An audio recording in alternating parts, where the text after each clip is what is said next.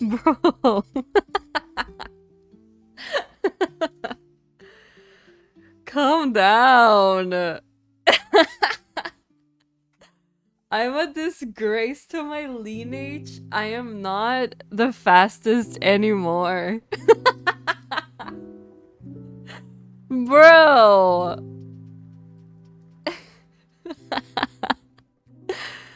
Hi. Thank you for claiming first, Steven T. Hello. Hi, Venditaco T. Hi, Amber T. Hi, Ethan T. How are you guys doing today?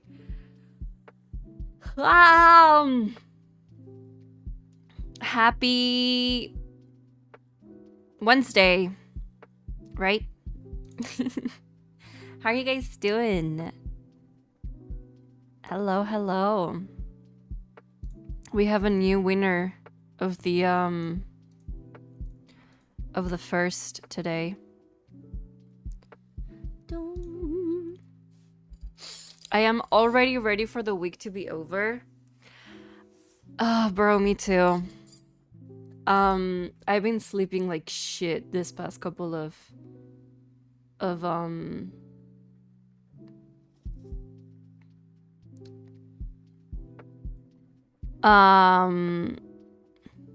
what? Oh yeah, I've been sleeping like shit. Sorry, I was checking my messages and I forgot what I was talking about. I have incredible memory. Also, I just woke up from a nap, so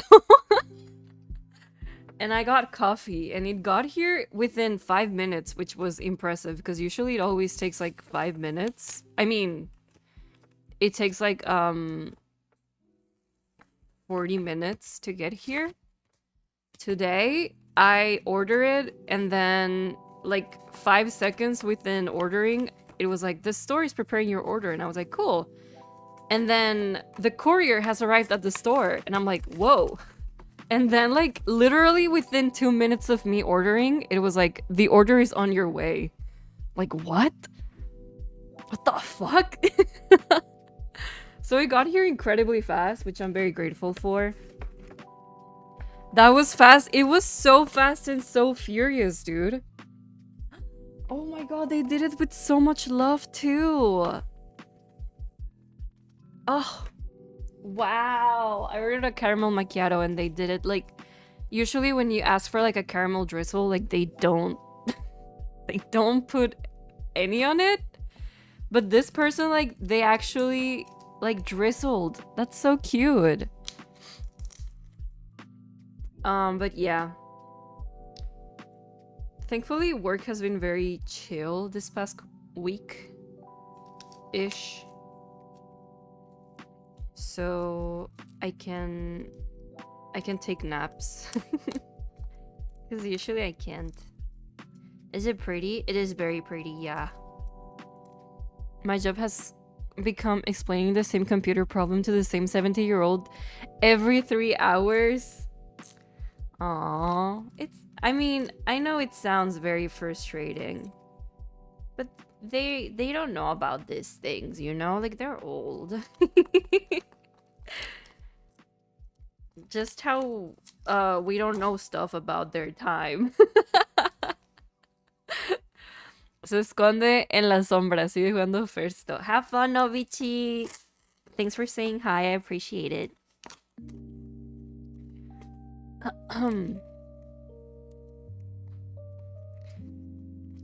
Ugh, there's so much tape on it. Hello, dude? Holy shit. I'm trying to... It feels like a project getting into the fucking coffee. Holy shit. There we go. My job has been good this week, but time sure flies slow when you're working. Yeah. Yeah, I feel that. I feel that a lot. Oh my god. Okay. Let's see if it tastes good. Because sometimes they miss with the flavor.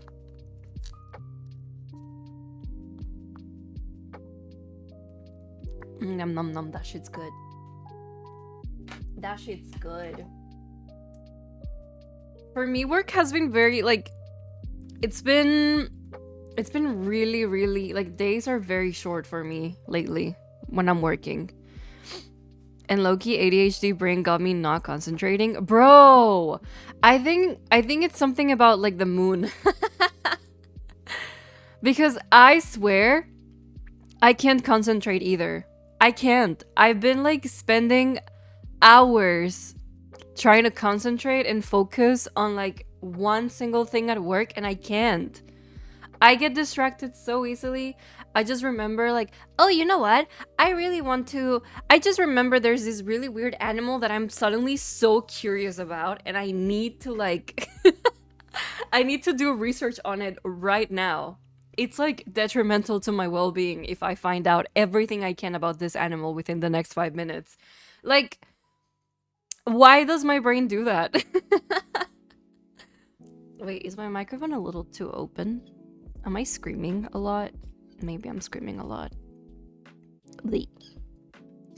Hi, Texty. Also, good evening, Jin and chat. Good evening. How are you doing? I think you're great. Okay. I'll just keep screaming then. But yeah, I've also been having like a lot of trouble focusing. Sleeping. I do get those little moments of like hyper focus, which is good. I get those moments like once a day and I love that shit. But yeah, no, it's hard. It's hard. I've been sleeping good though. I haven't. So I used to sleep with like earbuds and listening to red noise and with like an eye mask and everything. Like I would be completely isolated from the world. My house could be collapsing and I would never notice because I'm just passed out, right? And recently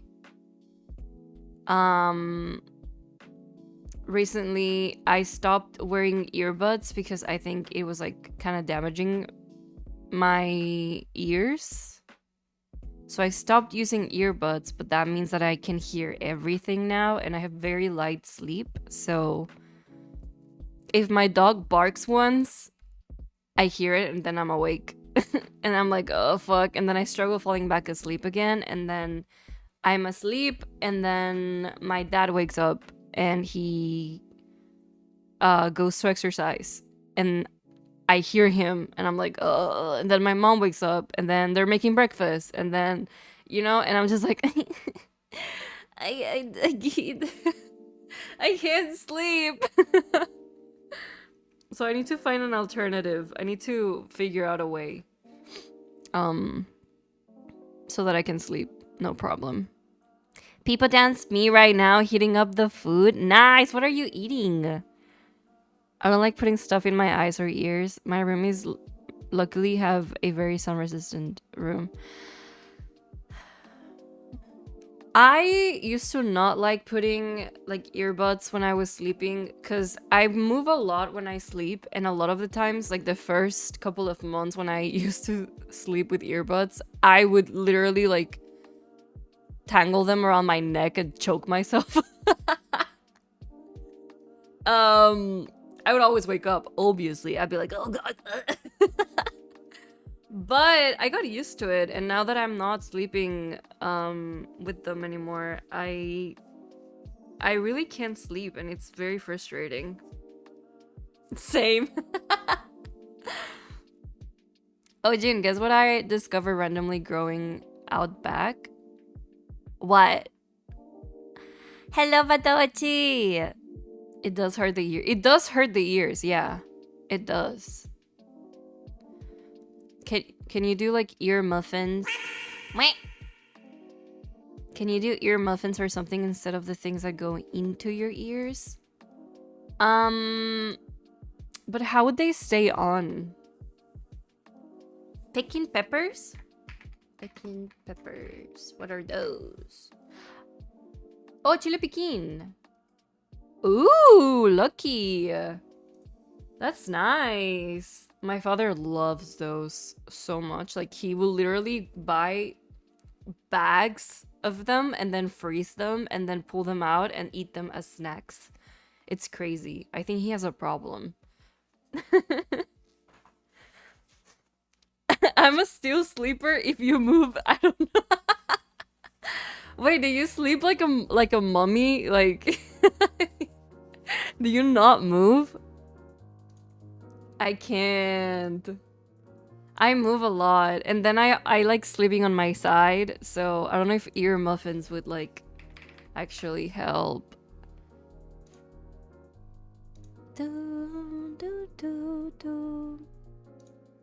Ditch. Ear muffins. Ear muffs.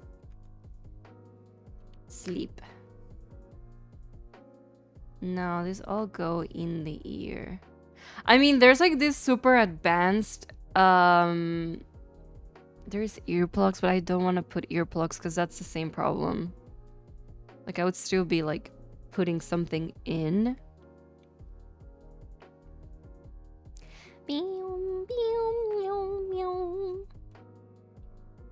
There's like,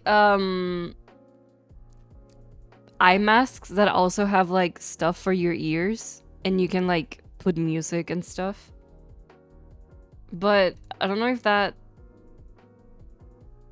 is that like safe. I don't know.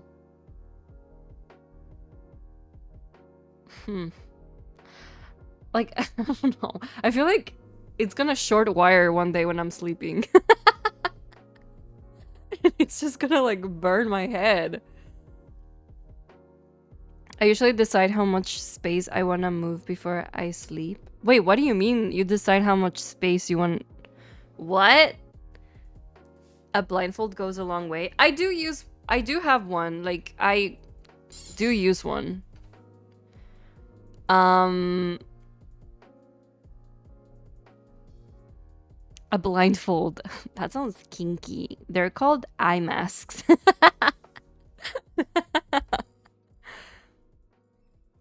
And closing your ears creates humidity and not good for ears. Yeah, I know. Like, if I don't want to move, then I don't. What the fuck? No, I think he meant it. He meant for it to sound kinky. Yeah, probably. You decide whether or not you want to move? That's crazy. What the fuck? I can't do that. I just move.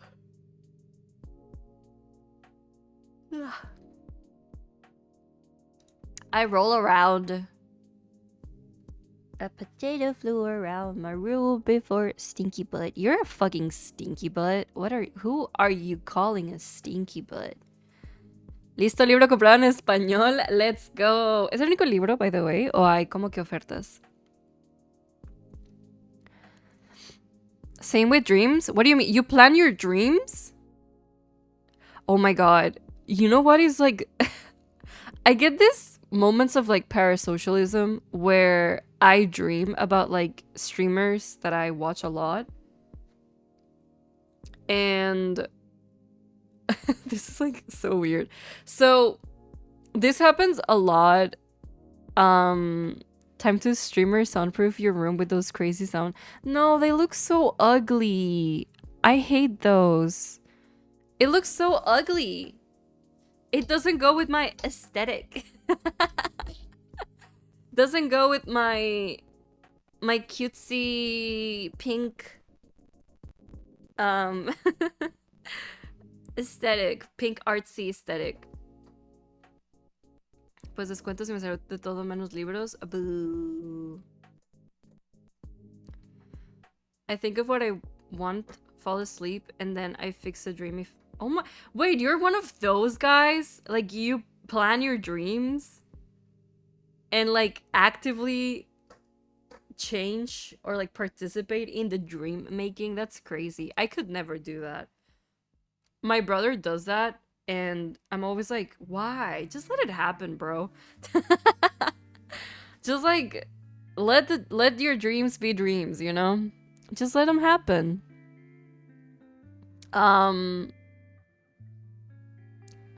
What? Oh yeah, and I had a very parasocial dream last night, but I'm not gonna talk about it because it's embarrassing. But I do that sometimes. My brain creates these dreams with like people that I watch online, and it's so weird. Hassan? No. No, I was it. I'm just gonna say that it was a very nice and cutesy dream, with like girl activities. If Hassan had been in there, that would not have been that.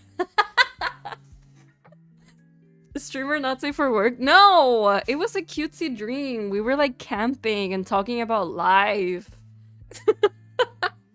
But it makes it really embarrassing and extremely parasocially.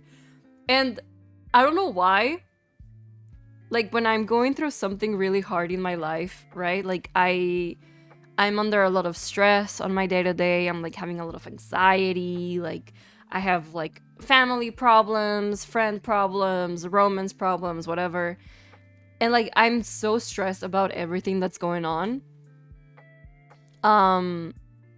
I go to sleep and it's always her and it's so weird, but I always have like the nicest, coziest dreams with Marzia, PewDiePie's wife. Where we're just sitting like in a cabin and everything's like snowy and like there's like a fireplace and we're drinking hot chocolate and we're talking about life. And like it's always like I don't know why my brain uses her as like the voice of reason or like the calming like no, it's okay, like don't worry, like this happens and it's okay, like you just have to, you know, like I don't know why my brain just uses her as that, but every time like there's something like really really harsh in my life going on, I go to sleep and randomly I will have like this exact same dream in the exact same like location. It's just like her and I like just in a super nice comfy couch, like I'm having like blankets on me and like super warm fuzzy socks and she has like blankets on her and like fuzzy socks and we're drinking hot chocolate and it's like there's a fireplace crackling and you can see like snow on the windows and like it's just the comfiest nicest dream that like I wake up and I feel so like positive and like just like oh my god, that was so nice, and like she said so many things that were so true, everything's gonna be okay, you know. It's so weird, it's so cringe. I don't know why my brain does that. That's a great voice to have though. Yeah, I mean it's cute, but I don't know why it chose Marzia. You know, I don't usually plan. Sometimes I just wake up in the dream and then I'm like, I can't die here. Let me escape through the window. But I know there's nothing outside the window, so I make an exit. Ah, okay, interesting. Get a room, you two? No, friendships don't need a room. I used to keep a notepad near my bed and take notes. I'm a dream forgetter. I am a dream forgetter, but then I will be doing something throughout the day and I'm gonna be like randomly smacked in the head with like a memory of the dream. And I'm gonna be like, oh my god, I dreamt about that. What the fuck, you know?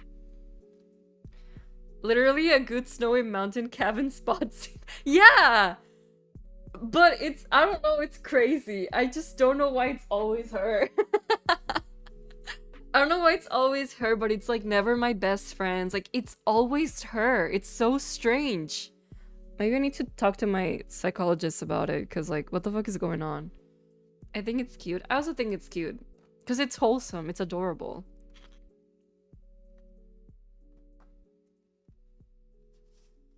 But yeah, really, really cute. But yeah, I do forget my dreams unless I wake up and I immediately do like a recap of everything that happened. And I'm like, don't forget about this dream tomorrow morning, and then I go to sleep. Usually when I wake up in the morning, I will remember because I did like a recap before falling asleep again. But yeah. That is, I've never tried to like write my dreams because I feel like I would be too groggy for that. I had a dream where it was told as a story, but it was a rhyme. What? That's crazy. That, I would not be able to remember that. Literally felt that shit in my soul. Oh my god. Okay, poet Ethan Chi. In your poet era, what the hell? I usually dream something like I'm getting out of a bus at high school, but for some reason I'm not wearing pants and everyone's laughing at me. I don't think I've ever had that dream where...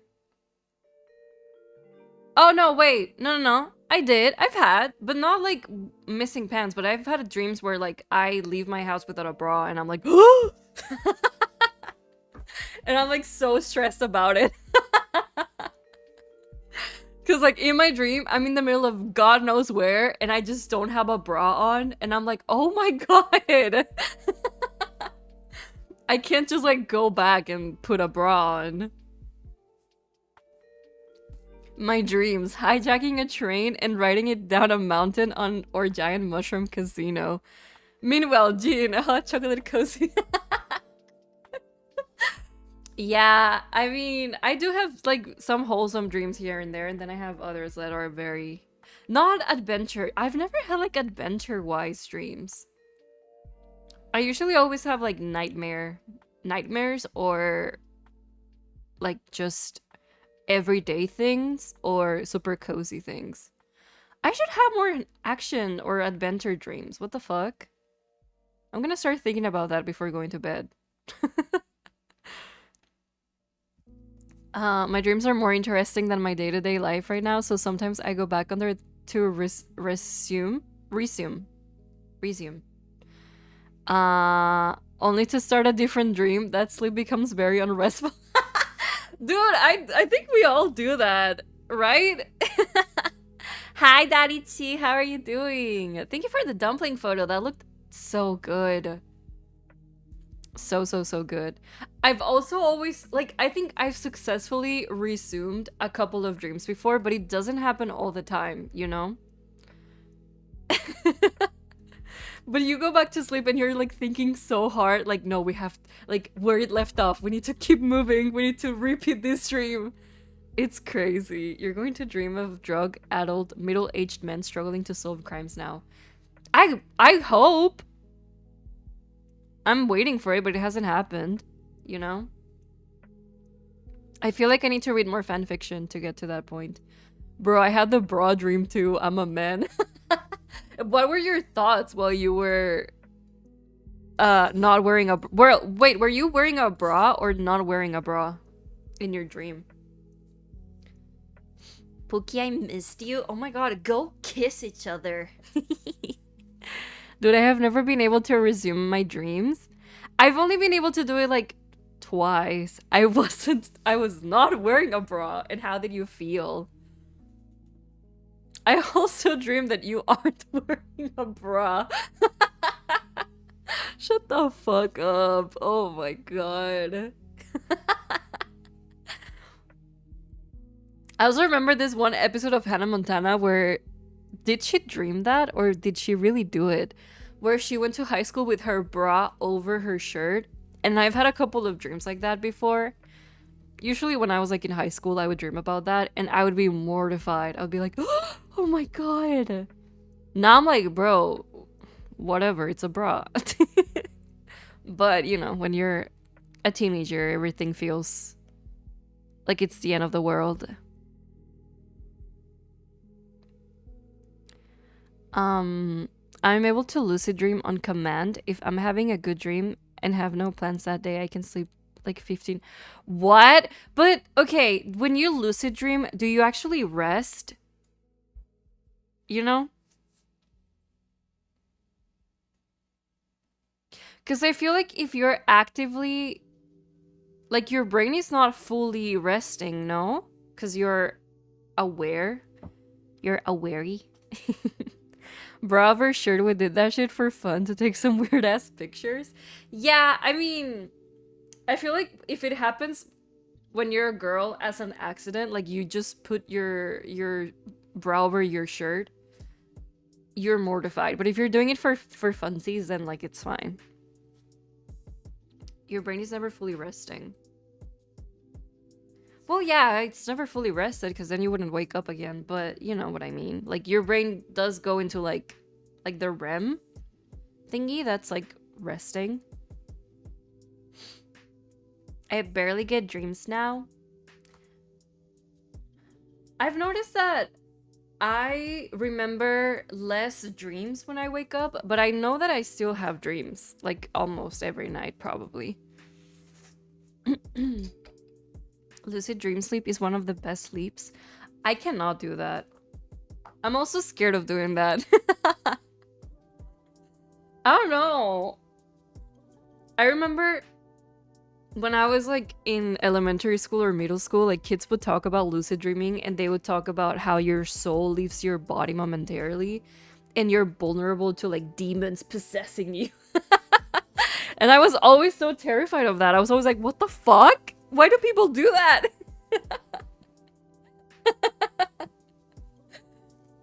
So I never even like tried to learn how to do that. Cause I'm scared. And then one of my friends said that he once was having like this dream and he was like lucid dreaming, and in his dream, like one of his friends told him like, do not open that door. You're not gonna be able to come back. And then he opened the door and he got like sleep paralysis and he was like so scared. Because here in Mexico they call it, it's not sleep paralysis, it's se te subió el muerto, which is the dead laid on you, pretty much. So when you're sleeping and you get sleep paralysis, people say that there's a dead people laying on you. Dead up.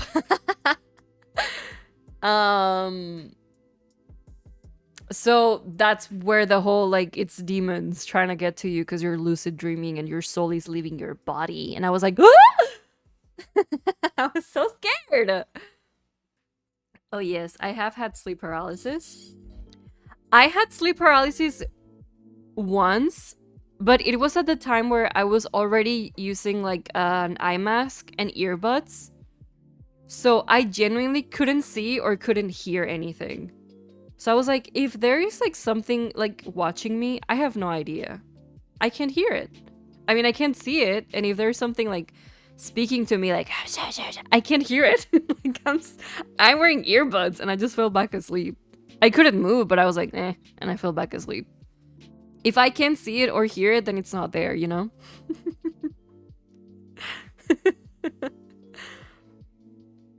If I start to lucid dream, I know I'm fucked because I'm either getting sick or anxiety is coming. Wait, really? When you lucid dream, you get your anxiety back? Or do you only lucid dream when you have anxiety? El muerto. Yeah, el muerto. My dreams get hella vivid when I'm sick. Yeah. I think for me too. I think it's normal, no? Like your dreams get very fucked up when you're sick. I lay there trying to scream for like 5 minutes, made a little vague croaking sounds for all my wheel. Ooh. I just give up and go back to sleep. If I'm getting eaten, better be in my sleep. Yep. Bro, there's creepypastas that I've read when I was like, in elementary school. No, in middle school. That stick with me. Still, till this day, more than 10 years later, I'm still scared of those creepypastas. I don't do that shit, because it's scary. There was this one of a girl that, like, she had a dog, and, like, her dog was, like, her best friend or whatever, and her parents were never home. And then one night, she just heard, like, noises in her room, and then the thing she would do, it was licking her hands. Yeah, her dog would lick her hand. Whenever she got scared, she would like drop her hand, and her dog, who slept like right under her bed, would lick her hand to be like, it's okay, I'm here, blah blah blah. So she heard noises in her room and she dropped her hand and like it got licked, so she was like, oh okay, it's fine. And when she woke up, like her dog was like just destroyed, really, and there was blood everywhere. And like with the blood, the demon wrote, not only dogs can lick, or something like that. It's I mean, for me it's scarier in Spanish, which is like, no solo los perros lamen. Like that shit, when I read that at my incredible innocent age of like 12, it traumatized me. And still till this day, if I feel like my hand is slightly off, like it's not fully tucked in, bro, I get so scared. I'm like, oh god, oh god, oh god, it's gonna lick my hand, bro. It's so bad. Nightmare fuel? Nah, nightmare oil rig. Creepypastas used to be really good. I don't know if they're still good, but they were really good. I just have to force myself to remember that I know rationally what is happening. Oh, I feel like that is so difficult when you're like having sleep paralysis, no? Jen, have you ever read through the SCP Foundation wiki? Somebody, we did that a long time ago on stream, because somebody in chat was really into SCPs. Like 3 years ago or something like that. But I don't understand SCPs, so I don't really vibe with them. I don't understand like what they're supposed to be about, because some of them are very weird and like, I don't know, are they meant to be realistic? I don't know. Literally just creepypastas, but are they really? I don't know. I just remember we were reading some SCPs that were like, what?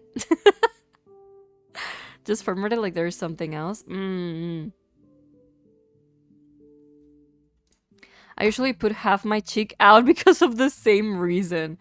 If there's if someone's gonna leak you, it might as well be your butthole.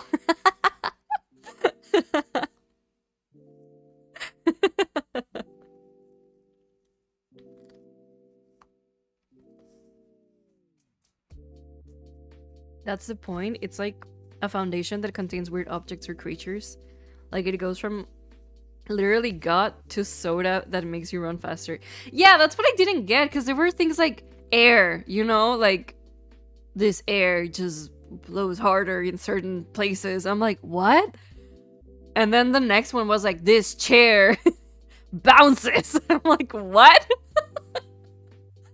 I was so confused. It's so strange.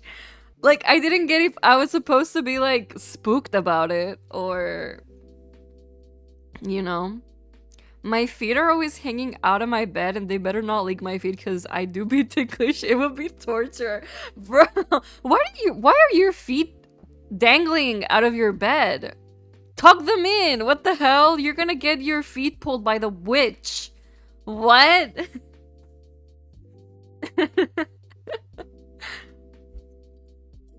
Is that normal? Do people in other countries also say that the witches like pull your feet?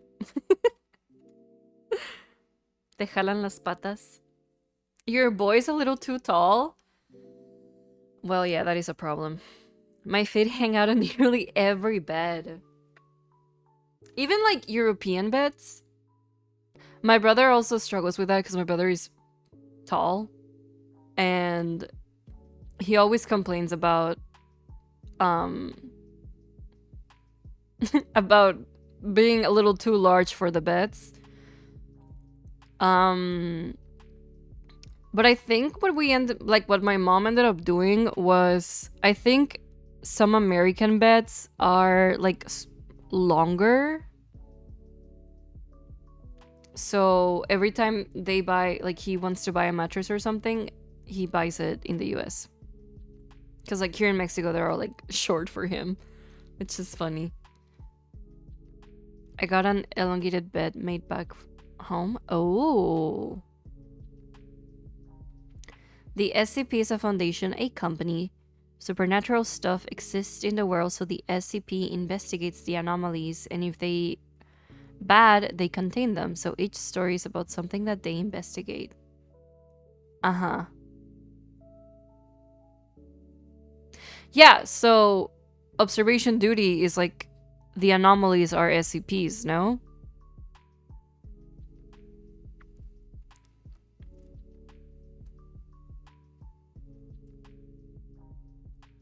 What was the name of the game? It's not observation duty. It's like observation duty, but it's not. I don't remember the name. I really like that game. It was fun. Wait, I have it on TikTok. What's the name?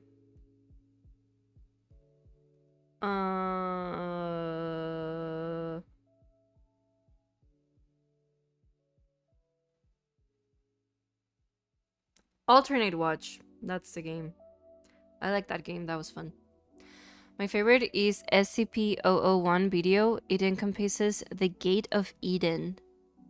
What's the Gate of Eden? Sounds spooky.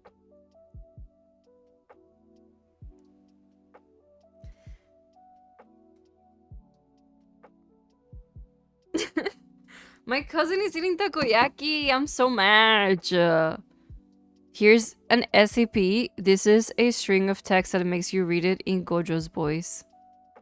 Yo, Aimo!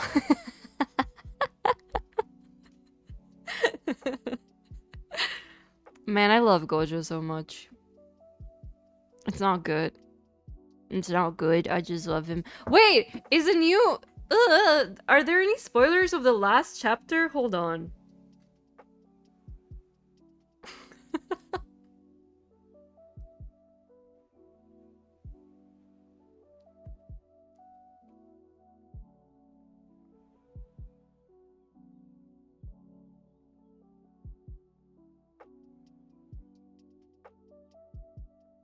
No, it's not out yet. Okay. Eden, el paraíso de Adán y Eva. Oh! What religion your family encompasses?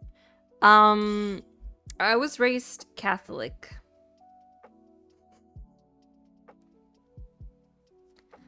I was raised Catholic. Good old Mexican Catholicism. I forgot I had coffee. This is not good. I feel a little too eepy today. I'ma go get in bed. Have a good stream, Jean, and have a good night, everyone. Love y'all. Good night, Daddy T. Thank you for stopping by. I really appreciate it.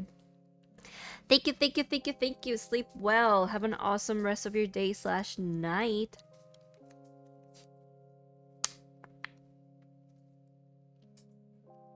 Good night, Pookie. Stay safe and stay hot and blessed and cool and awesome. Maybe we can do an SCP stream. Wow, es September.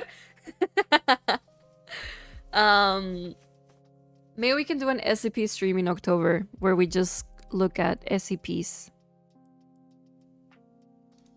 Maybe. ¿Cómo que va a haber película del Guasón? What? Sí, güey, desde un chingo anunciaron, sale Lady Gaga. Si no... Si no cancelo la suscripción ni me entero. ¡Wow! Es bueno cancelar suscripciones. Es bueno comerse anuncios. ¡Wow! ¿Es September? ¿Sabían que en September las subs tienen 25% de descuento? ¡Wow! I grew up in Mexican Catholicism. It doesn't bother me. Spanish Catholicism, though, that scares me. I don't think I've ever seen what... Yippee! I don't know what Spanish Catholicism entails, you know? Like, what's the difference? Regálame una sub. Huh? I don't have any more money. I spend it on... I spend it on... Wow. Wait, did I add it? I spent it on a boo-boo. I don't have any more money, por favor.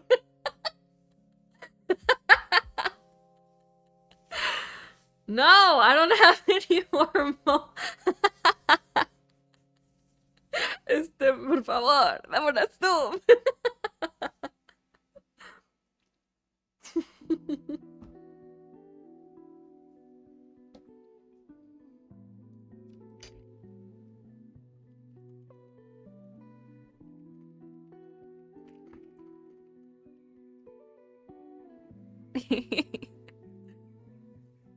Bro! Nice. This is a test. O sea... O sea, ¿quién te entiende? ¿Quién te...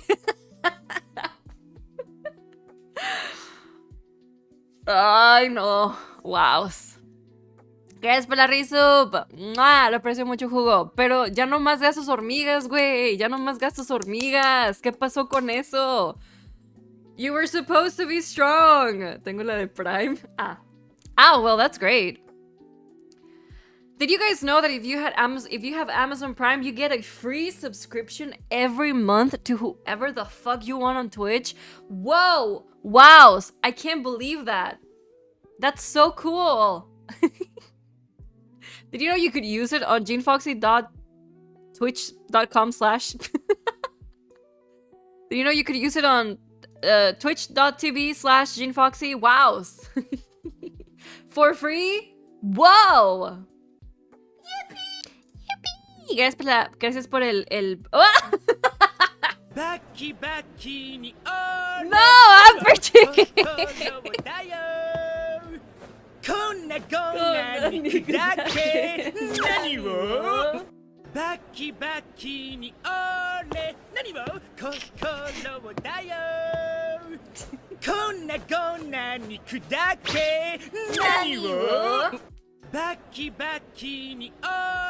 Fuck, me hubiera esperado.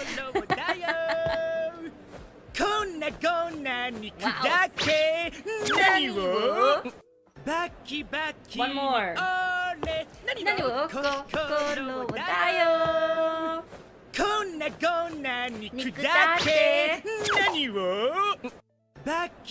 Oh, one more.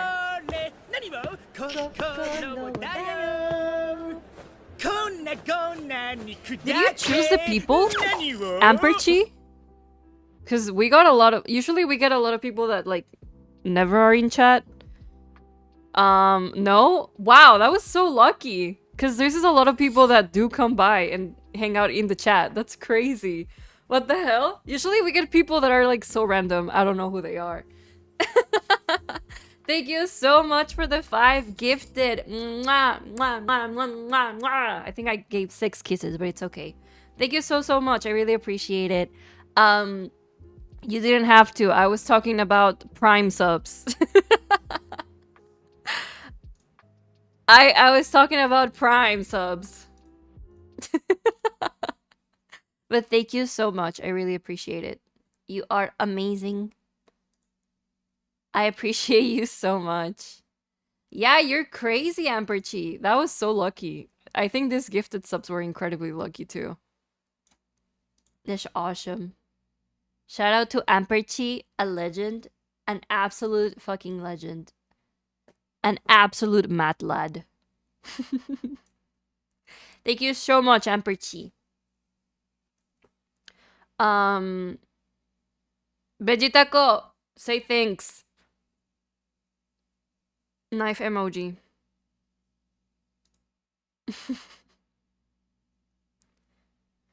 Baki baki ni ole nani wo koko lo dayo.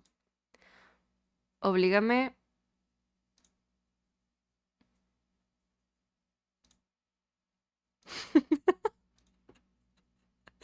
Say thanks, motherfucker.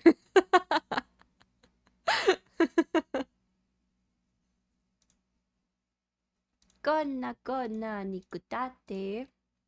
Alright, are you guys ready for some more good old juicy chichi mi señora?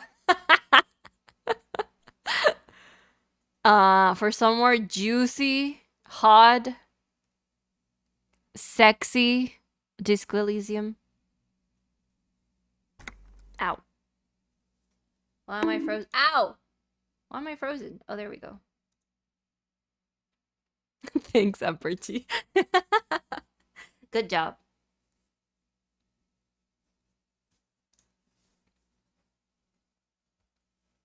All right, so recapping what happened on Monday's stream. We we're able to unlock the gay thoughts, which is amazing. We're working on the gay thoughts right now. Thank you for the save. I'll save once this shit loads in, because right now it's not loading in. We were able to unlock the gay thoughts, which bless. Very blessed. Oh.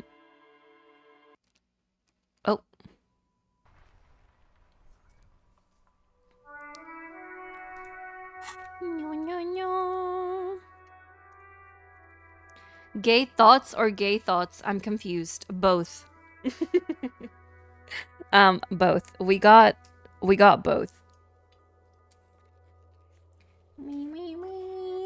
Oh god, why are you struggling, buddy? Hey, hey, hey.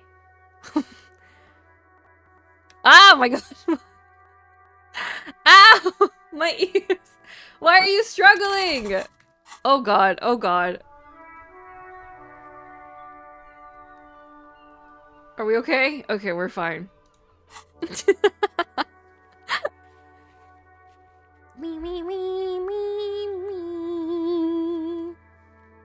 Ooh, hype chest.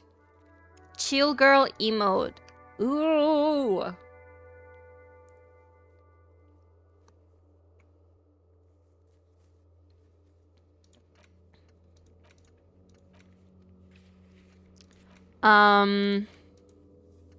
Okay, so we're gonna go to the island. How are our thoughts going? We still have 6 hours. If you get to level 5 hype train, you unlock Goose Greedy emote. There was an emote that I thought was your dancing emote. Because it looked a lot like your emote, your model. Not model, your character.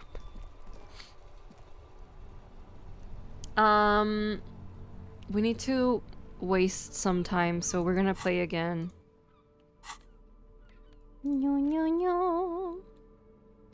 Good night, have fun. Thank you, Ethan G. Thank you for stopping by. I really appreciate it. The box is heavy and slightly awkward. I'm everywhere. You give it a welcome to Suzerainty, a game of economic strategy for the whole family. You are everywhere. It's sumptuously illustrated and thick as a Gradian novel. The instructions, you soon figure out the basic conceit. Each player, that's where the suzerain's vassals come in. The game features 4 vassal nations, each one home to an economically important resource.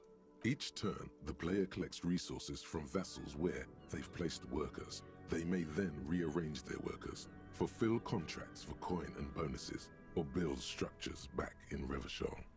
As you leaf through the pages, your eye catches on a sidebar labeled Advice for Beginners. What? Read the advice. Remember, there are many paths to victory in Suzerainty. But successful players will find one strategy and commit to it wholeheartedly. Wait, will I be able to win? Boring, boring, boring. Tear up this Shut up, Half-Light. Old school atrocities. Isn't there a way to invade or commit atrocities or anything fun like that? How is a winner The determined? scoring system appears infinitely complex, with a series of tables and appendices required to compute each player's final victory point total.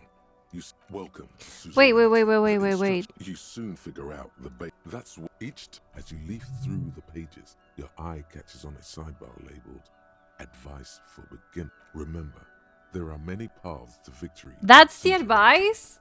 But successful players will I thought he was gonna tell me how the fuck to win. Like, oh, you should always focus on making more cocaine. boring.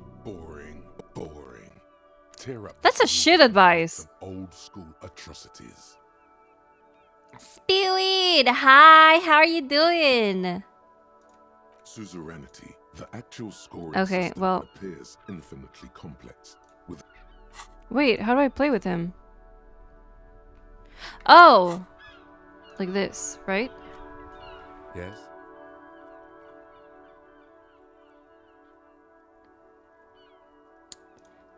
Can I just play once? Really? The Suzerainty What? box is heavy. You already and put- slightly awkward in your No! hands. You give it a light shake, and feel the pieces. So that's it? shifting I can only play inside. once?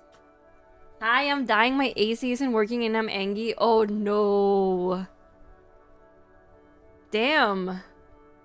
When are they gonna go to fix it? Do you know?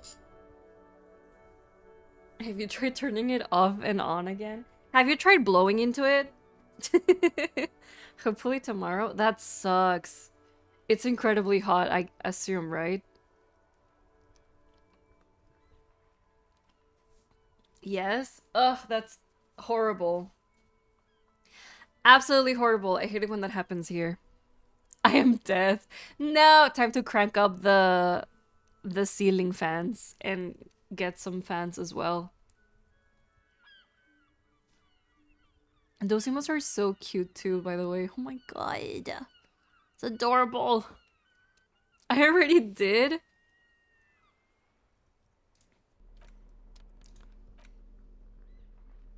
Did I read this? I did read this.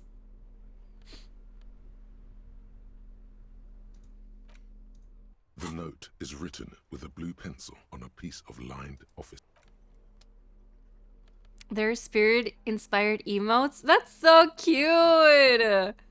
I love that. I think you need one with like a gun or a knife, definitely. One covered in blood, definitely.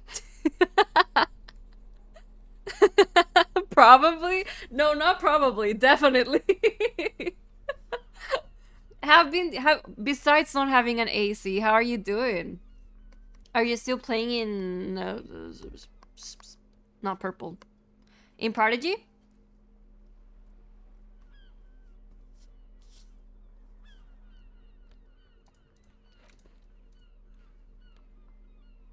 I haven't been playing GTRP for a week or two now, taking a much needed break. Yeah. Yeah. I feel you. I was telling PJG that I finally hit the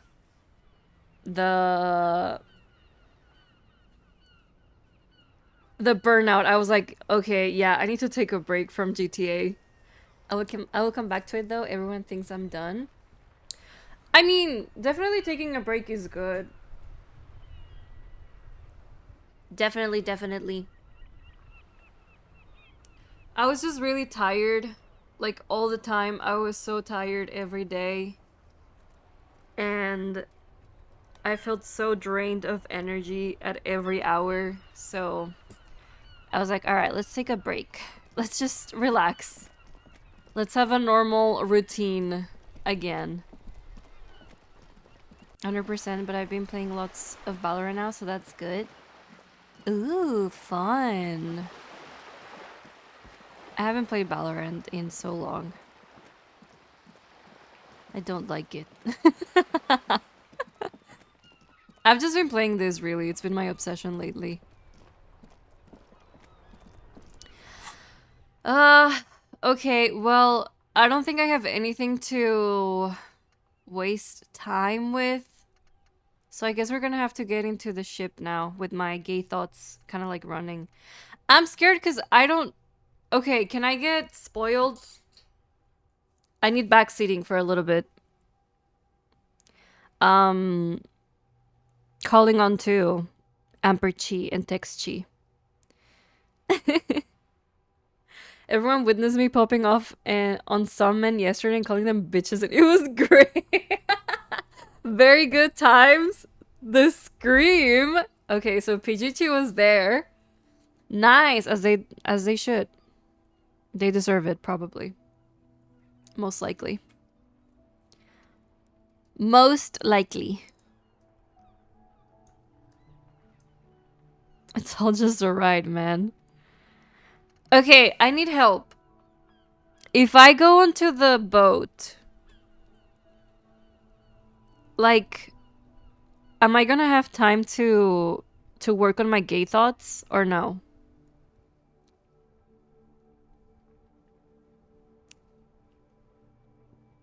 They 1000% did.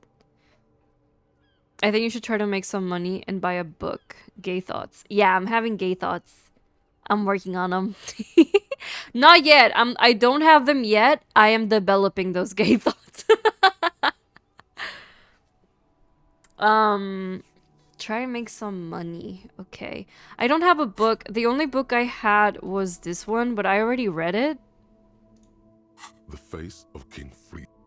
It was a magazine. Alright, let's go sell stuff. I guess I have some things I can sell, maybe. Maybe. Can I sell stuff? Hello. Let me know if I... Oh. Sure. Let me have a look.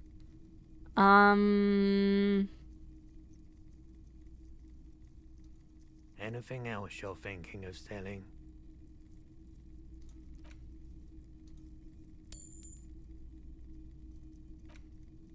I don't want to sell that. No. I don't want to sell the... Do I need this? What does gay thoughts have to do with solving a murder mystery? Well, it's not about solving a mystery. It's about finding who you are. And the gay thoughts are very important for me to find out who I am. Clearly. Thank you for the lurk, Spality. I really appreciate it. Have fun doing your stuff. Nah? Okay, I don't need it. That's a lot of money, so... Okay. 1, 2, 3, 4, 5, 6, 7. I know there's a Steam accomplishment of like collecting all the postcards. I can tell you what the canister would be for if you'd like some light spoilers. Well, I already sold it. Does it matter?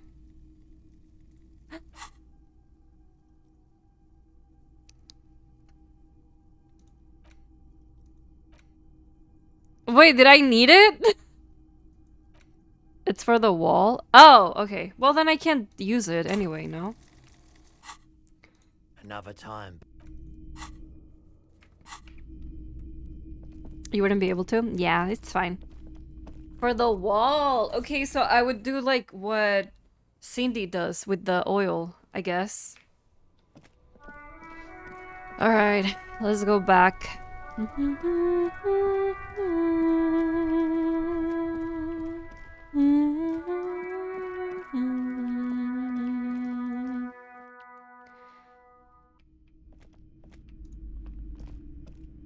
Oh my god! Things have gotten out of hand! Oh my I thought god! the psychic stuff was bad, but the crime! It's even worse! I haven't been able to come to work for 3 days. The shop has been locked. No sales, gangbangers running around, shooting everyone. Gangbangers? I know I shouldn't have bought a shop in this ghetto. What? What the fuck? Girl! How do you know they're gangbanging? What the fuck?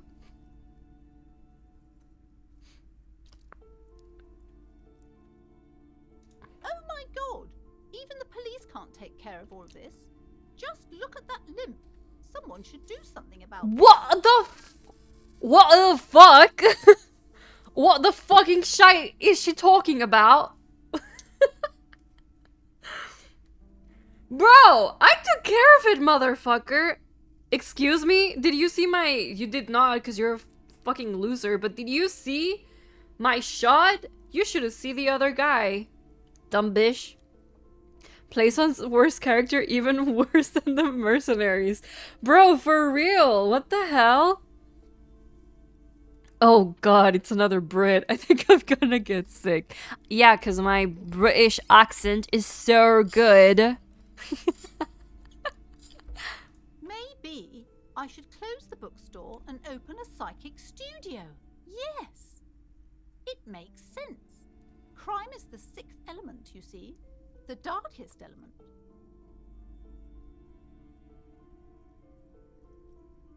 How are you gonna... And you're gonna be the psychic? I could teach people to protect themselves against bad energies and to fight crime. What have you done for that?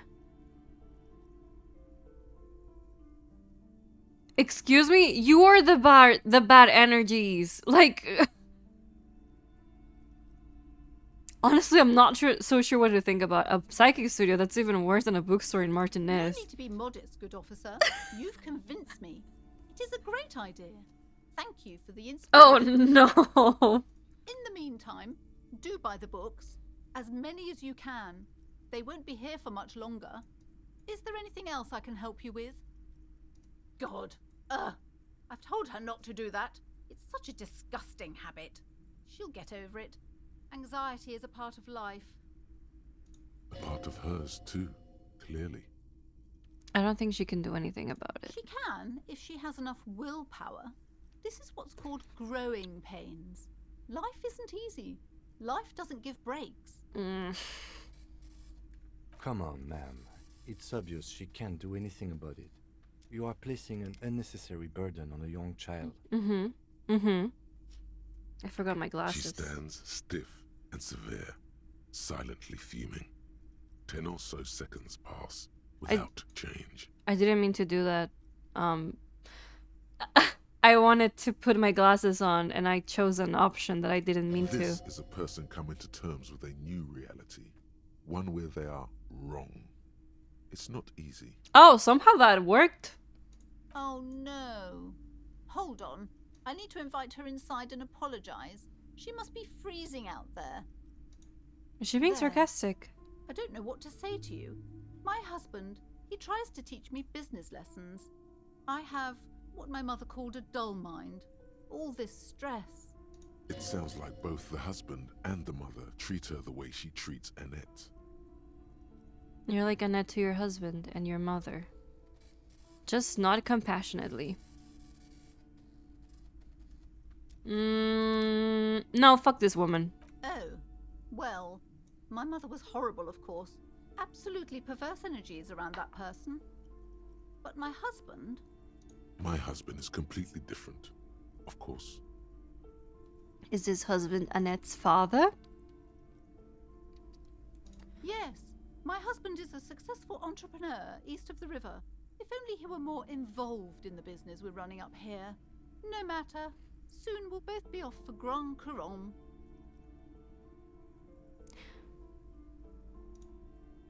Fuck this woman or fuck this woman?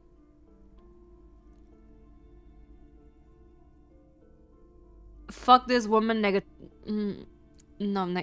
sounds wrong.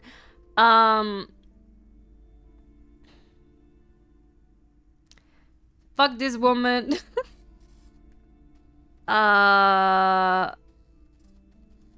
You know what I mean?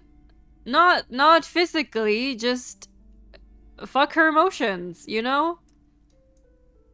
It's a proper place to live. One of the most peaceful neighborhoods east of Jamrock. You may know it for its massive housing projects. Most of the buildings are empty at the moment. It's a great opportunity to get ahead of the crowds. Better times ahead for sure. You got the daughter inside? Nice, I haven't seen someone do that before. Oh yeah, she's here! Oh, that's good! He made the initial investment. Since then, he's been what you might call a silent partner. He's not so silent with his mistress, just saying. He's probably Yes, I'm afraid so. being very A loud. real treat she is. It would be nice if she had... No, we couldn't have afforded more children, really. Not in this economy. A glimmer of sadness blinks through the well-crafted exterior. Why We're not? quite busy people, you know, my husband and I. Quite busy. Children are a lot of work. You don't look like a father, so I don't expect you to understand. I'm sorry. I'm sure you do understand. She's been too busy helping me here, so she studied at home this trimester. This is a temporary solution, of course. The most successful thing Harry has done this case. Yeah, fixing this woman and her daughter's relationship. I assure you, I of all people understand the importance of education. She will be back in school the moment the store takes off. The woman looks aloof. Her features much. Okay. Can we talk to her again? I'm sorry, sir. I can't talk right now. I'm very busy with my homework. I have so much homework now. You just can't win. You just can't Out of the win. rain and into the gutter. Math. It's really difficult. Like, really. They say you need it to get rich. Better than standing outside in the cold, I guess. Oh, I found something while you were away. I What? thought this would fit you. Like, thanks for helping out. Not me. The city, I mean. Like a detective does. A detective Yes, hat? just like the one Dick Mullen wears all the time. You'll look way Oh more my serious with god! Oh my god! that. Right, I have to get back to my homework now. Before Mum notices. Man, this is hard. She got me a hat.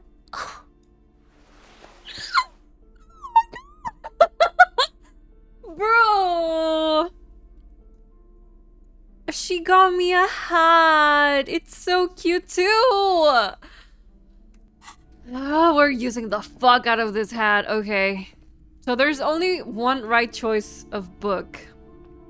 The display rack is brimming with worn paperbacks featuring an extremely muscular. Oh, we're gonna read this one. barbarian on the cover.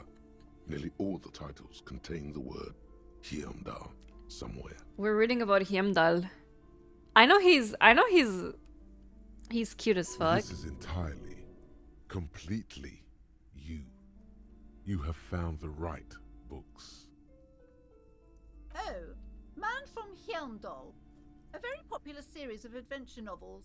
They're awfully immoral and violent books. Oh, Blood and violence, scantily clad women, epic narratives, all those mystical things he encounters. They're bound to... At last, if you're a novice of the series, I'd recommend Hyundalaman, the man from Hyundal. It's supposed to be a good introduction to the series. I thought they were porn. No, I don't want those. I thought they were smut books. Okay, what about this ones? Shelves filled to the brim with crime novels featuring the supposedly stalwart Vespertine detective. They're not. No smut. Boo. Oh, crime, robberies, murders, even sexual crime. Smut where? Fortunate to have Dick Mullen and his stories to sort all that out. Heimdall and the Devil Woman is basically porn? Oh! Double negative? They're not smut? You're a Interesting. police officer, apparently. You should What do you buy mean all of apparently? these. They really do teach a person how to be a proper... Shut the fuck up, bitch! What the fuck? Shelves full of biographies of famous people. I would say... The Greatest Innocence. Yes, most certainly. It's an important educational tool, delving into the depths of history, religion, and their relation to innocentic power. Don't double negative. Don't double negative, please. I'm too dumb to understand. Shelves full of This bookstore is not strictly about crime, romance, and biographies of famous people. There's also a wide range of paranatural literature. Bro, where are the Romans ones? What the hell?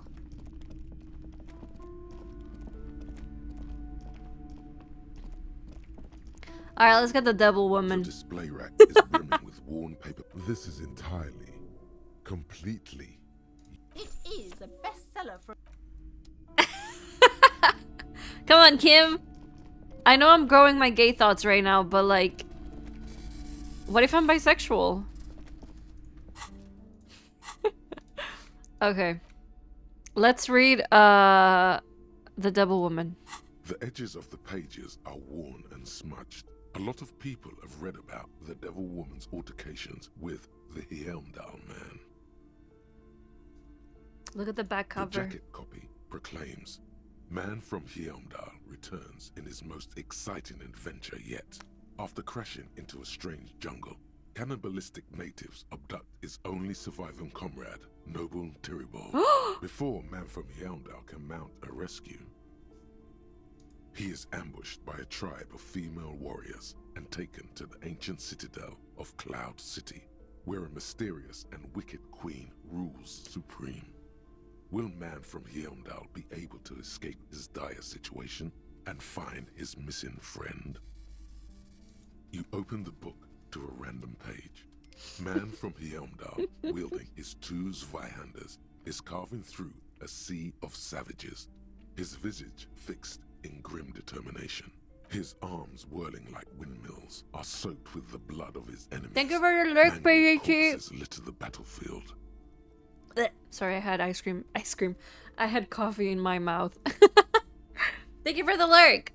You flip to the copyright page. This book was written in 38.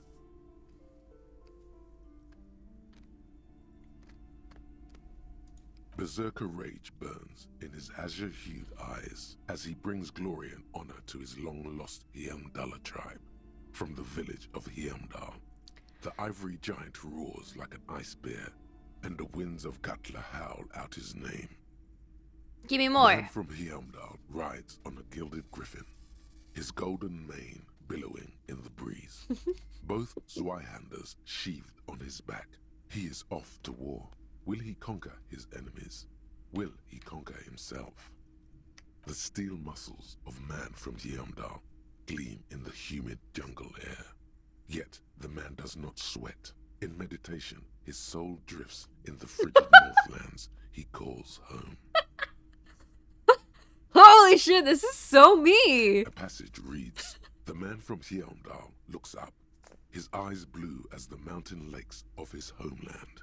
He rarely speaks, but now his voice booms in the darkened throne room. Do not try to sap my masculine essence, wicked temptress. Son of Heimdall will never succumb to your seductive wiles. Oh, we are so gonna succumb to her seductive wiles. If she's got a big ass and big titties, you know we're in.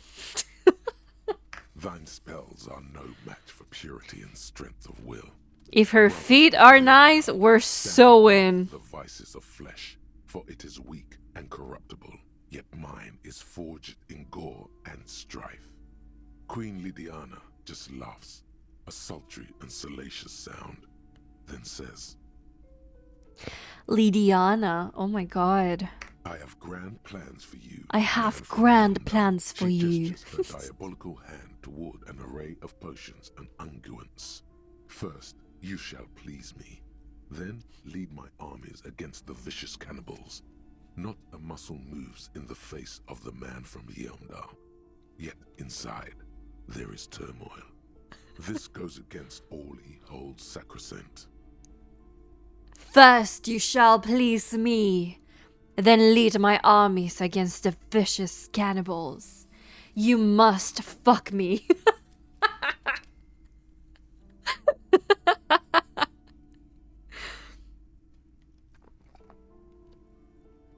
I must peg you with this massive dragon dildo I have in my back drawer.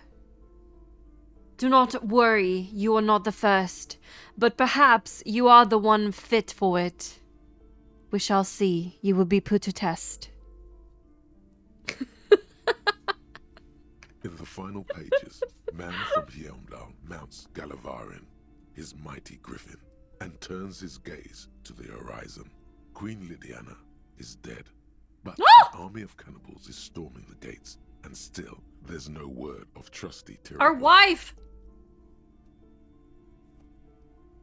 To find out what happens next, you'll have to pick up Man from Heimdall and the Three-Eyed What? Skull, available in fine bookstores everywhere.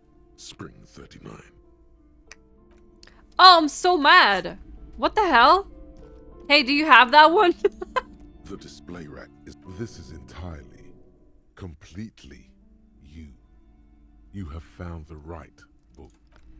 No! That's how those books work. Man, I got scammed. Well, at least we got to fuck the woman. Bro, where are the romance books? For real, there's no romance books. It's just testosterone. Maybe they're here?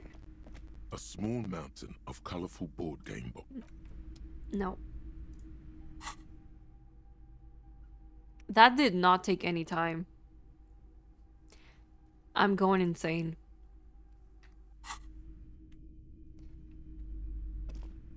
Okay, let's see. I'm about to lose my mind.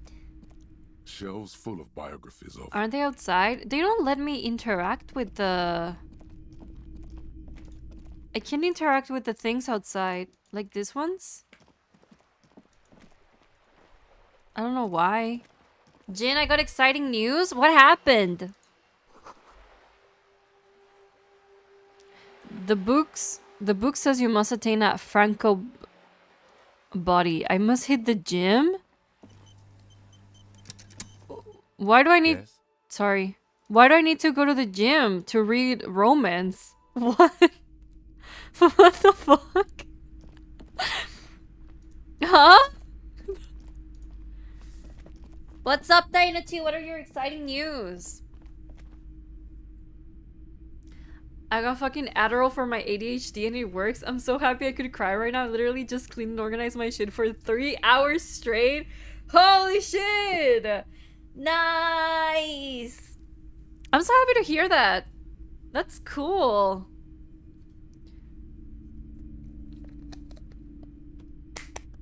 Round of applause. I'm so glad it works. Very, very happy for you. Do you also, like, are you also going to therapy? Do you go to therapy for ADHD? I thought I was a lost cause, bro. I didn't think I had it in me. No, you're not a lost cause. You just needed help getting locked in. That's okay. We're all like that a little bit. Hola Riechi, ¿cómo estás? Bienvenido. ¿Cómo estás? Yo estoy muy bien, gracias. Nor? Shelves filled to the brim. Oh, you're a police officer. Crime fiction. These books, not a single mention of all the stress this work creates upon. You see, a killing is declared. Dick Mullen in the murder house. The final case of Dick Mullen. An obvious lie. Dick Mullen in the clock tower. The ordeals of Dick Mullen. Dauntless Dick. Dick Mullen's funeral pyre. The murder of Dick Mullen. Oh my god, Dick Mullen, what the hell? I did lock in for real, for real. That's so good. I'm so happy to hear that, Dynasty. I'm gonna go play VR chat now. Just wanted to tell you that. Thank you for telling me. I really appreciate it. Never give up. No one's a lost cause apart. You're not a lost cause either, Amperch. I'm gonna beat your ass up. I'm about to square up and beat your ass up. Oh no. Turns out he faked it to solve a case. Yes, there's also the dame who did it. Farewell, my Mullen.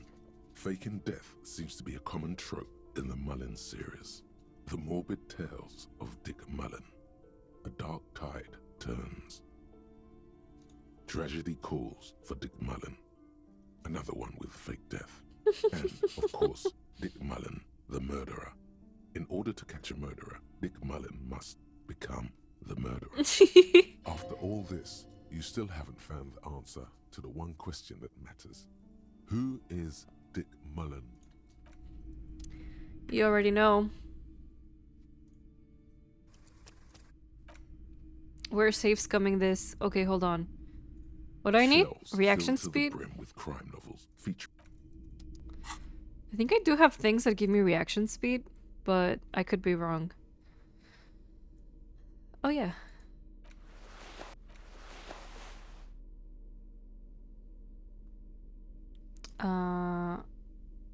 Reaction speed, reaction speed, reaction speed, reaction speed, reaction, reaction,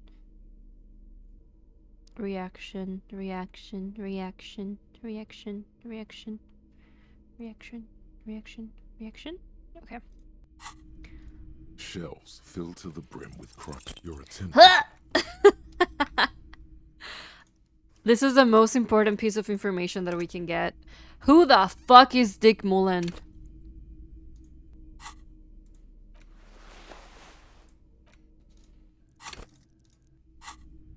Shelves filled to the brim with your attempt to grasp at the answer.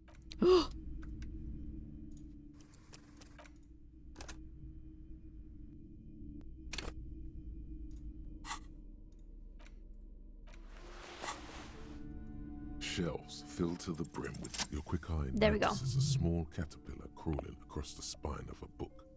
The title reads, Dick Mullen and the Mistaken Identity. Huh. What do we have here? A Mistaken worn identity. paperback from Dick Mullen's classic hard-boiled phase. The premise seems to be that Dick Mullen is framed for the murder of his best friend and has just a few days to prove his innocence. Okay. Drama? Could it be the motifs of unstable identities and shocking betrayals? That's probably right. I'm a complicated guy full of contradictions. Perhaps you're drawn to the dark and noirish atmosphere.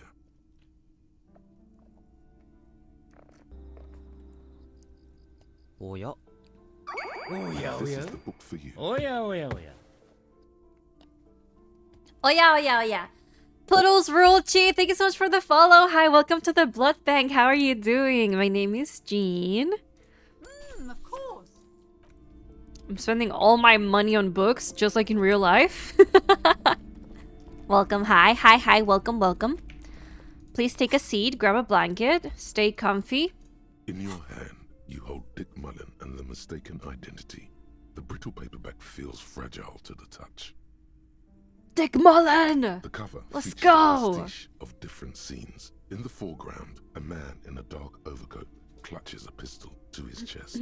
Rising up behind him are two silhouettes wrapped in a passionate embrace. The tagline reads, Detective Dick Mullen must prove his innocence after an old friend is murdered by someone who looks just like Dick Mullen. That seems to sum up the premise nicely. Needless to say, it violates nearly every RCM regulation for a detective to investigate a murder in which he is a suspect. It's okay.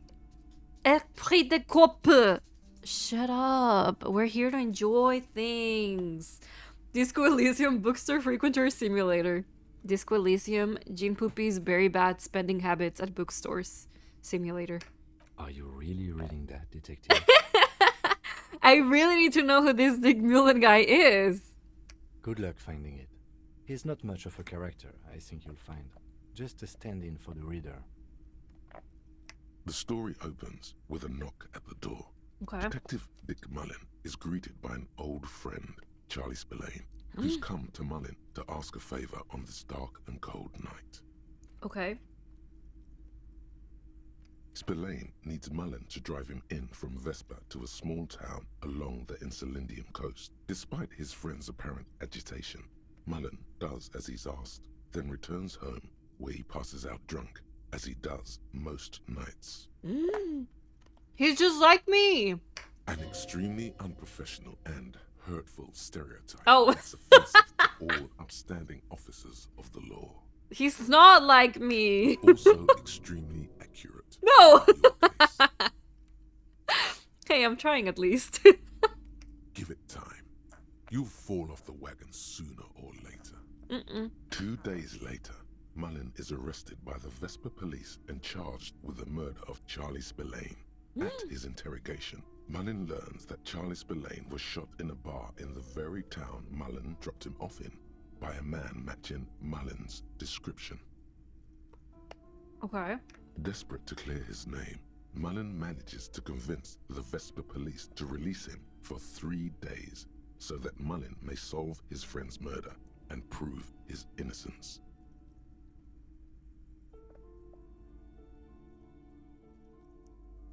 The cops release their prime murder suspect so he can find the real killer. Are you shitting me? What's the matter, detective?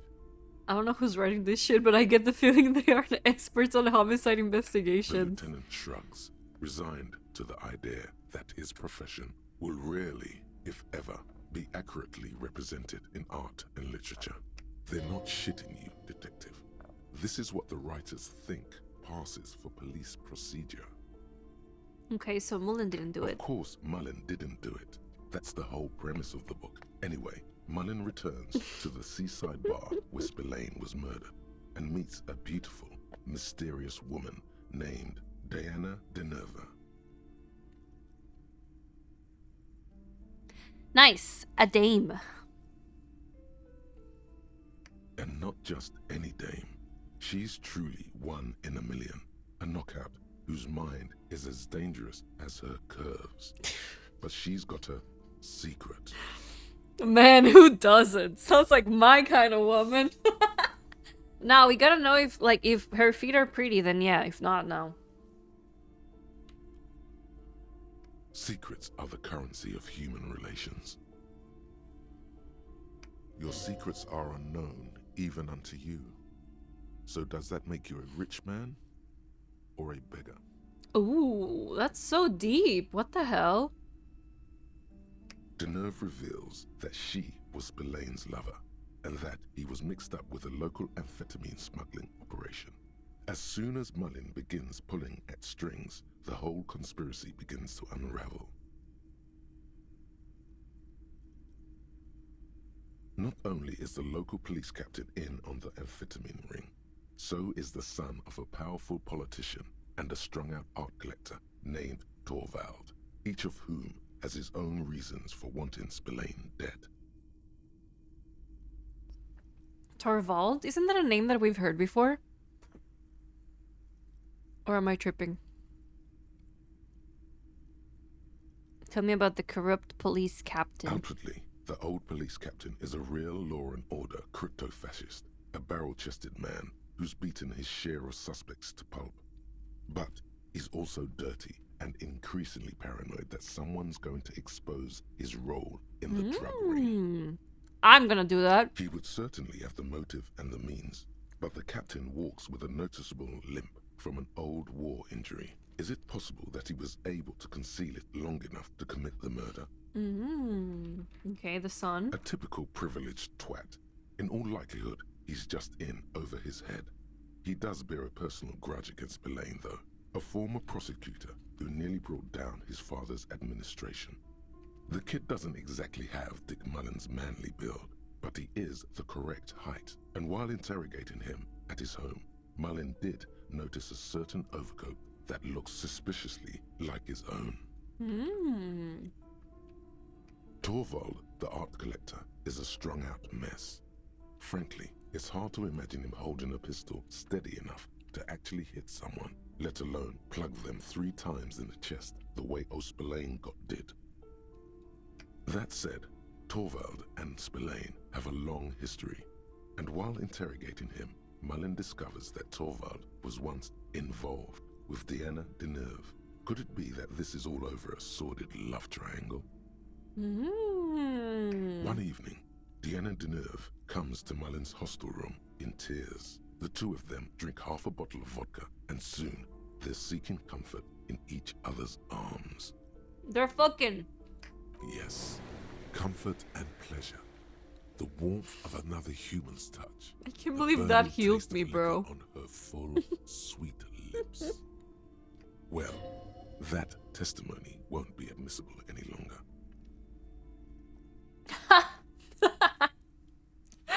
Oh my god. How does Mullen expect to solve murder if he's sleeping with the witnesses? Nice, get it, Mullen. I'm not sure I'm happy with this, but maybe the story will turn around. We'll turn it around. The man's a prosecutor's nightmare. Solving a murder counts for nothing if all the evidence gets thrown out in court over police misconduct. That's just Dick Mullen's modus operandi. He might bend the rules, but he closes cases like no one else can. Nice, get it, As Mullen. the two lovers share a post-coital cigarette, Deanna Deneuve turns to Mullen and says, "By the way, Dick, there was something else I meant to tell you. I love you. The name of the true killer. Always aim for the center of mass." Whatever it is, Mullen never hears the words. A blow to the base of his skull knocks him out cold instantly. Can't trust a dame. Who can you trust in this wicked, messed up world? Your partner, look at Kim. Yeah! Yeah, hell yeah. The lieutenant gives you a quizzical expression in return. You go back to the story. When Mullen comes to, Deneuve is dead on the hostel bed next to him. To make matters worse, his clothes are covered with her blood. Double fuck. Mullen trashes his blood-stained clothes and flees the hostel, knowing it's only a matter of hours before the cops discover Deneuve's body, if they haven't been tipped off already. Fleeing a crime scene, destroying evidence. Even if Detective Mullen didn't commit the murder, he should be facing years behind bars. Dick Mullen won't be sent to the clink for the sake of some legal niceties. The heat is on. If Dick Mullen can't solve both murders before the cops catch up to him, he's going away for life. Can you solve the case before the cops close in? What is it, Detective?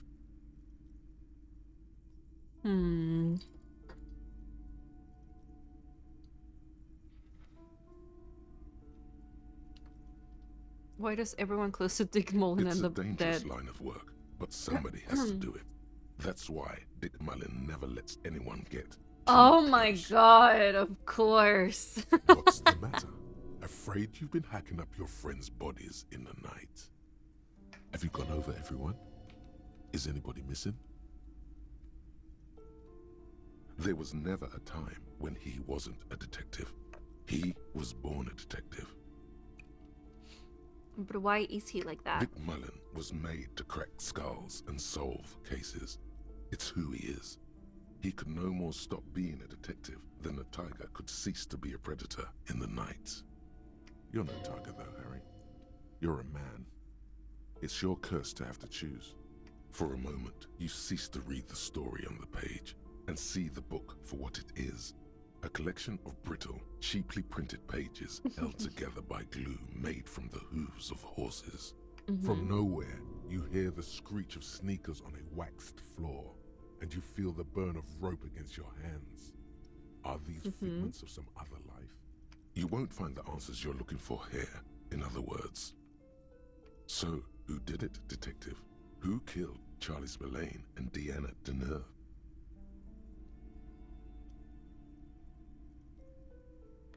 Well, the art collector, cause like he slept with Diana. No? Could be. Who knows? Only one way to find out.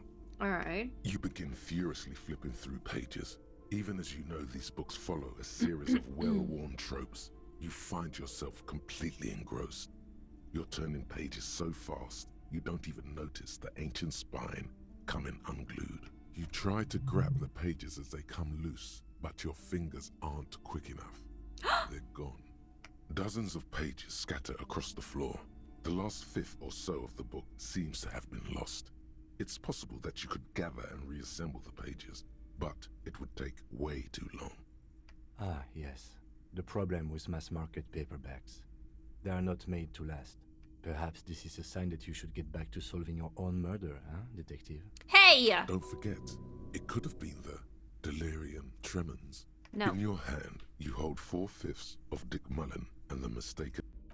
Wait, I'm never gonna know? What the hell? Well, it's 9 p.m. I guess we should go to sleep. And then in the morning, we can...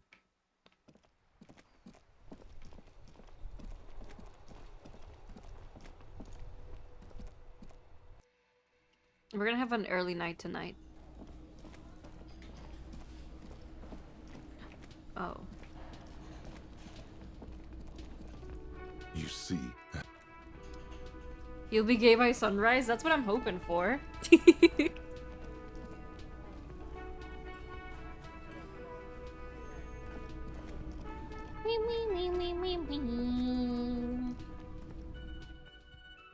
That's what I'm hoping for. Alright, Kim. Oh my god, we can see his room now. See you in the morning. Good night.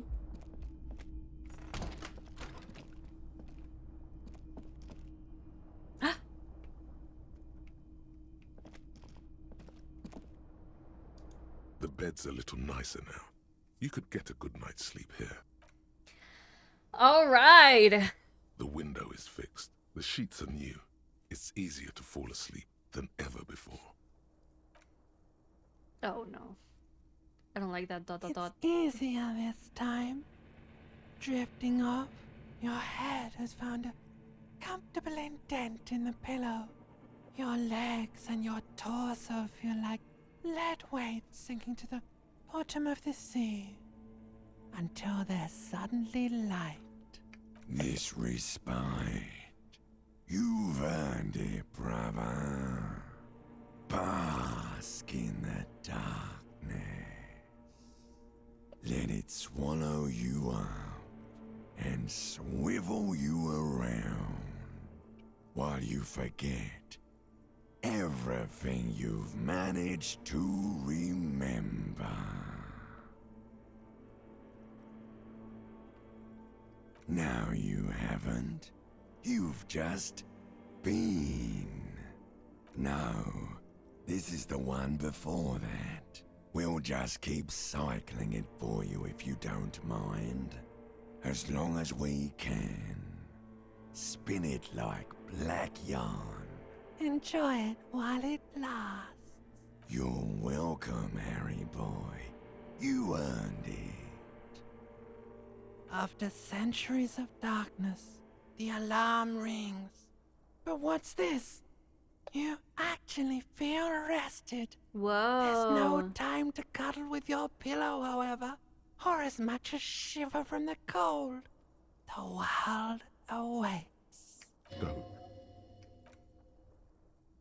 Wow, we had a good night's sleep.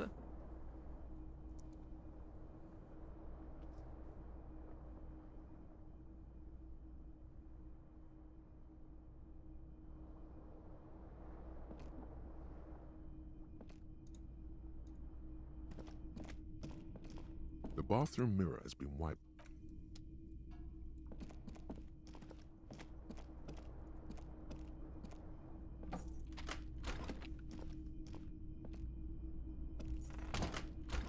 Am I gay? No! Time doesn't pass? That's crazy. My thoughts don't progress while I'm sleeping? That's crazy. Good morning! I think you can go into the boat now? Okay. Will I be okay? Will my gay thoughts develop? Unless you want to explore more. I don't think I have anything else to explore if I'm being honest. I already talked to everyone.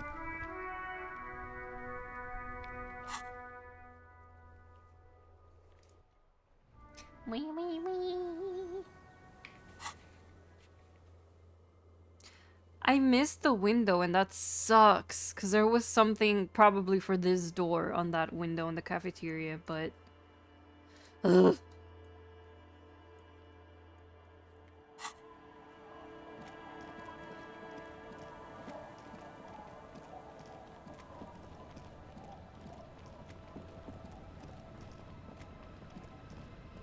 The skiff floats on the calm mirror of the sea. It's too... Once you get in, that's it. One pull of the starter handle, and you're off into the bay. A strange trepidation comes over you. Are you sure you want to go now? Have you made all the necessary preparations? Closed all your accounts? Remember what the net picker said. It's a small tank. You won't be going... Wait, maybe I can talk to the old woman. Maybe she's got something to say. I don't know. I haven't spoken to her since before Ruby died. Our tenant, the policeman. I hope the waves don't keep you up at night. What can I help you with? Even I can see that. I told you not to bring your trouble with you, policeman. We've got troubles of our own here. Though I suppose you took the worst of it. Turns out you were your own ill omen. I'm not sure those were the last of the men with guns either. There are always more coming for your kind, officer. You can talk to Tommy too? Who's Tommy? Then we'll be ready for them.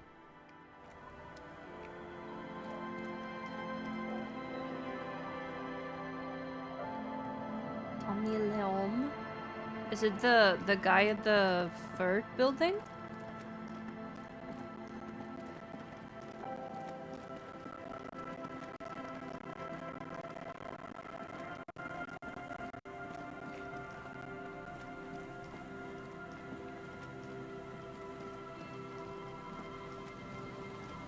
Oh. He's not there. He's the one stuck in a jam.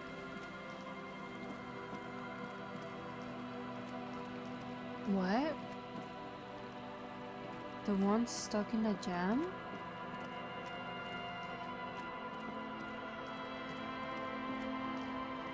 Smoking a cigarette by the whirling.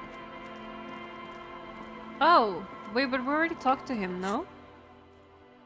We talked to him on yesterday. Now it's turning into a kind of a Yeah. snow limbo, man. We already talked to him. I did a poem and stuff, and he was like, whoa. I thought you'd have a Ruby option. No. Nobody asked about Ruby, which is interesting. Alright, let's go. The skiff. Have you made all the necessary preparation? Yes. Remember what the net picker said. It's a small tank. What? But what? How else do we blast Sad FM on our way to the island? You heard me. Don't make me repeat myself. Fine. Let's blast Sad FM then.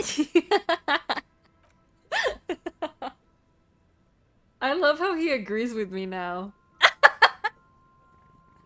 Oh no.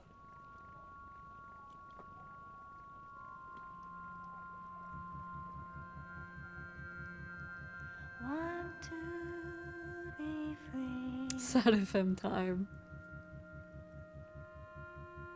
Want to be free.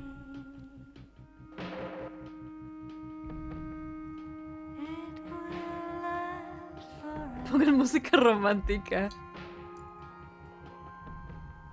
Y se me acerco a tu boca y te invito a una copa. Want to be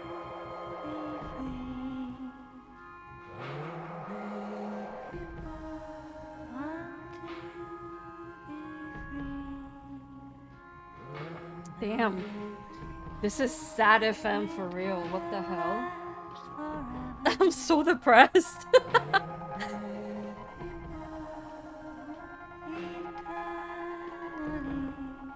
to be free.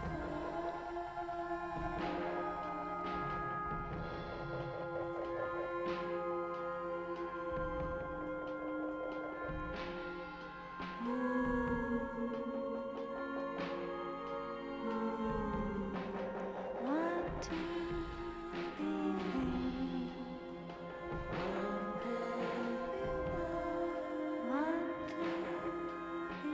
free.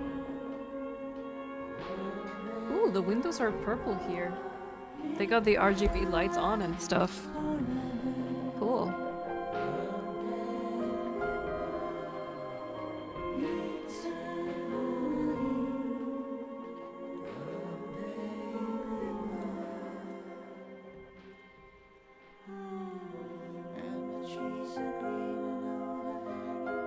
Want to be free.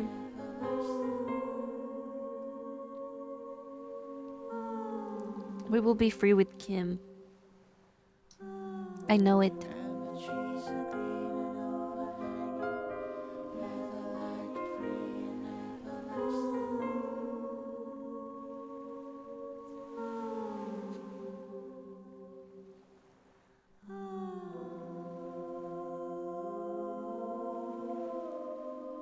Want to be free.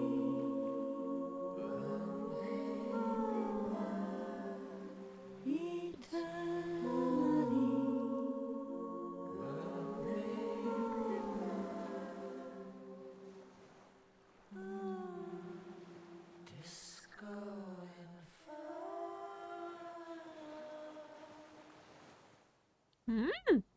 The boat comes to a slow stop.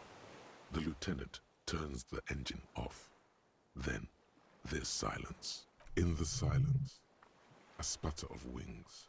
A flock of quails takes off in the distance. Let's go. We're whispering.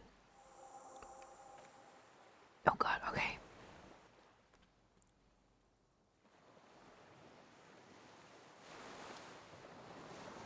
Want to be free. Rusted chain trails off into the ocean. A makeshift bridge. The bombs were powerful enough to break the foundation. Okay. This tire's falling apart. It's at least 50 years old. Holy shit.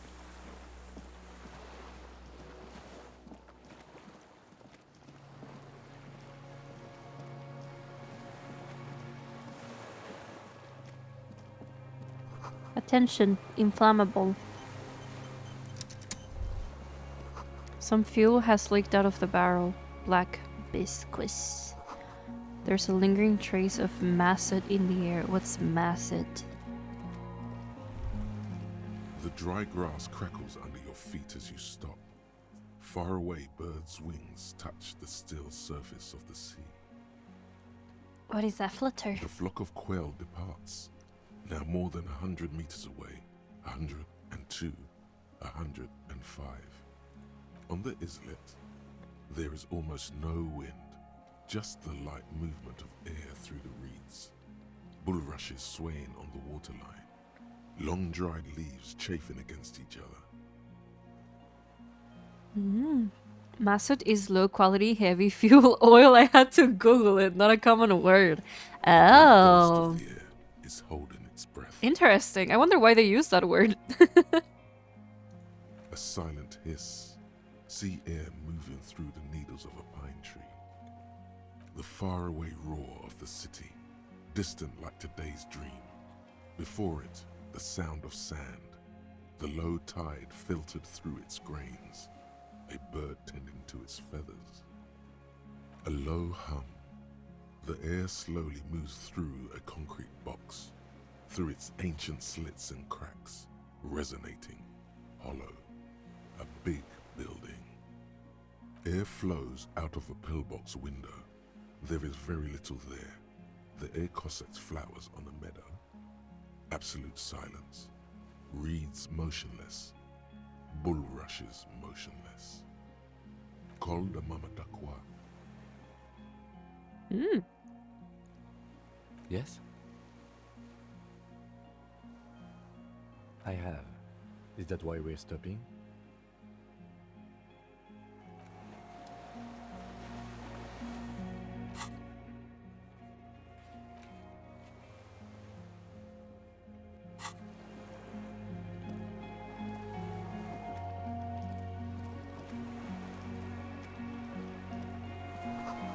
Wait.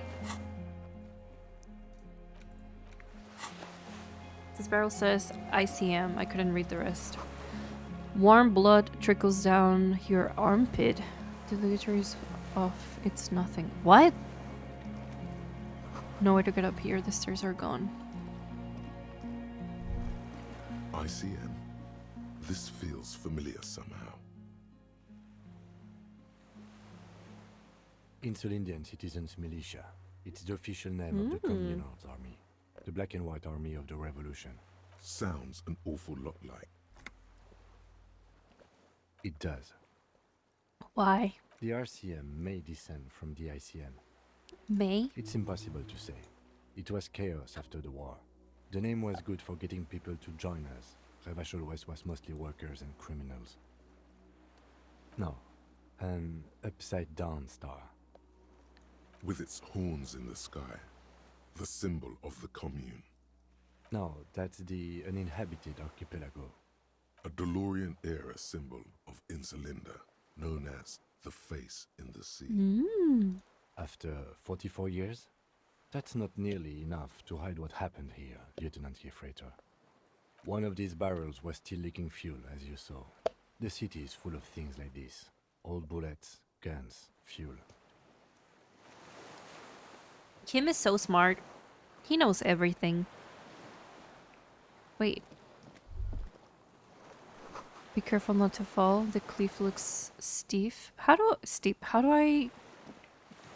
Oh, I guess through here probably, right? What's that?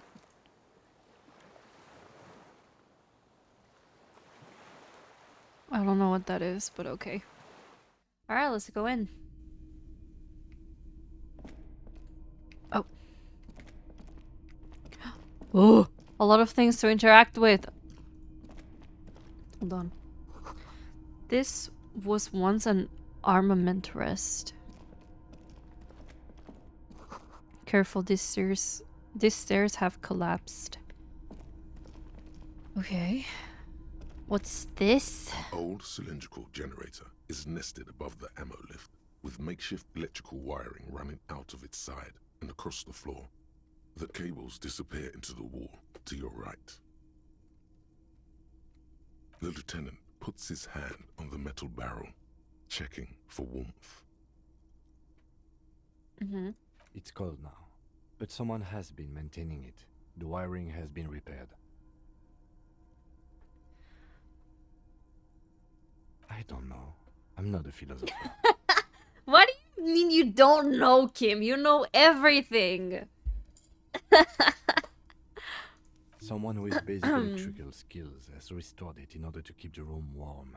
Maybe it's the fire guy. The wind outside picks up suddenly, with a faint howl. Inside, it's warm. Liquid carbon. I would imagine it takes mazout. He points to the open fuel cap on the side, on the side of the dynamo. The kind that's favored by vagrants and fuel thieves. It's been a long winter, long and cold. If anyone stayed here, they'd need a generator. A hollow ring, the canister is empty. Dust falls from the generator and down into the ammo lift.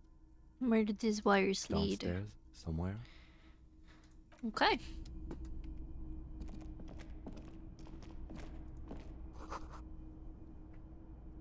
Books mostly fantastic and historical fiction.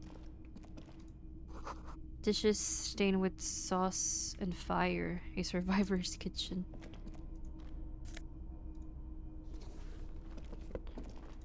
There's a greasy old spring mattress in the corner, Yuck. resting on piles of soft-cover books.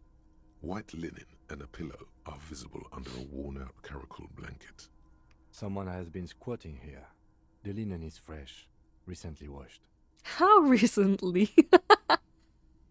You force the rest of the sentence out through pain, thick as molasses, no longer able to hear yourself speak. You know, officer, you can rest here if you are feeling tired. I will keep watch. You could use some rest for what's ahead.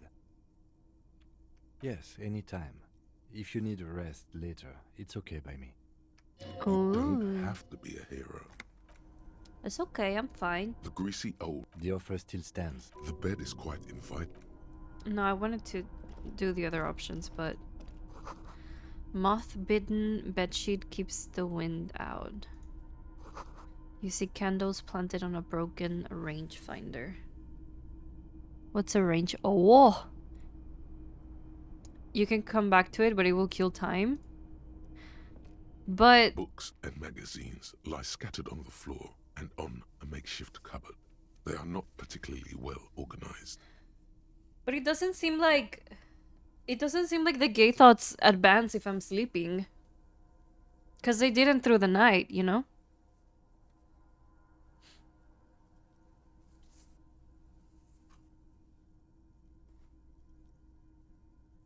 Most are soft covers, serialized fantastique and detective stories from the 20s Not through the and night, but 30s. this is in the This night. discreet Oh! digest includes Okay. the classic animal adventures, among what is mostly... Someone's made themselves a home.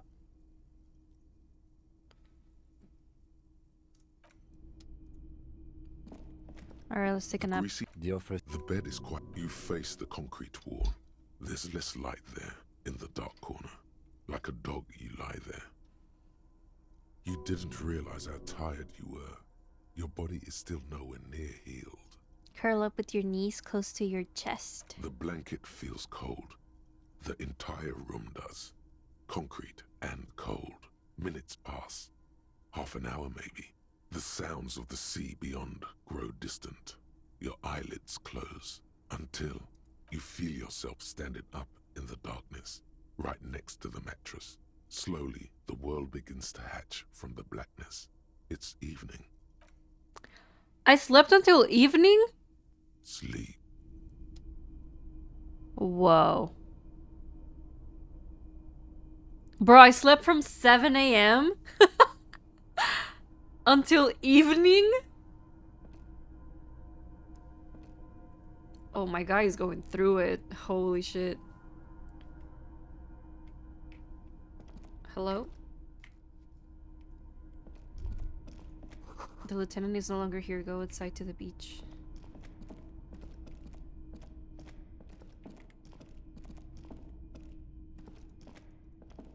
What? Did my game...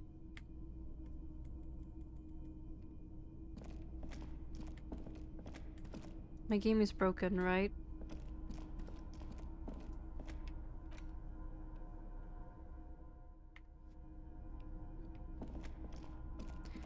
Go outside, but I can't... I can't... There's an... Oh, okay. Oh. Huh. I wonder why this way. The door is still here, closed. Feels strange. Somehow you can't get in.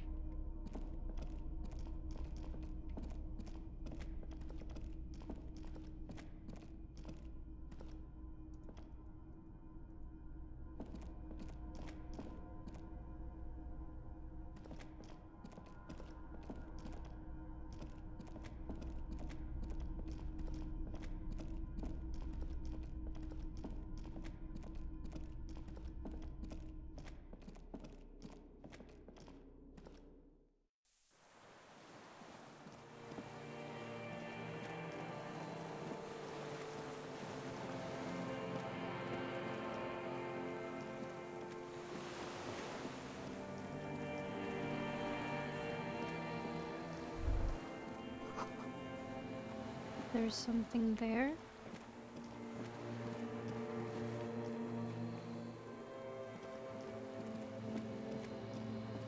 I really like these shadows. I don't know. I really like them.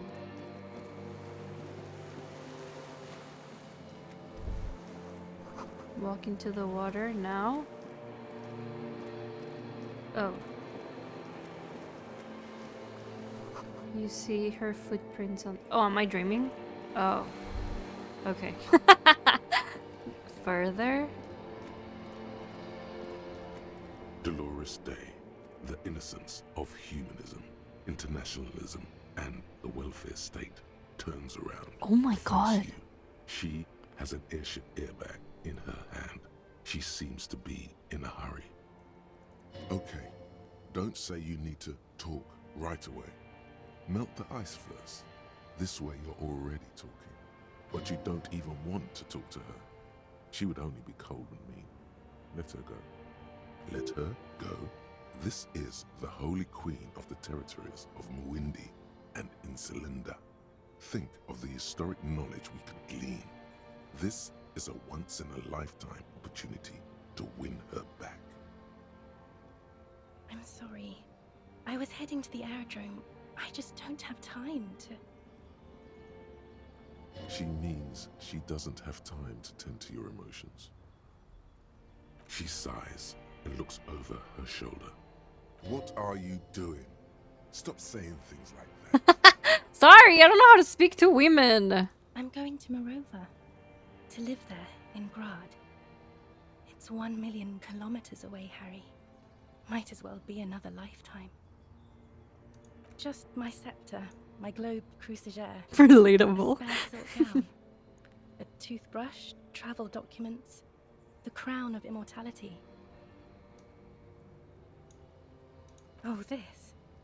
This is just a wreath.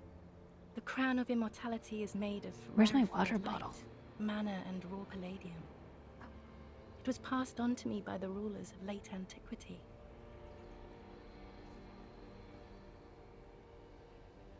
I found my water bottle. She looks at the suitcase, not knowing what more to say. Then, over her shoulder, silence. Her nuptial gown flows in the wind, wraps around her holy body. Anyway.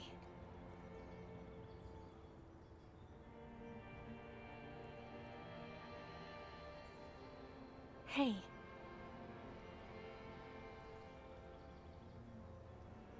I'm doing really good, actually. Both professionally and romantically. I've come to a fulfilling and peaceful period in my life. Well, how are you doing, Harry? Well, don't say that. I know this positive thing sounds stupid to you, Harry, but it works. We all have an obligation to be happy. You too. Okay. And you will be. Now. This is everything I always warned you about.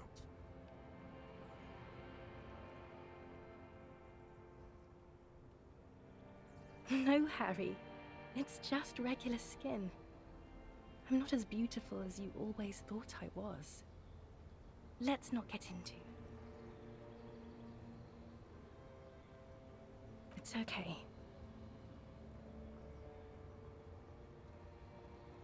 No, Harry. No. I don't want a massive, epic showdown. I want to go to the aerodrome. I have tickets for the 10:20 flight to Morova. Really, we don't have anything to talk about anymore. Every combination of words has been played out. The atoms don't form us anymore. Us. Our love. Our unborn daughters. It's all gone. I have to go to the aerodrome. I have to leave Revachol and you. And you have to be alone. In hell. Forever. That's just the way it is. Doesn't have to be that way. What the hell? Oh God, whatever you do, don't try to kiss her yet. Not after that. You're still reeling. You'll fall over if you try now.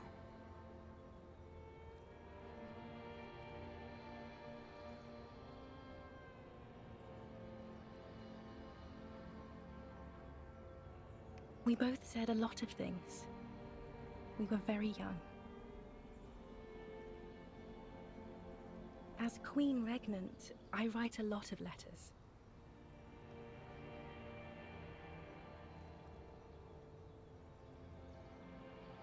Okay, Harry. Okay, it was morning and you slept. The room smelled of cigarettes and rose. Nice. There was hoarfrost on the ground. It was TQMJINPUPSTER. autumn, the first one we had together. But you have to understand, it was 1,000,000 years ago. No. Thank you for the prime, Boo. Un besote. Te quiero mucho, Voodoo. Gracias, gracias, gracias. It was 100 million years ago. I was someone else Wow. then, Es September. filled to the brim with love for you, hanging on your every word. Oh, Harry, you were the coolest. But I'm no longer that person. This has taken her place. It will devour you. Harry, I will eat your mind. The light of the video rental shines through her dress now. A DeLorean figure, cut in black, moves below. It's still her. Her legs, her breasts, her hips.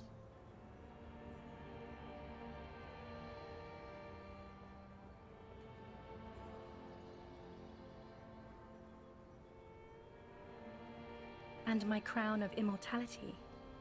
No. You scared her out of me. With your crying, the awful time we wound up having. And the cheap rental flats you could afford. Can't you see? I can never think you're cool again. I can only think that way about new people. A cheap rental with mold on the walls and the tap dripping. Nothing will. I've been poisoned by newspaper and news. All I can do is scream at them and think of her, secretly. It's here, Harry. We are on Voyager Road. At the end of it, 300 meters from the stop. We used to come here to rent videos. There. You could not pay the electrical bill. It became a lightless tomb. The years you spent training for the militia, my parents' money, It was not good. Surely the alcohol didn't help either.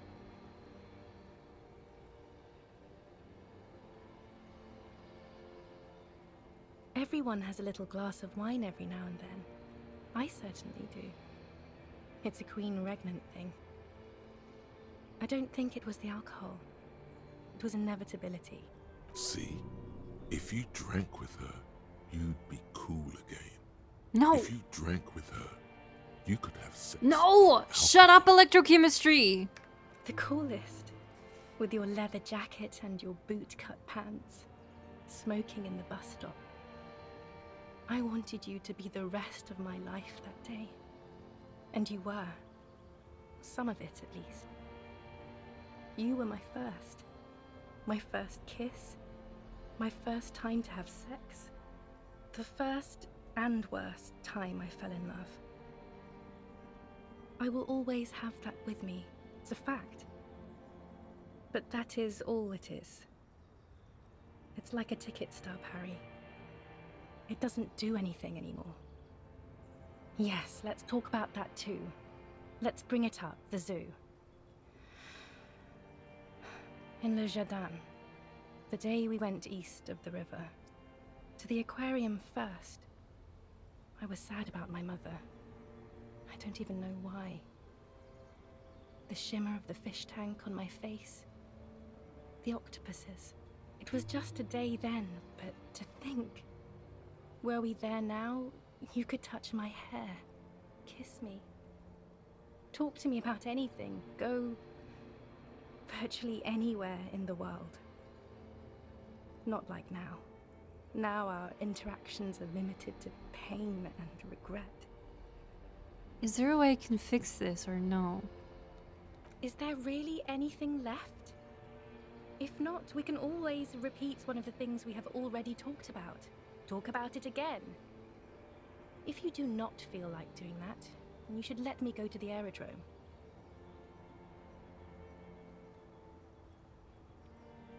I don't know what you mean.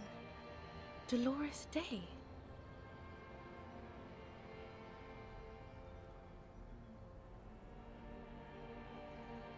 Oh, Harry, you shouldn't have done that. Call me like that. You ruined it. There was still a chance. You should have waited longer. She would have called you instead. I don't think she would have.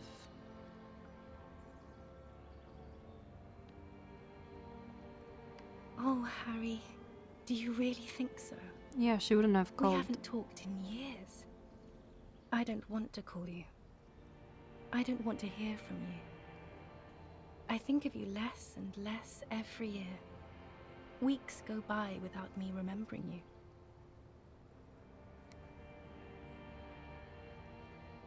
Damn. Wait.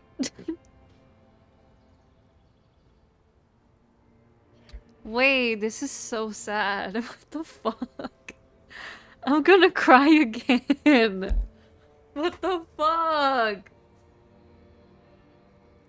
Months already. Soon it will be years. Every season that passes, the light gets less clear. I sit there in Morova, in the holy gratitude of my bliss. I put my hand on my belly and smile. The air gets cold around you. She looks down on her stomach, then up at you. Her eyes are full of tremendous distance and mystery. Sorry, you had to bait you with the gay thought to get you to do it too. Wait, what? This is a gay thought? What do you mean? The death blow is coming. Black-eyed dogs wander the alleys. Apple trees hang their bony limbs low over the patchwork of roofs. Oh god. Red and black. Rivershore West, the evening sun. She's left. It advanced the gloom, gate. Oh, okay. far away from us. Yeah, you did bait me to that, huh? Vast But at what cost? Of being heartbroken. I get it. It's Dora. That's what the voice said on the phone. Dubois, yes. Dora Dubois.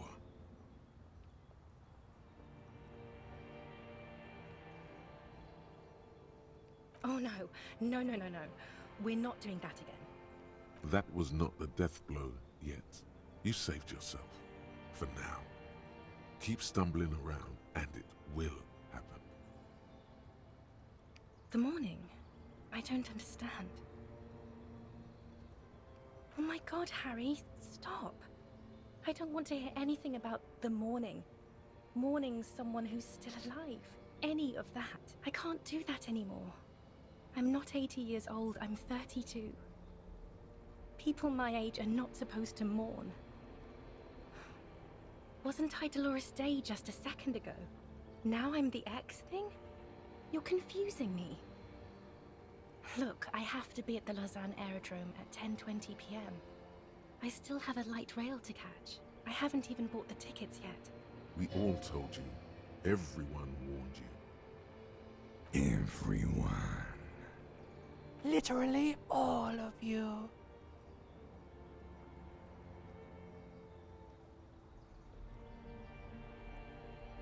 I'm glad we're having this conversation. I'm getting so much closure.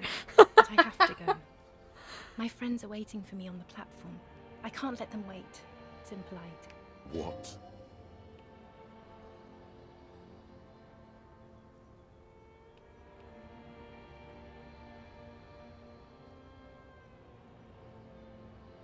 She does not look back. Instead, eyes her fingernails. They're bitten frayed. The evening wind blows in. The gown wraps around her like a white flag. 1,000 times you beat an animal. 1,000 times you've raised that fabric. What is underneath has always calmed you, centered you, made you sane. Yes, Harry. I am. Things have gotten much better for me, now that I am the ruler of the known world. Oh god, it's already so late. I have to go, Harry. A tiny golden watch with red straps around her bony little wrists.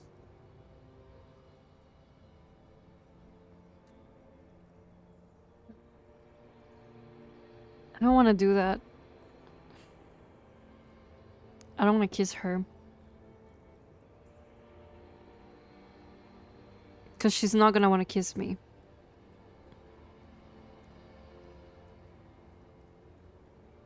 And I don't think, like, if I kiss her, I don't think it, like, I would mean it, you know? Because I don't think...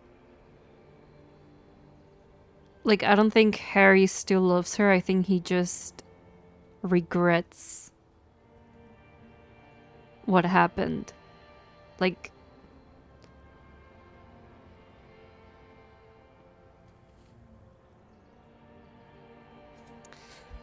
But I kind of want to know what happens if I try to kiss her, but I don't want to kiss her. Oh, it's so messy. All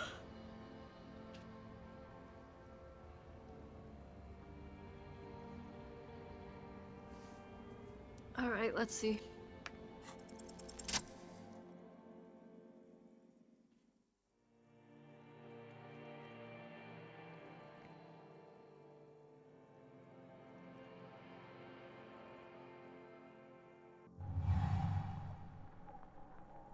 With your feet trembling from the steps you took, tepid and fearful, you stand against her, her body close to you, radiating warmth. With your eyes closed, you move your lips on her mouth. She is not kissing you back.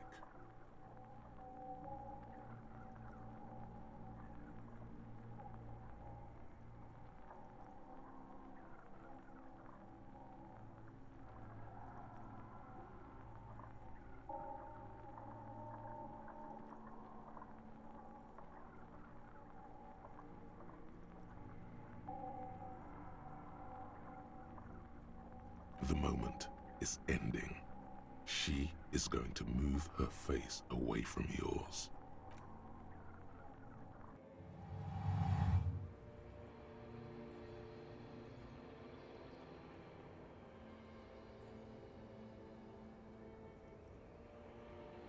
Trying hard not to look at you.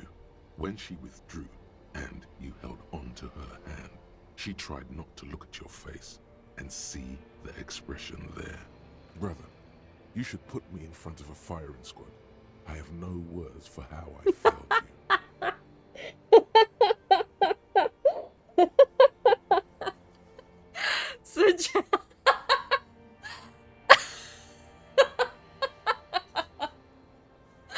Bro, it's okay, suggestion. It's okay. It's okay, buddy. Do it all for that one lie. She breathes out heavily, as if something painful has passed through her, and shakes her head. Stand there like a useless dildo? What? She shakes her head one more time. The evening wind rustles her hair, blowing old newspapers and fast food wrappings down the street. Buenas noches. Buenas noches. Gracias por los 10 bits, Pepechi. Gracias, gracias. Buenas noches. ¿Cómo estás? Why did you do that to yourself? You know I don't cheat, Harry. I never cheated on you. Shit. No, Harry. Not yet. There is one more thing you have to see. Yeah, I get it. You're pregnant. I'm pregnant. I know. It's obvious you're pregnant. Oh my god. Yes, he did it. I terminated yours. Don't you remember, you poor fuck? You poverty-stricken fuck. Oh my, ow, oh, fuck, ow, ow, ow, ow. Holy shit. What the fuck? Ow! Jesus, that was so hurtful. What the fuck? What the fuck? Now, go ahead. Ask me more questions. Let's talk about something else. No, this has to end. Do the last one. More questions. Ask more. No, I don't want to speak to her again. I have to, Harry. I was wrong. You don't have power over her anymore. You shouldn't have said that. I am wrong about everything. You should go on without me.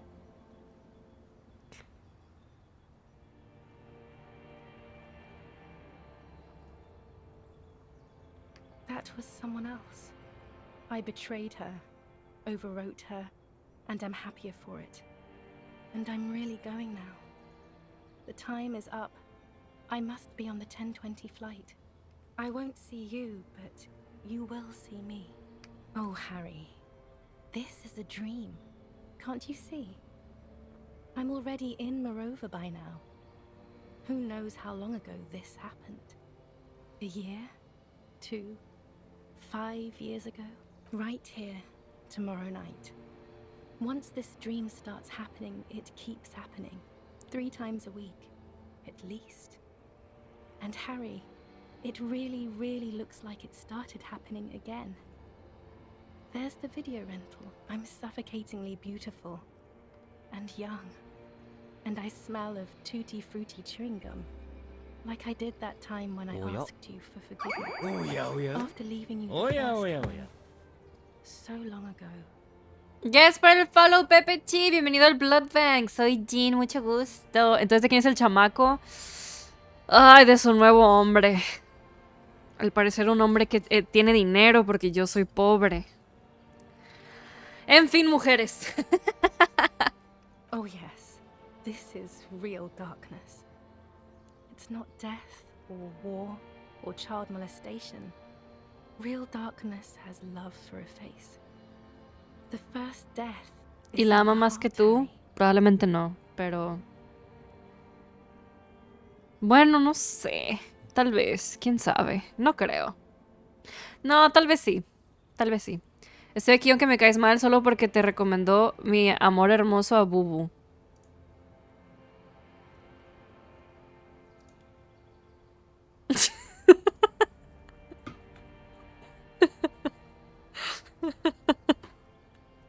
En fin, mujeres. Hola, Libischi. See you tomorrow.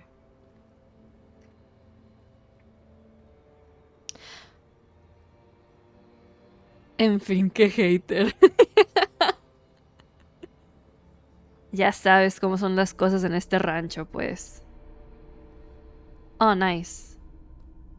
My new love is here. Good. Are my gay thoughts working? You're up quick. How was your sleep? Thank you for the lurk, Batawachi! Topical about the dream conversation we had earlier. Oh, yeah! It is actually... yeah, what the hell? We were just talking about this. My sleep was deep and invigorating. Desperately try to cover up all the blood seeping out with your hands. Wait.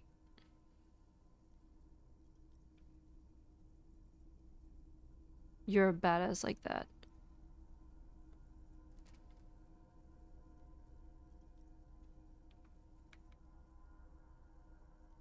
Where am I bleeding from? What? What? I did not want to wake you. Perhaps I should have? Was it a job dream? The lieutenant nods solemnly. I understand. We've all been through similar things. It can be overcome. Are you sure you're okay? You thrashed around and you bolted up, halfway covered in blood from your wounds.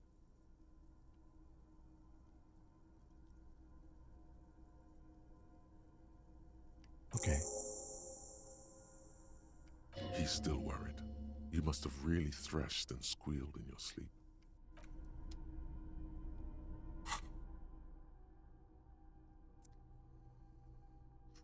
You lied to me. You baited me and like for nothing. Still more time? I think we only consumed like, what? A couple of minutes? It was another hour? Baited you for everything. You hurt me for what? You hurt me. Oh god. Alright. It's progress. Surely, surely. Oh. What is this? 2 empathy. Oh, that's nice. Even more empathy.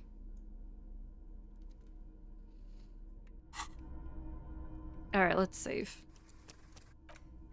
So now I'm not gonna have dreams about like the limbic system and the reptilian brain, but rather her. Like that's what I'm gonna be dreaming about every time I go to sleep. Or like 3 times a week. Soft covers, serialized, fantastic.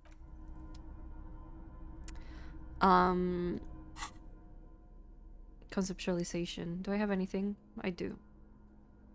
Do I? Maybe not. Rhetoric.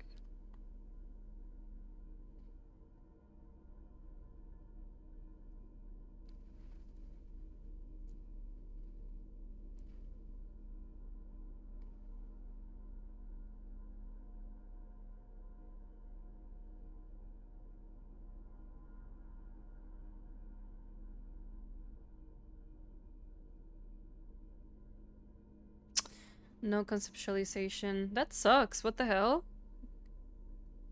Oh. Well. Have my only piece of clothes, conceptualization clothes.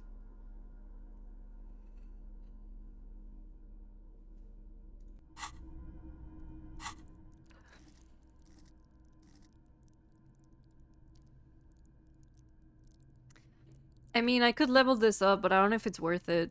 Or if I should wait.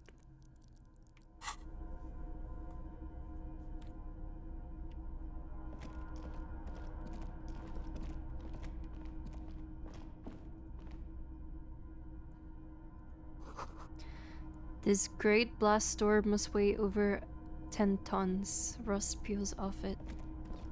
You see a small metal door nested inside a larger one. A heavy steel blast door. There is a conventional keyhole above the handle. It's very small. Another part of the island, probably.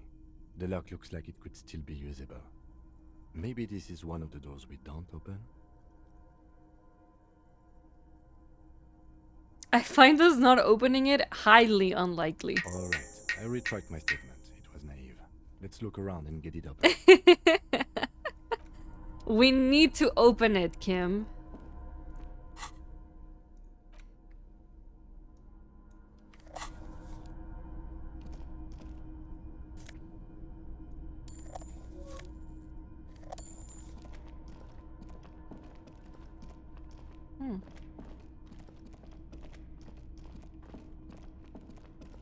Oh, oops.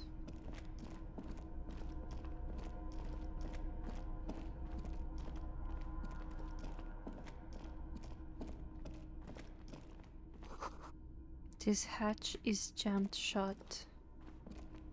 Green paint flecks off the monoblock aluminium cabinet. There are rows of switches on the front panel, a frequency. band, and even a keyboard. The console of an antique computation device. The generator upstairs, with wires coming out. They terminate here. Could this open the blast door? Possibly. Urgence, ouvert, allumé, radiodiffusé. It sounds like this device was used to control the electronics here. Maybe it still does. We need to restore power before using this, officer. The generator, it didn't look like there was fuel in it. We should look around outside. There are barrels all over. Maybe one of them still has something in it.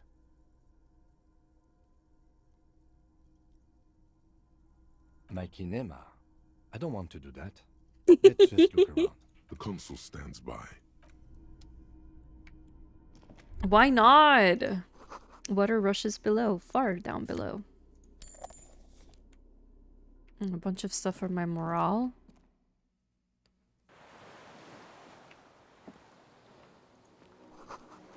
A firing slit you can't see inside. It must have been a direct hit to take out such a huge chunk. Right? The distant sounds of cargo ship. Signal horns echoes on the water.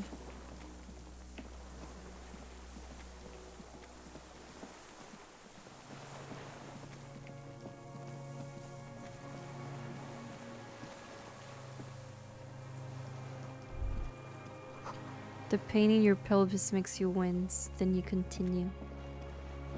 Suck it up, buddy. The inside of the fortress, you make out the console and the blast door. Oh look, the gas. A weathered artillery map showing coordinates in the Bay of Revachol. An old medicine cabinet newly stocked with dromine. Can I grab it? Nice.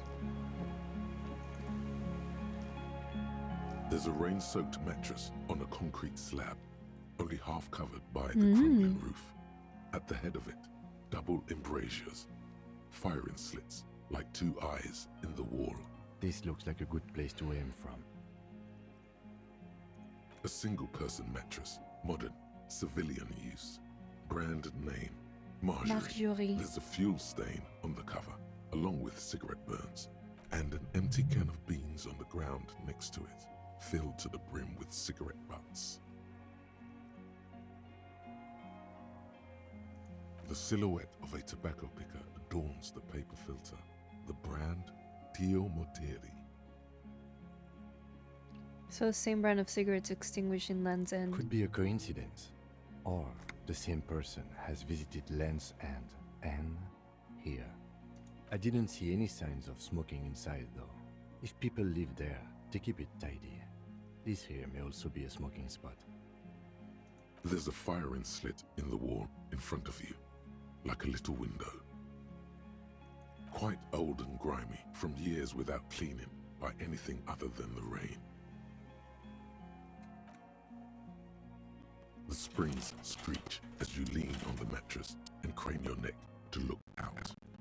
Trepidation, a tingling feeling in your stomach. What's trepidation? Let me Google that word. Because I do not know what it means.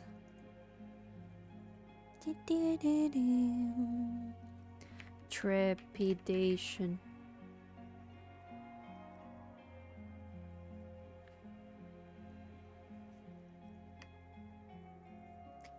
Fear. Oh. Nervousness, a bit of fear.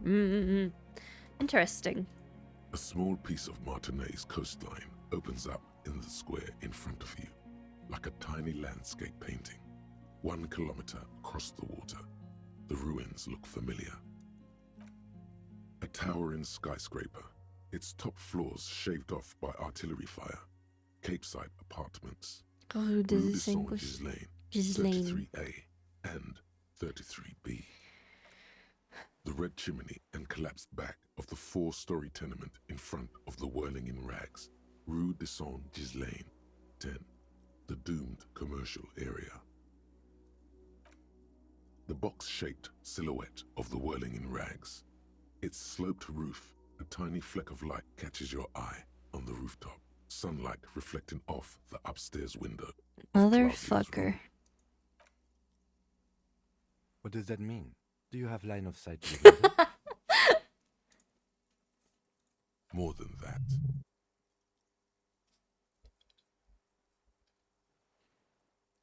There's an opening between 33A and 10. I can see the roof. I can see it. Through the scope of a rifle. The shooter would be prone, lying on a mattress, barrel resting on the embrasure. Cheek against a cheek rest, hand on the hair trigger, on a calm day like this.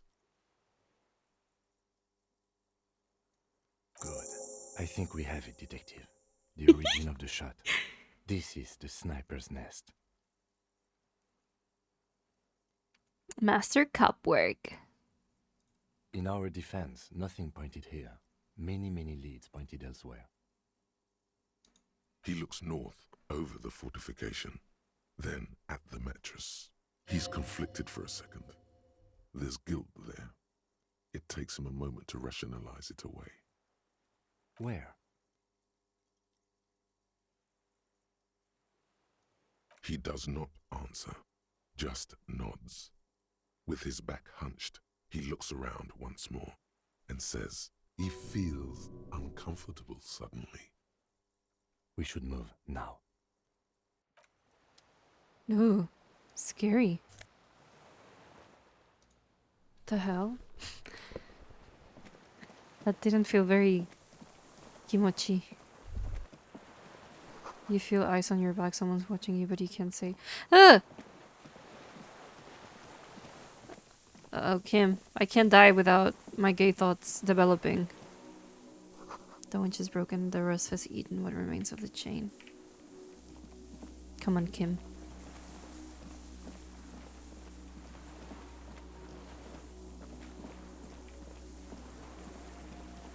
Come on, sweetie pie. Come on, honey pie. Lock the door!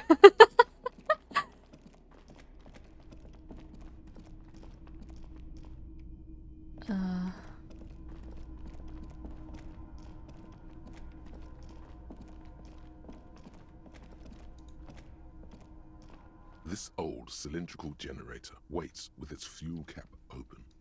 The lieutenant assists you, holding the canister up to the fuel tank as you tilt. Dark brown, viscous fluid pours out, and the room fills with a chemical smell.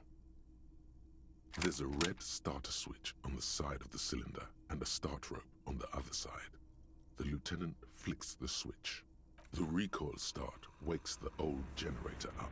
The machine sputters like an old warhorse before settling down to a rattle. That should do it.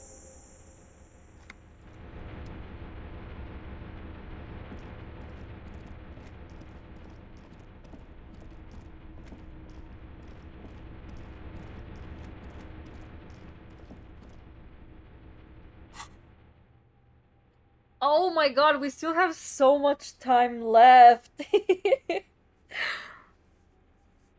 Ugh. We're at 80%. We still have an hour and a half. I don't know what I should do.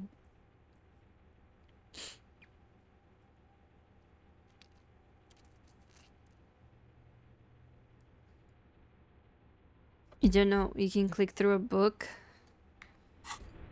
It will kill time again. Okay. Oh.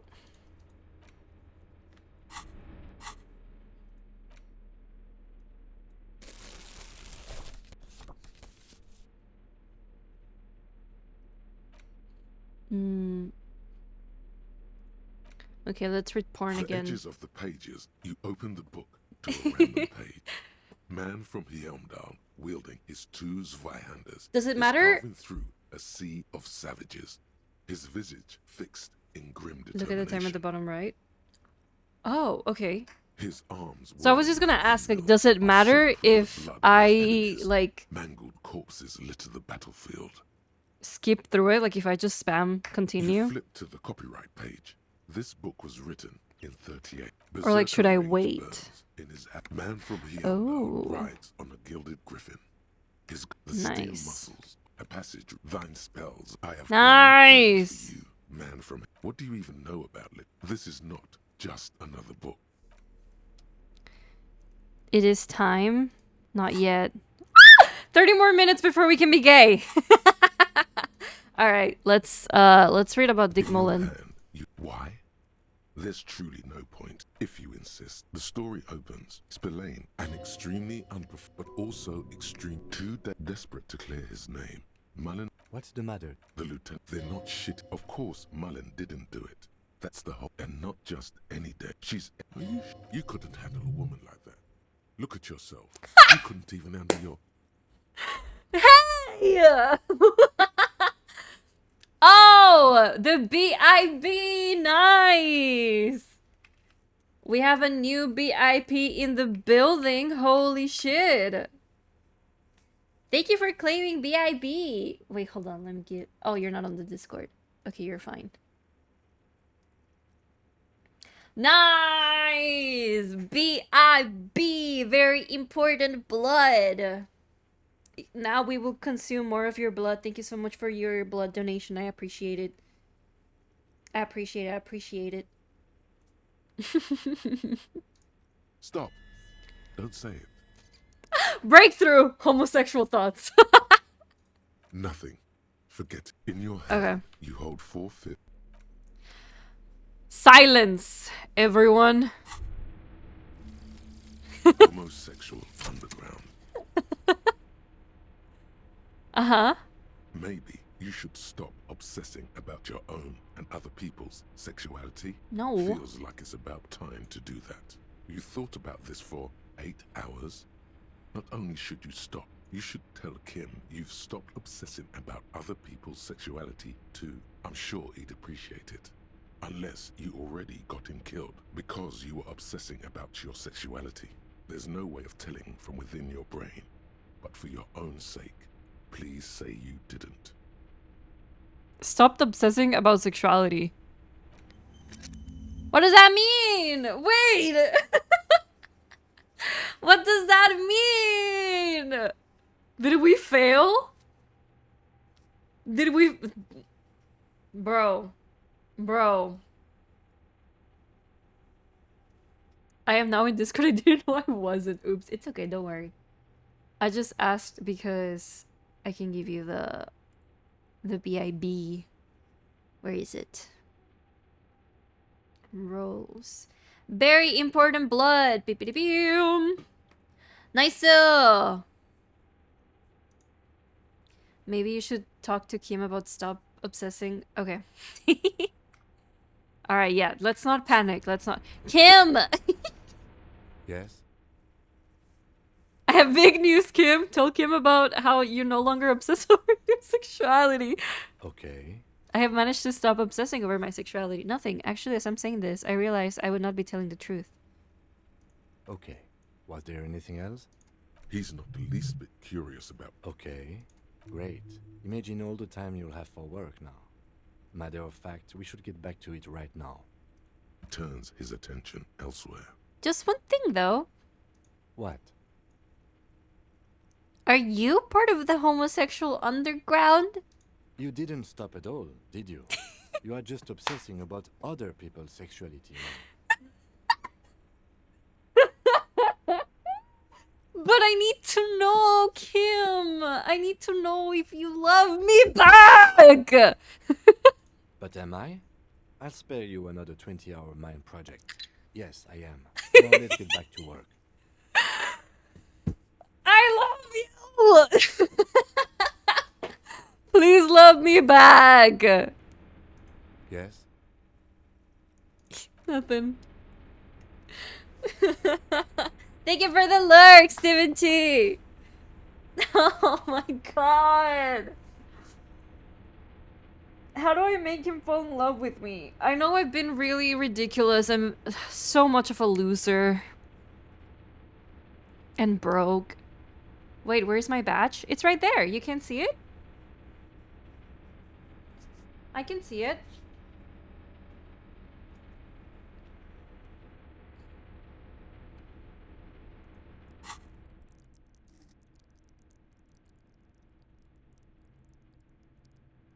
Maybe I need to refresh?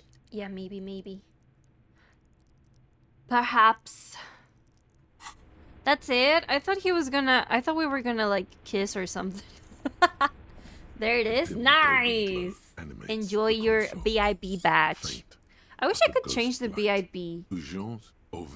Thank you for the lurk! Appreciate it. Allumer reads another. It's on. Turn emergency open.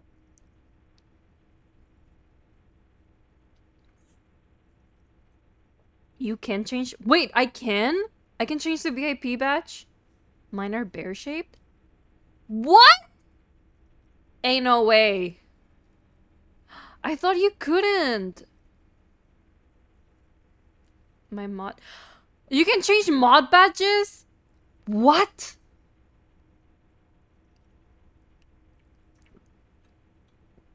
I think it's a...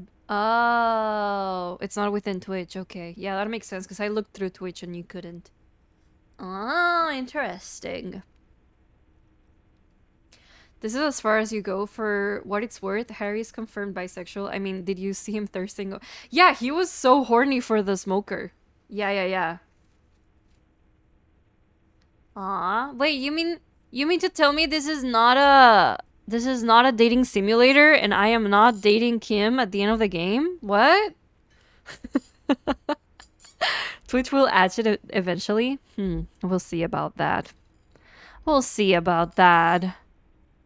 The blast door opens with a series of clicks. A shaft of light appears, then widens as the light shines in.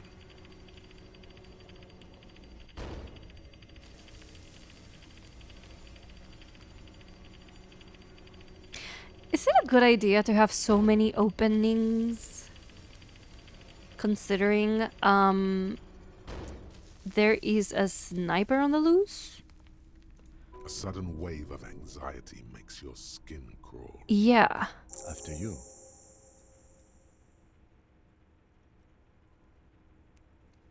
Before, outside, when we were walking across the sun, I felt someone watching me. So did I. Not back there, but I felt it since we came here. What's there? I don't know.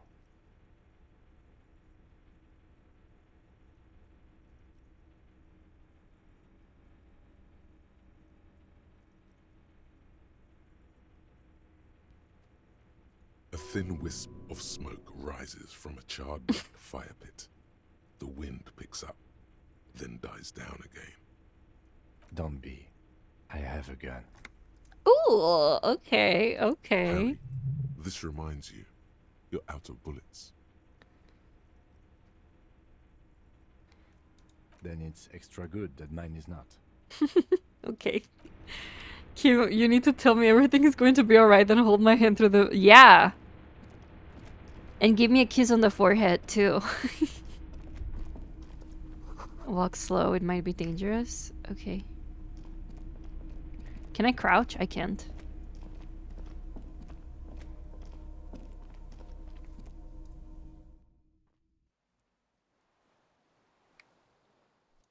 Should probably save.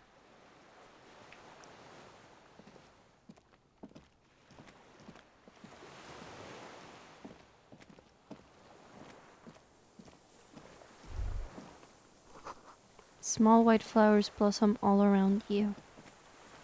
A rubber dinghy. It's deflated, broken. A dinghy? What the fuck is a dinghy?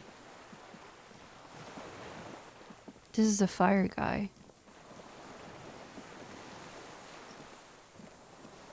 An old man wearing tracksuit trousers leans on the frame stock of his rifle. He gathers a big ball of spit in his mouth. Ew, what the? Then spits it out Ugh. into the extinguished fire before him. Bro. He raises his black eyes, hooded by creased eyelids, to meet yours. Unclouded by cataracts, his eyesight is sharp. He's practically tearing up from spite. Hatred got the best of him a long time ago. This man hates everything. The what now? I can't hear you. I may have. All sorts of little rats have come sniffing around, trying to give up the position. The position sounds like a hiding place. Fire guy. Regressive bourgeoisie henchman. Can't even talk like a grown-up.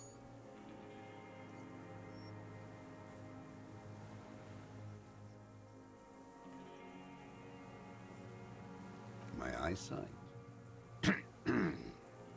Yes. Helps me see all the shit. A shudder of disgust passes his right side. His left side remains motionless. I did. And you opened it. This guy is dying. I should have burned that console down. Reactionary rock and roll music. Playing on the water. Told you we shouldn't play sad FM.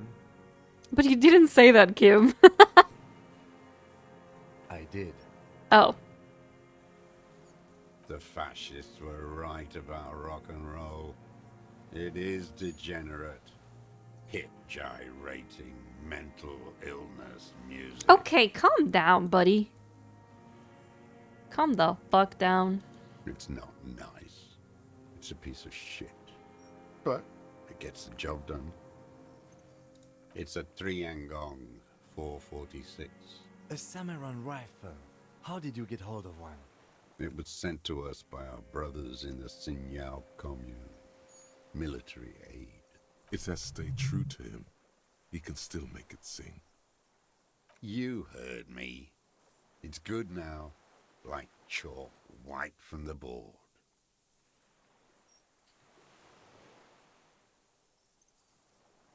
The lieutenant pulls his pistol from the holster. Ooh, okay, Kim. You are a glorified night watchman. This is a service rifle.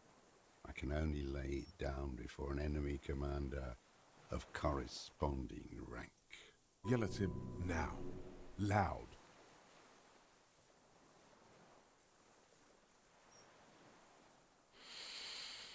I don't want to yell at him. That's such like an American cop thing to do. Just start yelling.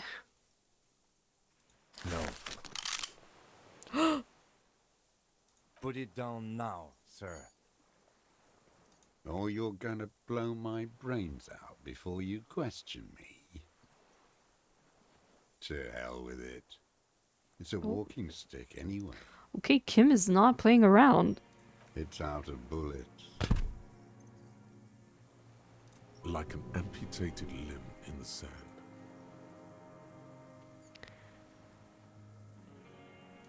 My name is Josef Lilianovich Dross, Political Commissar of the 114th Anti-Aircraft Division of the 4th Army of the Commune of Revachol.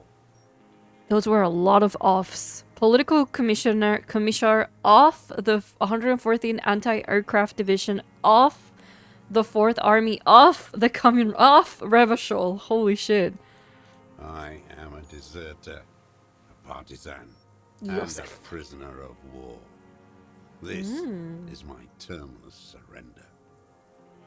The Commune of Revachol? Do you mean the ICM? You're a holdover from the... From the Insular Indian Citizens Militia, the army of the revolution. I was recruited in Jamrock in '07, trained in the École de Contrôle Orient, and consigned to emergency defense duties in '08. I left my unit on the eve of the landing. When I returned here on May 14th, the Commune had fallen. Still armed and ideologically trained, I wrote a criticism of myself and resumed partisan duties. 43 years. No. I've been on other islands too. I was an resurrection until they turned it into a spa in 18. Then I was an E-48, a nameless sound, until the sea washed over it. Then I came back here. That was 22 years ago.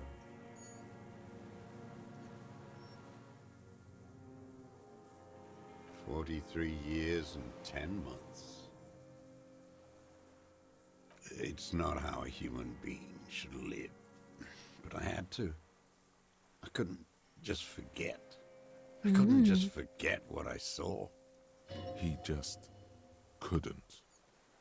He nods, but he can now. What have you been doing during all this time? Hiding, fishing, waiting. Where it's morning, on Rue de Saint-Ghislain, people are walking. The gas streetlights have already been switched off. Further inland, in Jamrock, the streets come alive with workers. Men, women, children rushing. Muddy avenue after muddy avenue. The temperature is rising. Alto cumulus clouds form above Precinct 41. It reminds me of a story about a Japanese soldier that kept fighting World War II in the jungles of the Philippines until the 70s alone. Oh my god. Jesus. Until the 70s. What the fuck? 2 police officers step out of the Whirling in Rags cafeteria. Satellite officer Jean-Vic Mayer inspects giant letters across the plaza mosaic in dark red government-marked heavy fuel oil. Patrol officer Judith Minot points west. The fishing village. She glances at her watch. We meet in 15 minutes. It's a 10-minute walk. The officers go, leaving behind the writing, still smelling of petroleum. One day, it says, I will return to your side. Always waiting. For what? For her to return. Who's her? Who? Girl, child, revolution. Girl Child Revolution. Always.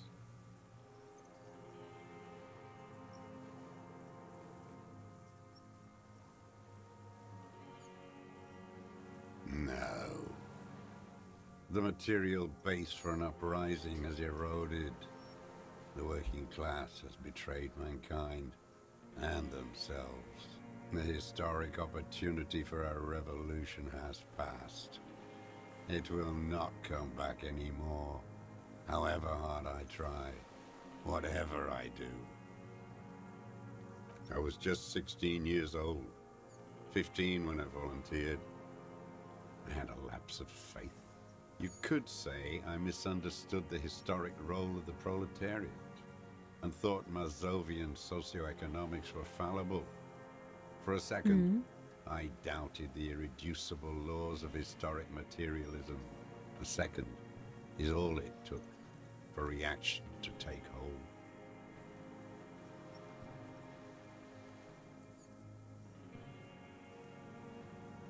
Petty bourgeois terror. It's in all men. He does not seemingly react to what you said. Only his right brow moves a little. And this was when? May the 13th, 08, 44 years ago. The horizon was black with coalition airships. Their petroleum rose to the sky. It looked like it formed the clouds, storm clouds. When they started shelling, it was dark magic, the combined might of international capital. All at once, all the greed and terror in the world tore into Revachol. It lifted streets from the ground and turned houses into ghosts. We were in the flak tower, huddled on the floor. The artillery was 80 kilometers away in Ozon, but I knew the commune would fall. We would all be turned into ash. So I said I was going to the map room. A terrible shame, still within him. The lobes of his ears are red with it. The shame and smallness of what he became. I ran. I climbed the chain link across the water and hid inland, in the bunkers underground, like the weakest of the weak. A mouse, frightened of the ordnance all night and the sound of the rotors in the morning, whirring. Airships. I climbed out into hell.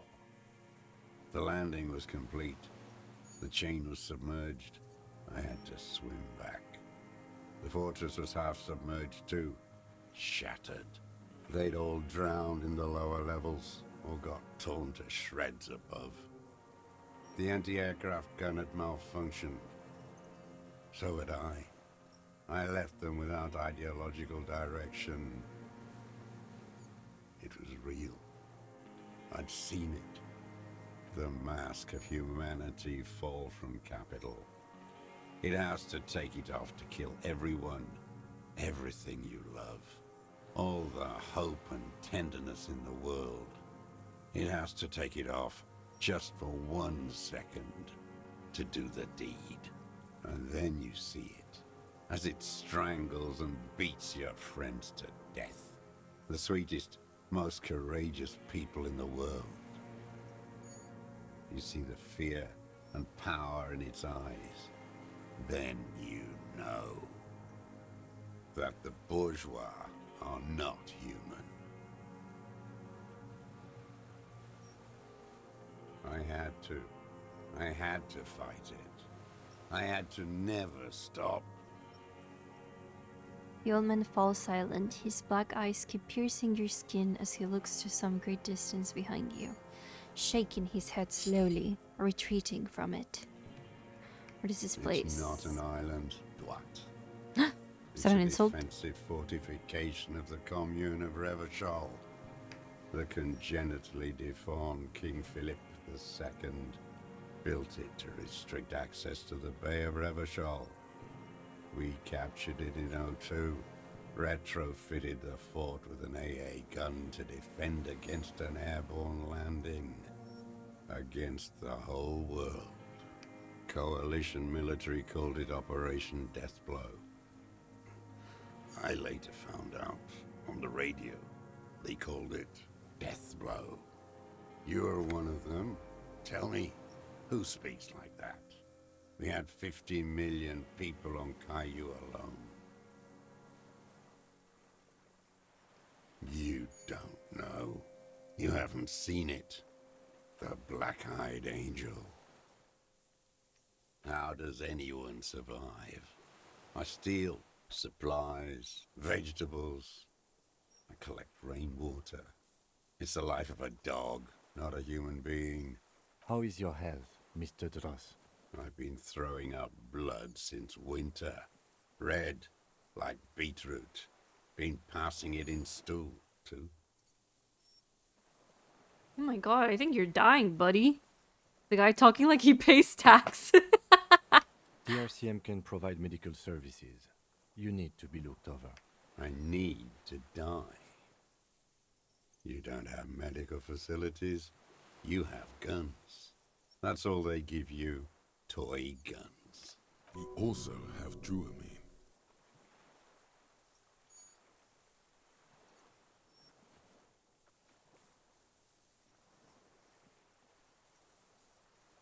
I haven't. I have holes in my brain. Years missing. Others filled with pain only. A decade of... I don't even know what. Inferno? I would imagine it gets tremendously difficult, mentally, to live in isolation. Traitors. It's better alone. I watch the people of this city turn the lights back Hi, on. Daxchi, how are you doing? More and more each year. Ruins, glimmering in the dark, like a fucking merry-go-round. It's disgusting. He looks down at his shoes, his face parched from the sun and the wind. There's a wince of pain there somewhere. Are they not heartbroken? How could they have moved on? I'm doing fine, was just on streaming Undertale. How about you? Ooh! Have you played Undertale before? Or are you like replaying it? Or playing it for the first time? I'm doing good. It was hard in the Thames. I must sleep, enjoy the rest of the game. I'll catch up. Good night, Texty. Thank you for joining us. I really appreciate it. Sleep well. Floodlights on the water at night. There were posters, campaigns. We communards still hoped, and they needed to snuff that hope out. The East capitulated.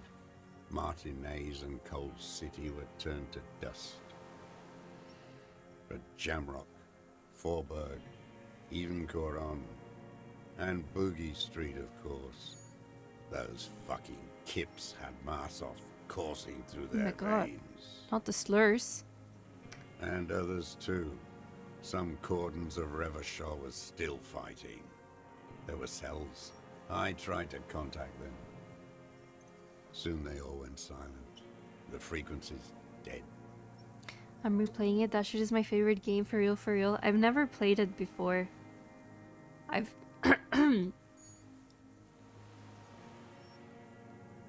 Oh, sorry, my throat was itchy.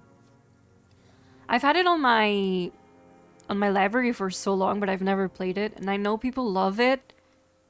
And I know people say it's so good, but I've never played it myself. At night, I used a dinghy. I only went after dark then. When I got to the city, I stayed underground. Patrols, you lot, the commons too. They'd started snitching. In the city, you move underground? From bunker to bunker. Not anymore. No one cares now. I don't even have to hide. They think I'm another antisocial vagrant. I could walk straight into that town if I wanted. I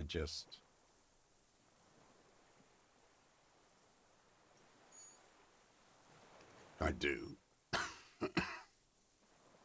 They're good. Plenty of tar. I like that boy on the pack, too. Reminds me of the last century. So you finally found it. There must have been a small squadron's worth of arms in there. Belma Graves, right? I know. So you've been there? Sleeping. Some nights. Ammo scrounging on others. Those McGraves were shit, even before they corroded. Stop. Some had bullets in the chamber, however. Stop talking shit to stream elements. What the hell? I don't want to. They're all traitors. Pigs, rabbits, and dogs. Men without ideals are only animals. He does not want to see life moving on. People forgetting, drinking, laughing. The propaganda bunker. I used to, but not anymore. Propaganda bunker? They stored leaflets there. Broadcasting equipment, too. Made broadcasts, I think. Propaganda officers. I buried them with their leaflets. They killed themselves. And a lot of our boys did. I spent some winters there. Never liked it. Kept thinking of them. No need to go underground anymore. It's better in the ruins, on the ground. The old man looks across the water, at the city. The ruin. You're with the RCM, the coalition-appointed mob that enforces bourgeois morals in Revachol. We're not coalition appointed. We just try to help people. You're the RCM. You represent the Moralist International, the enemies of humanity who took this city. I represent their adversary, le Parti Communiste d'Insolande. Take me to them as a prisoner of war. I have relinquished my weapon. I can no longer serve. No superiors can relieve me of my duty. You bulldoze them all to a mass grave for trying to free humanity. Oh my god, dude, calm down. Maybe this guy would like to do drugs with you? No! Everyone could chill out and stop being so on edge about war and politics. A spray of blood from his mouth on the black charcoal in the fire pit. No, I am not a soldier. I am an ideological officer. I belong to the party, not the army. Trained in historical materialism, then assigned as a political commissar by the party. The old man does not answer. He tilts His job was to assure the army answers to civilian control and follows the ideology of the commune. Scientific communism. A commissaire politique is a night philosopher of the revolution, a future human. He was like a cleric, a shepherd. No, the opposite of that. A future human, not a human of the past. Interesting. He nods slowly, then another tremor. No, you're not. You're a liberast. A liberal and a pederast. It's what most liberals are. Detective, we have not come here to discuss it. We have come to ask... The old man. There's definitely Sorry, something off with his Kim. body. Something more than just metabolism. There's nothing serious in this world. It's a farce. I've used it for killing people. Here we go. A trail of blood. Ow. The lieutenant smells it too. Killing people? It's a gun. That's what they're for. You want a moralist euphemism? Defending your family and your property. I haven't done that. I've used it to kill people. Interesting. During or after the war? There is no after the war. Class war is never I mean, over. he's right. So he's continued killing after hostilities ended. Okay. Okay. Go in straight. No euphemisms. He doesn't like those. No. Be careful now. Slow and steady does it. Make him repeat it first. Don't mess this up. Remember, he wants to tell you. Get personal. Wait, so which one do I say then?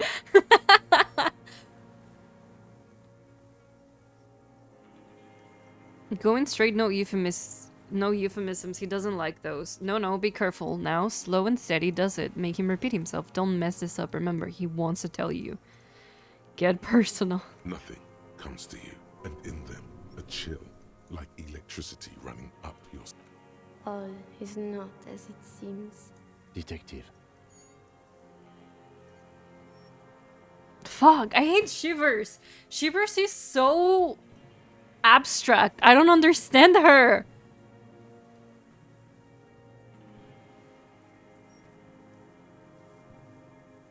What did I just say? What did I just tell you? Don't drop the ball now.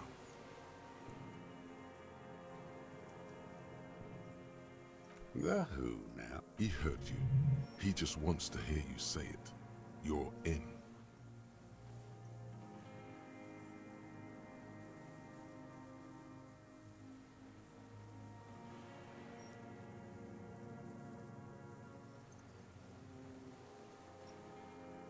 Oh yes, that one.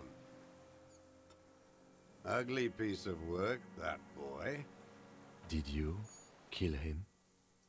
I am a son of a welder and an officer of the commune of Revachol. Ew.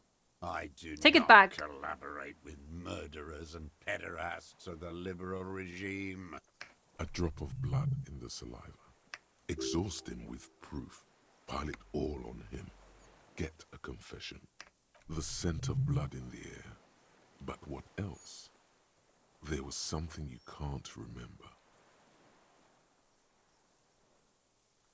There's something you can't remember. What can't I remember? I saw you poking around there, looking for evidence. You're damn diligent when it comes to dead fascies. Did you like the view? You had direct visibility. There are embrasures in the concrete, specifically meant for a top follower to use. And you had a long-range rifle in your possession. You have been here a long time, Mr. Dross. Too long. You need medical aid. I'm ready to die. I've done my part. Because it's a sniper's nest, you stupid fuck. Radio Gosh is right. You have worms in your brain. Okay. Almost. He almost burst out there. Keep piling arguments. Anything. Wait, here it comes. The goddamn Maybells. The dried Maybells on Clausia's roof. There were Maybells in the grass when you got here, and Maybells on Clausia's balcony, and nowhere else. Nowhere in all of Martinez have you seen them. Nothing else comes up. You see the lieutenant watch you, try to stimulate thought processes by Sorry, hitting you. Kim. I'm sorry, this didn't do anything. Usually hurting yourself does. Officer, a word?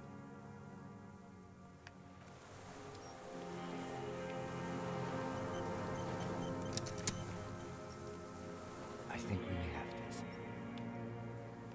From nothing to this in a day. This is good, Lieutenant Gefreiter. We just need a confession first, and then maybe a solid motive later. Well, I can think of one thing. The gun. We should pick it up and discuss it in front of him, make a show of it.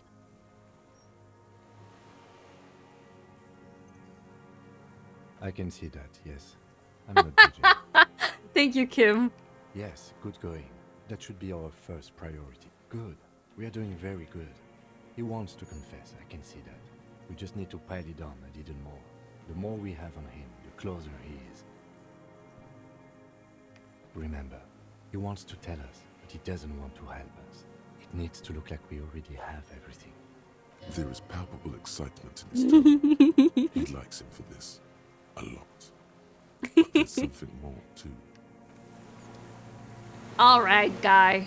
Minions of capital. What do you want?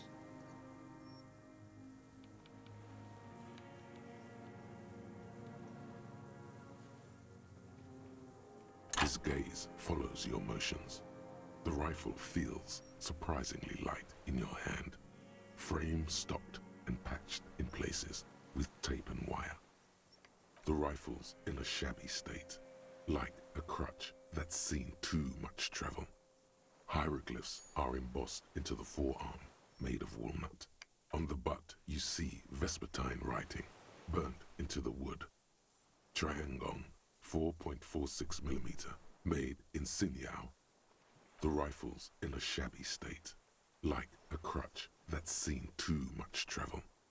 Hieroglyphs are embossed into the forearm, made of walnut.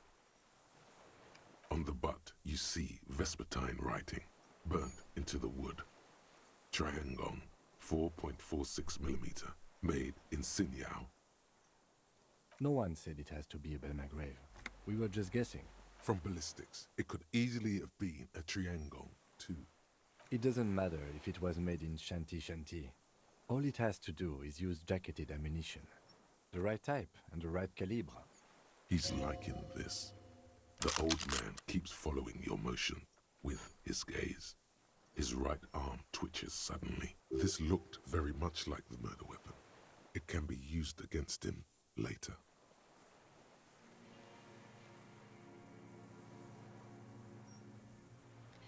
I ain't got. Okay. Minions of capital. What do you want? What strikes you about Ow! this is not the stomach pain or the cough. Oh or my god. malnutrition. For a man who spent 44 years in the urban wild. How do I succeed those roles? When oh my god, I was gonna scum save. Indeed, he speaks fluidly. His movements are rapid, if erratic. His voice, despite the cough, is there.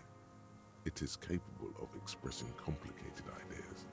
Above all, he seems animated. Hello, I'm back. Hi, Tainati. Welcome back. It's a mystery. That was BR This chat. animation comes at a cost too. Erratic hand gestures, thought processes cut off like threads, as he just stares at the logs or the reeds. He also suffers mood swings, bubbling to the surface, unconstrained by his nervous system. Great leaps of emotion, from anger to grief. You've seen demented people before. This feels similar, yet different. When his thoughts move, they are lucid, keen even, not senile. It was fun. So what's this game about and why are your characters so musty looking? It's about solving a murder in a city with a lot of corruption and secrets and people that don't follow the law and everyone's lying to me. And I love my lieutenant, this guy over here. And I'm finding myself because I can't remember anything about myself and I'm like all messed up and shit. Is it some kind of substance damage? Like he's addicted to something? Not only the painkillers he's clearly on. Perhaps, but his seems more than that. That sounds The cool. inner Actually, turns and it's unexpected very turns, cool. as if I've forced on been him in a way. I've been loving it. I've been obsessed. Honestly, it's amazing. In summary, you sense some underlying neurological disorder. No. I won't be stuffed full of shit like the rest of this city. It's not a downer, rather an upper, judging by his snaps. Like some kind of decadent rock star. No, I'm not okay. I shit blood, and I'm surrounded by insane people. There it is again. Erratic hand motions, bouts of rage, and the stomach thing too, of course. Could it be a symptom of overdosing on something? Something even you have not tried? Keep your eyes peeled. Petty bourgeois law. This is all Ew. you care about, right? The only thing in the world for you types. A drop of blood in the saliva. Tear into him again. Pile it on him. Damn Maybells. The whole island is turning white with them. He seems tender suddenly. Nostalgic even. A strange mood swing. So many this year too. The spring is coming. No, it's already here. Wash the filth away. They blossom on the islets before we fertilize them with our blood. Resurrection was snow white in May before they ruined it. South, the Bay of Martinez is dotted with little freckles of islets, turning green, with white flowers in white snow. The coast, too, before they piled their containers on top of it, filled with broken, useless trash for fat-fingered bourgeois children to play with. Classier. With the victim. He turns his sight from the whitening field of flowers and falls silent. Then the muscles in his jaw twitch. A spasm. There is a small tremble. Looks like a smile. A crooked smile. Yet isn't quite voluntary. He's about to burst. Almost. But you need one more. Just one. Or maybe two.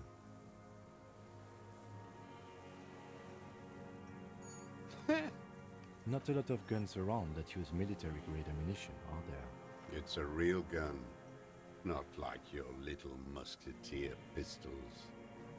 I've seen you prance around with those. Jumping hoops for the liberals. You look like imbeciles. Why don't you ask them to give you real weapons? Going against automatic rifles with these toy guns. Of course you got those boys killed. Damn, he saw you. He's watched it happen. So he saw you. Okay. So what? Don't let it divert you. You know what? You're right. I'm convinced this made the shot. Should we call it?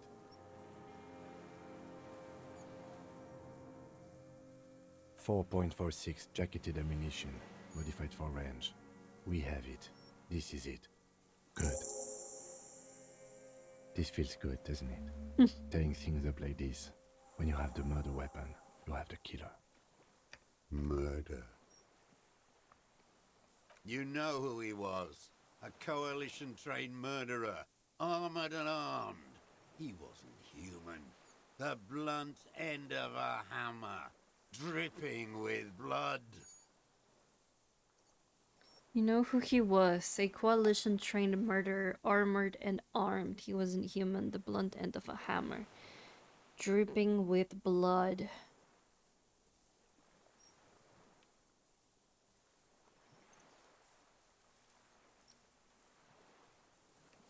Beating us to the ground. Moaning with joy. You hounds get so thorough when a company-trained killer dies. I haven't seen you on this coast for 40 years.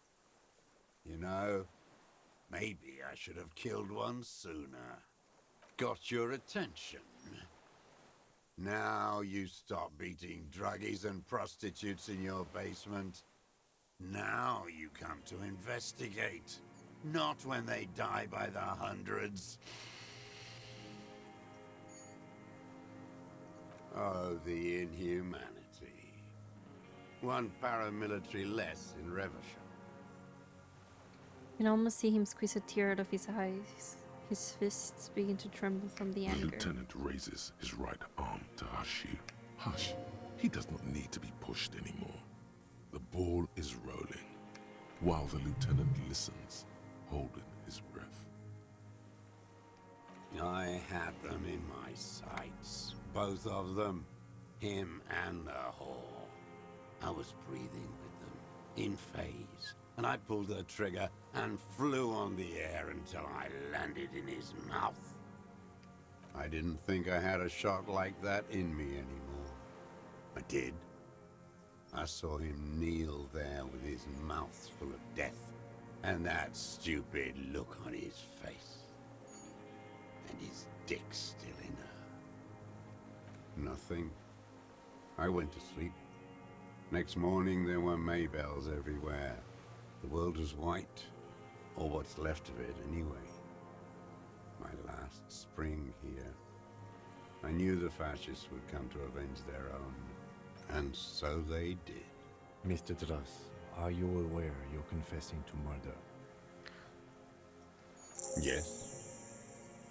And you were looking at them, the victim and a young woman, having sex, through the scope of your rifle that night, before you shot him? The old man nods. Why? Because that's what they were doing. The motive. This is where the motive is going to come from. You can coax it out of him. The lieutenant's preparing the ground. I don't understand. Do you, detective? I don't understand this part. Why were you looking at them that night? I'm always looking. Mm-hmm. Are you always looking through the scope of a rifle? I'm just trying to understand. A rifle's scope has the best magnification. Helps him see all the shit. And if you don't like it? Click. Damn. 40 years alone makes you a boyer, I guess. I mean, he doesn't have anything going on. Then you pull the trigger? Yes. Think of it as a form of critique. Start with when he first saw him. It will give him a chance to ramble. Hola, señora Jean, ¿cómo estás? Hola, hola, Elierchi, estoy bien, ¿y tú? ¿Y tú, y tú?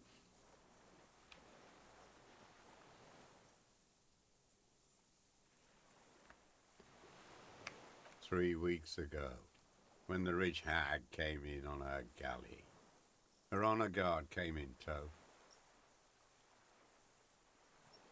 Wrinkled up whore.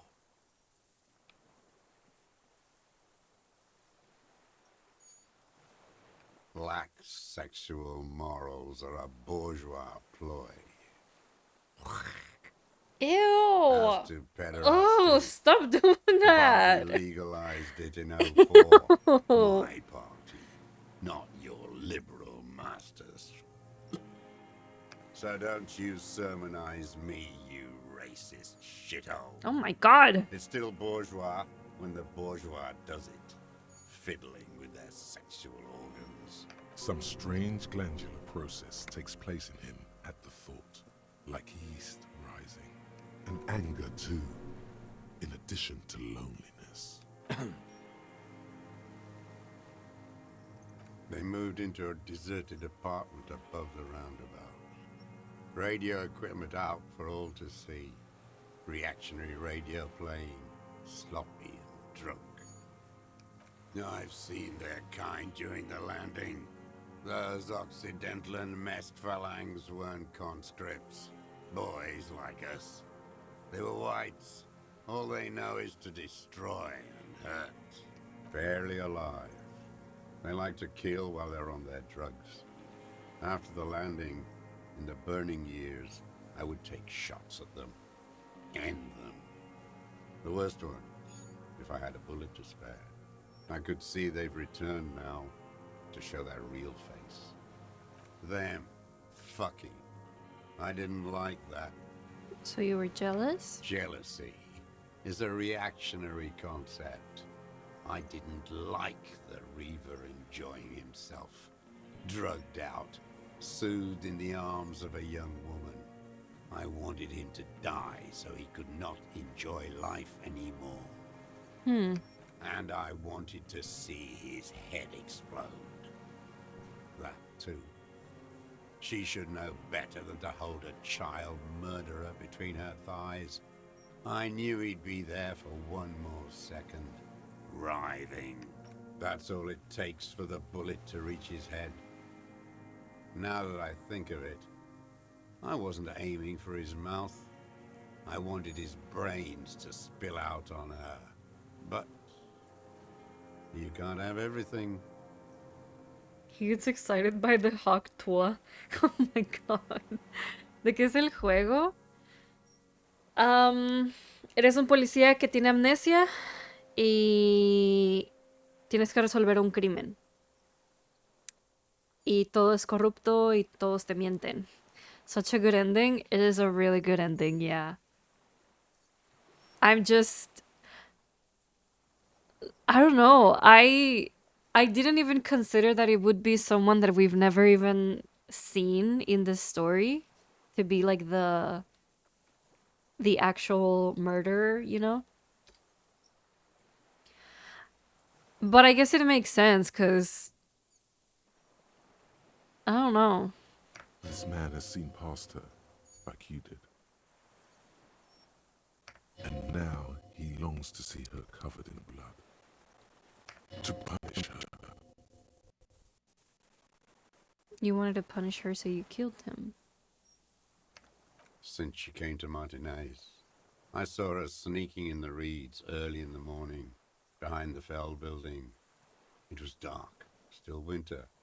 She didn't have her skimpy outfit on then, just a spot in the night, moving. Past the Fell building on the coast? What was she doing there? Hiding something in the water. She had a fag after she'd done it. I was up in the ruins there. She couldn't see me, but I could see her, smoking. She was nervous, but not scared.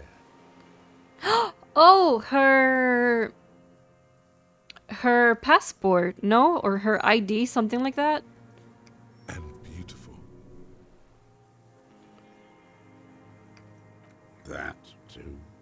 How could you see what she looked like? You said it was dark. The sun came up. Her hair was like cobwebs. She smoked more fags and snorted a line of whatever shit she was on right there. She needed it just to move. Her passport Yeah. and ticket to Villiers. And from there to Cachet Bleu. Some kind of hidden container on the coast? You looked into it? Yes, after she'd gone. It was a submersible. Well made, actually. Sloppy. We should have gotten her to tell us about this. Did you take the documents? She did tell us. She told us that that's what you do. When you go to Revachol, you hide your documents. No, I put them back. Why would I take them? I'm not going to phone. Oh, I mean... I did. She had a face like an archipelago, with those birthmarks, and a body hard and lean and bruised all over, black and yellow. I could see she's taken a beating. I could see who she was, too. A spook, on the run. Revachol's the cloaca of capital now. All the bagmen and arms dealers end up here to do drugs and have sex like animals. You could tell she was a spook from the documents? Wait, what does that mean? What's a spook? Never able to find them yourself, though? Well, yeah, but she did tell us. She had different color hair. A spy? in the photo, Oh, okay. And glasses. Forged. Some sordid bourgeois affair. I heard about this kind of thing on the radio. How did you see all this? The bruises that she was beaten. I'm not blind, am I? How did you get close enough to see the bruises? I have my ways. What ways? Not in this Oh. lifetime, Dwat. On her. You lost it. You're a bad detective. Lazy and bad. Is it? You don't feel like it is. You feel like you should make up for it by scrutinizing him extra carefully. She practically breastfed that man. You wouldn't believe the things she let him do to her. You stare at them too. In your mind, her innocence day still turns to leaf. Airport bag in hand. Silks flowing in her wake. See you tomorrow, Harry. Her voice rings in the evening air. Burning.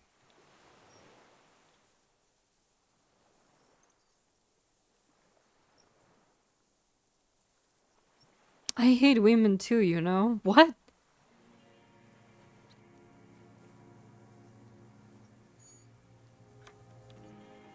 The old man raises his gaze. Something glimmers in the corner of his black eye. A bitter taste on his tongue. There's nothing to hold on to. Only this. It's not enough. The coals of his eyes glisten suddenly, like stones dripping with water. Is he crying? Man needs to feel something else. In this fight, it helps if you have your eye on something there. It's weakness, I know. There have been others. Yes, over the years. It's not unproletarian to feel something. Unproletarian. Okay. Was that why you left dried flowers behind her window? No, Why then? I don't really know. I was there one night and she was crying, like a child, in the corner of our room on the floor, like she does sometimes. The day after I killed him. And you brought her Maybells? Yes, I don't know why I do the things I do anymore. Maybe, I told you, I have holes in my brain now. I wouldn't just sit here waiting for you. A sudden pang of rage. If you came 10 years ago, I would have killed you. In the silence, The lieutenant draws a line in his notes. One more down. So, in conclusion, it wasn't about him, it was about her. Her. He repeats, staring at the ashes. Then, the reeds. There's a twitch in the corner of his eye. The lieutenant nods at you in acknowledgement. That's it. Motive. We have it. Where is she? That Classier. I haven't seen her there for days.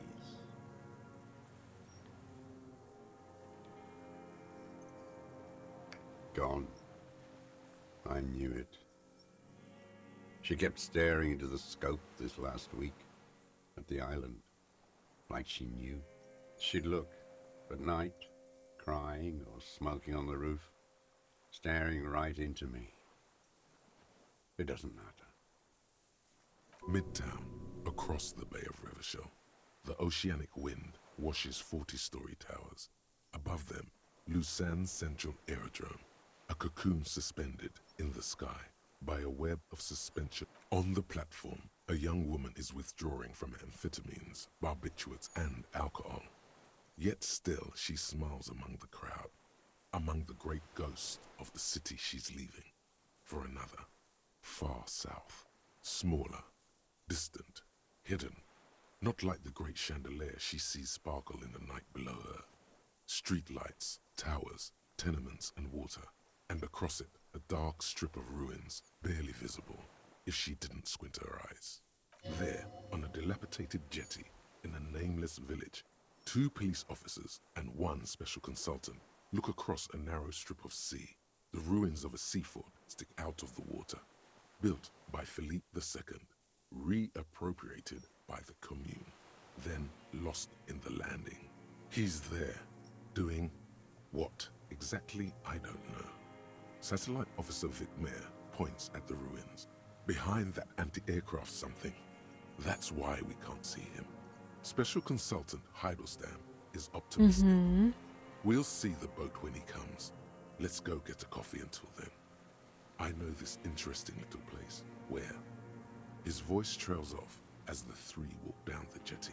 As the men go, Patrol Officer Minnow looks back over her shoulder at the crumbling fortification like a rotten tooth rising out of the water. Good luck, Harry, she thinks. You need something good for this. Thank you for the blood comfy tea. We could get more. We've got him talking. You could get more out of him. He likes talking. I don't have a lot of water. Well, I don't have any more water anymore. Enough. Take him in. Bend his arms behind his back and end this. A tragic comedy. Druggies, prostitutes, and rentiers. A strange little engine seems to fire up in him again. It straightens his back. Specifically, the whole city is a charnel house. Stripped clean and draped in neon. But Martinez is the worst. Because of the racists. Everyone is a racist in Martinez. That's true. It's their favorite thing to do in the whole world. Listening to race-themed radio shows. In the ruins, in their lorries, pumped full of steroids and Radio Revachol 92. Race this, race that. It's all sanctioned by that Social Democratic Union and the farce of a Social Democrat who runs it. Mr. Clare. Yes, the fly larva in his container. He let some nihilistic advertising yuppies erect a statue of Philippe III, a syphilitic murderer, on the town square, to spit on the working class. Not since the serfs of ancient Pericarnassus has history produced a more inert social class than the Martinez proletariat.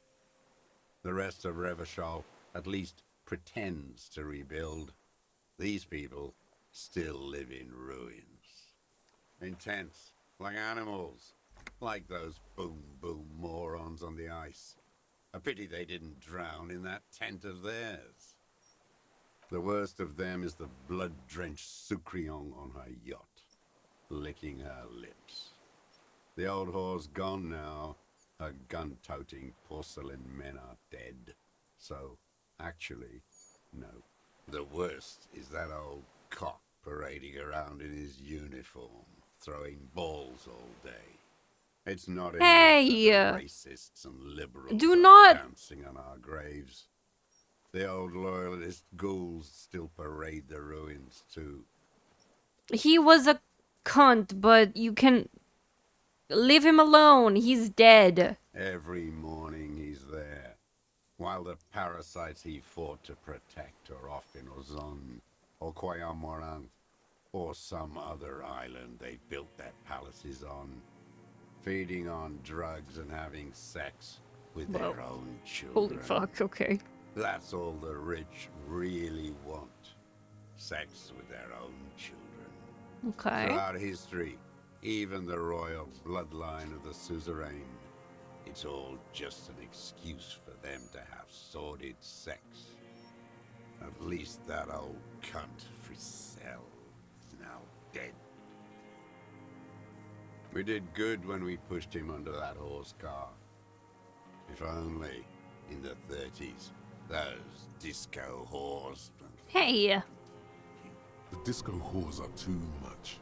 Hatred shuts down his brain's language center. What was that about? Steroids? It piqued your interest. Every fucking morning, for 34 years, throwing that ball. One ball against the other. I've always loathed that game. That is not a working class game.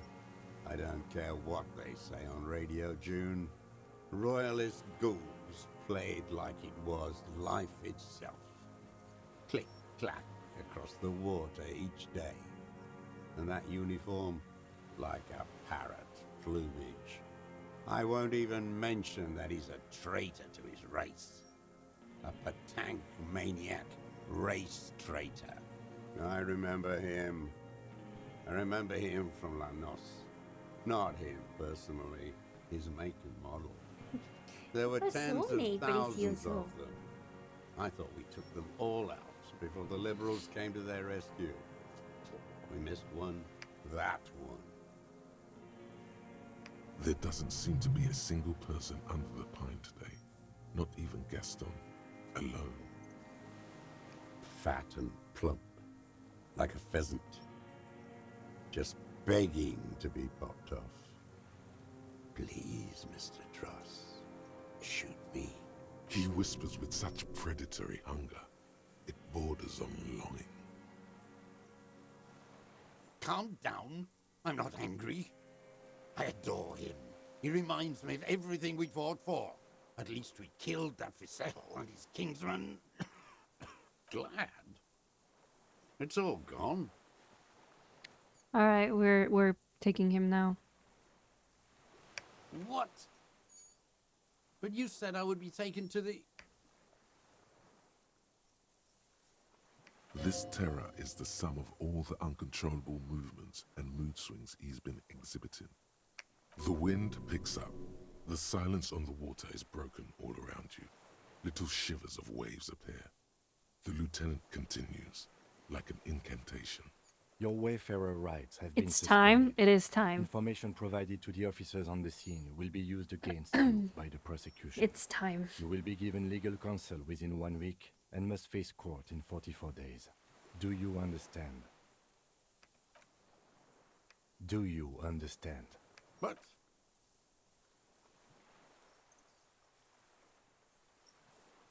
He's afraid. No, I don't want to. I have to stay here. He's sweating. Beads are forming on his forehead. Pupils are dilated too. Eyes getting blacker and blacker. Your confirmation is not required, sir. Now on to the boat.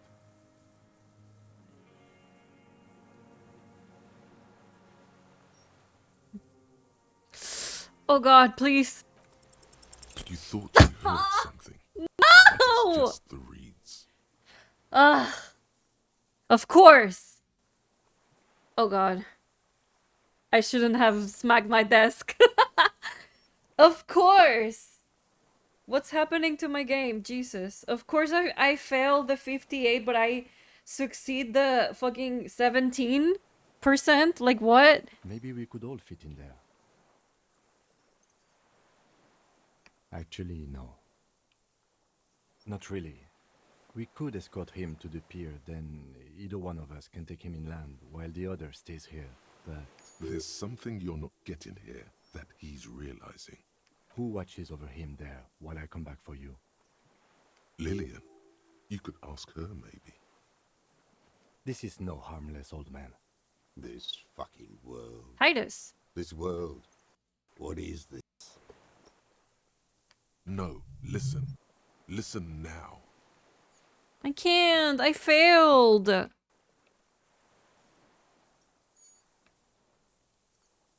No, it would take a whole day on this island. You go and transport the prisoner. I'll be here. I can escort him to the pier with you. This world? What are you talking about? Is this us? Your skin is crawling suddenly. What's happening?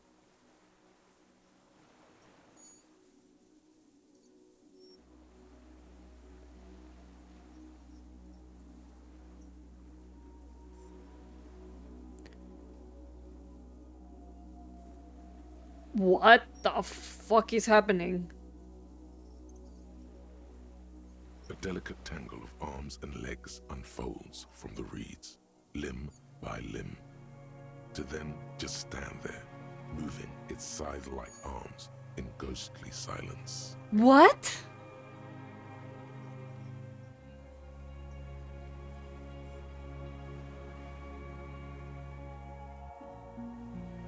It's the bug?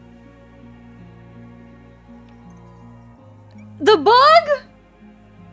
The bug from Lena and the guy? Dude, that is no bug. No fucking way. The crab nets didn't do shit. That's massive. What are you talking about? There's nothing there. The stick insect is over 3 meters tall. It looks straight at you with its tiny pinprick eyes and its What the fuck? head. You feel your legs shaking under you and your gun hand move to your holster to grab the gun. Tell me what you see, damn it. I can see it. 4 simple words, thank God. If he can see, then you're not insane. Oh, shit. But that means it's really there, spinning slowly, in absolute silence, its limbs long and slender. Be very, very careful.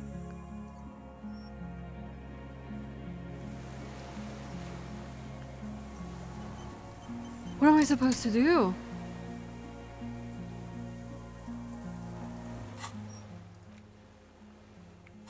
What the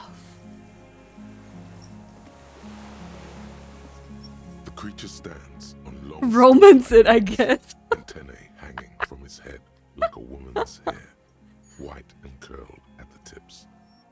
It is no more than 5 steps away from you.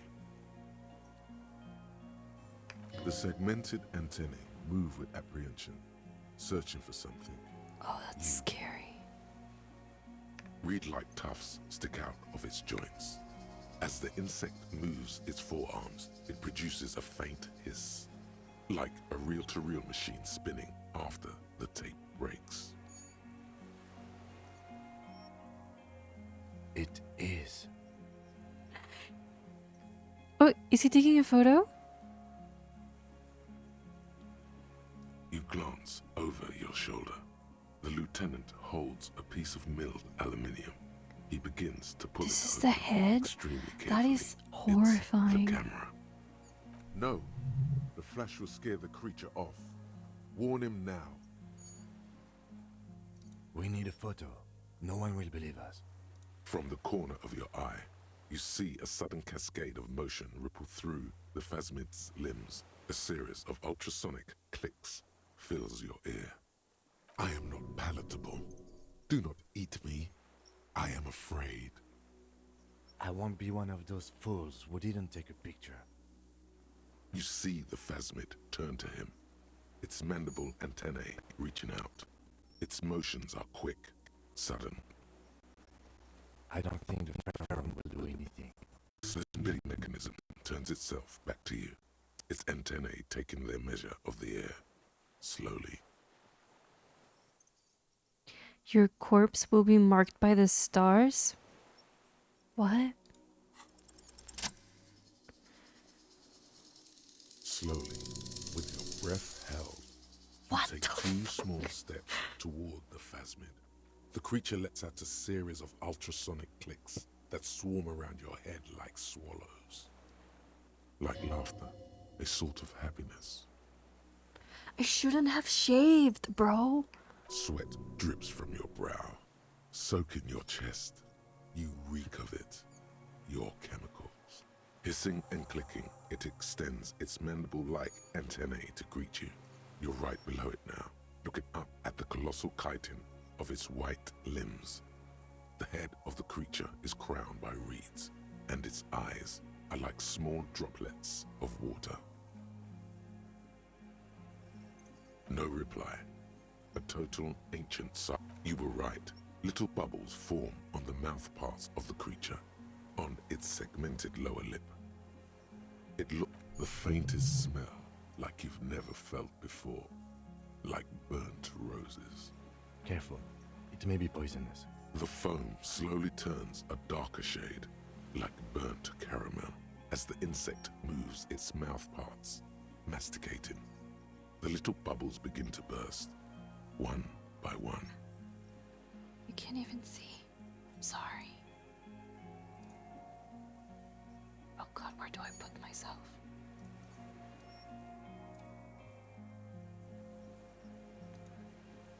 Letting out that same smell, like summer burning.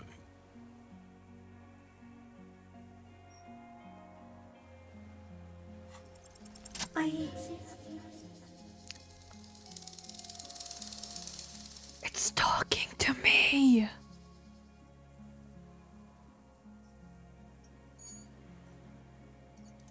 Tell me what it's like for you.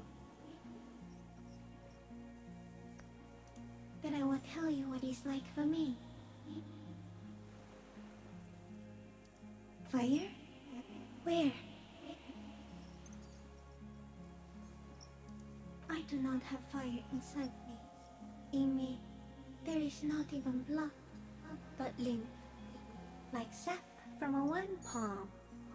Now, I will tell you what it's like for me.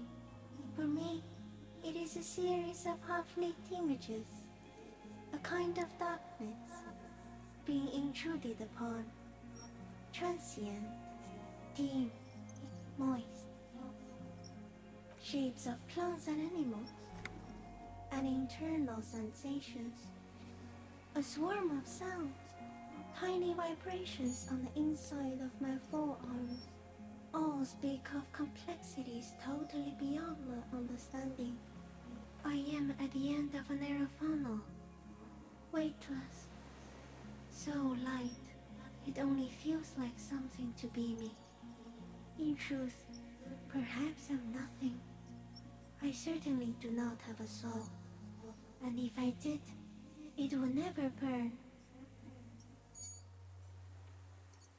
Few of us can begin to imagine the horror of you, with all of creation reflected in your forebrain. It must be like the highest of hells, a kaleidoscope of fire and writhing glass, eternal damnation. Even when you're sleeping, and when you wake, you carry it around on your neck, with eyes open that cannot help but swallow more behind the mirror.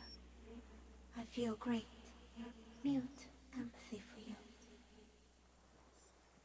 That must be incredibly hard.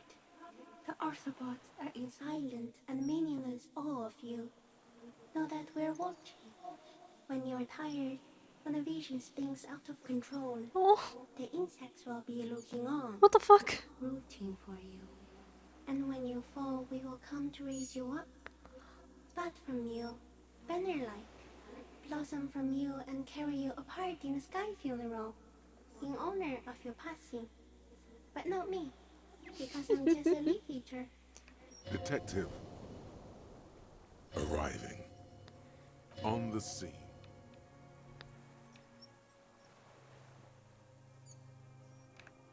Not even the birds know that. Not even the water lily. You can also eat it. If it's a leaf, Oh my you can god. put it in your mouth. I love Yum, her. or read. Yum yum. I love her. She's so cute. I am an unknown species of the order Phantasmodia, endemic to the Insulandian Insula. For the last 350 years, I have hidden in plain sight, masquerading as the reeds, molting, cloning myself, unfolding at night to play with trash bins and boys. Bro, I'm gonna have to look at the bot and see like if she looks any different. Like this entire time that I've been talking to this man, I did not even notice if like the grass here was like any different. It may have unknown, dangerous biochemical characteristics that help it maintain its camouflage. No one unnoticed by the first settlers and the land surveyors of the suzerain. Also, by the soldiers of the revolution and the officials of the occupation. Even the Semenese islanders who came here first, but did not stay, have not seen me. I have stayed hidden through 4 forms of government and 2 scientific revolutions, until I was accidentally discovered by a detective of the citizen militia in Rebeljo, district of Martinez, March 51. Yes, I do not have a starter display, so I use a neurodegenerative element to aid in camouflage. Do not worry, it is only destructive over long periods of time. No, you are. The moral of our encounter is, I am a relatively medium life form, while it is you who are a total extreme madness. A volatile senior nerve system ominously new to the planet. The Pale too came with you. No one remembers it before you. The Nidarians do not. The radially symmetrics do not. There is an almost unanimous agreement between the birds and the plants that you are going to destroy us all. It is a nervous shadow cast into the world by you, eating away at reality. A great, unnatural territory. Its advent coincides with the arrival of the human mind. You are a violent and irrepressible miracle. The vacuum of cosmos and the stars burning in it are afraid of you. Give me enough time, you will wipe us all out and replace us with nothing. Just by accident.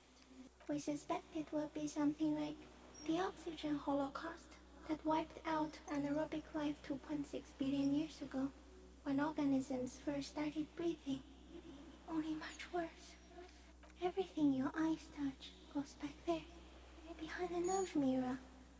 What if you blink? Are we still here? Please don't blink. What if he misplaces us all one day, or just forget?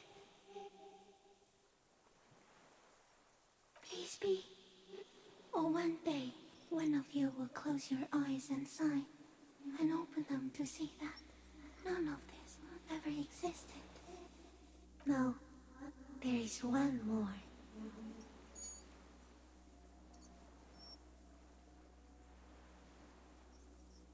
Of all the creatures I've met, you are the kindest.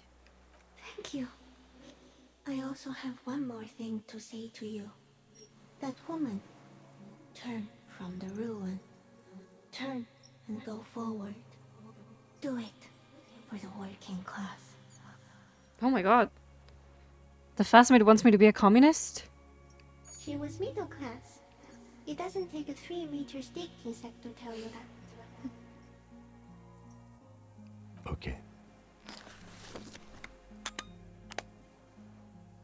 There is no change in the insect's motion while it's being aimed by the camera. It remains fixated on you. In 3. If it moves, you jump back. I'll shoot. Here we go. 3, 2, 1. The shrill flash of the camera cuts the air like the blade of a sword. The phasmid freezes in its bright light. Head turned toward the lieutenant, hypnotized by the flash. It stands frozen before you. I got it. Whoa. For all time.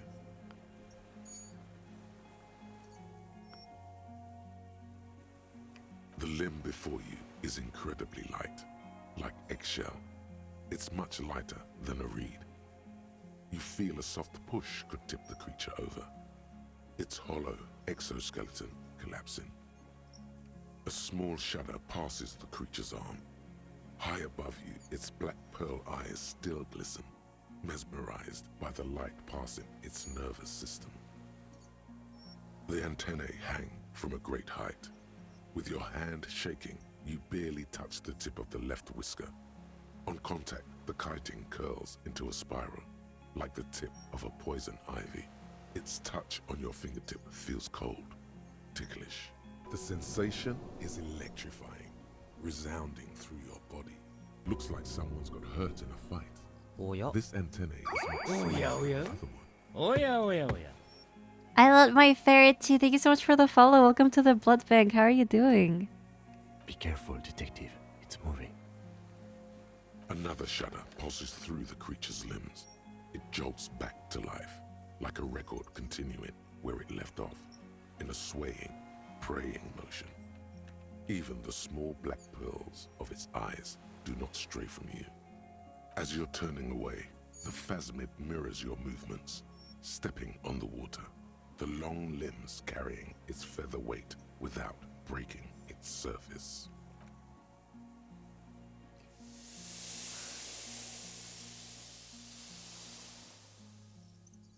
Whoa, bro, that thing is massive. And just like that, it's gone, skating away across the sea's calm mirror like a skipping stone, leaving nothing but circles on the water. And something under it, in the place it stood, bobbing there among the reeds, a collection of items. It gave us gifts? It's gone.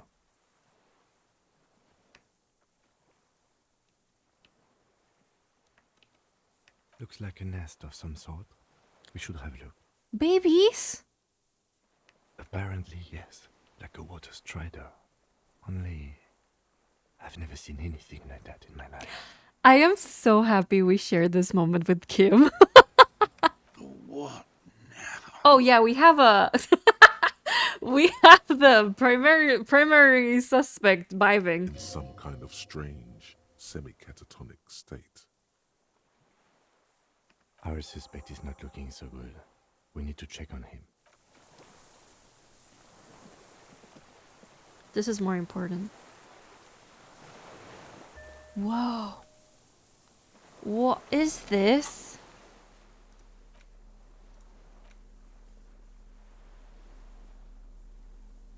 Rifle scope? Damn. Ooh, that's scary.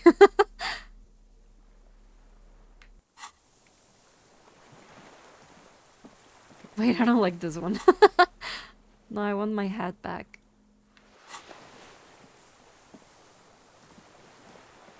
What is it? What do you want from me? I can't go. Something is very wrong with him now. See. Mr. Doras? The man does not respond. He keeps staring, black eyes glazed over and bulging from their sockets. His gap-toothed mouth shaking with fear and longing.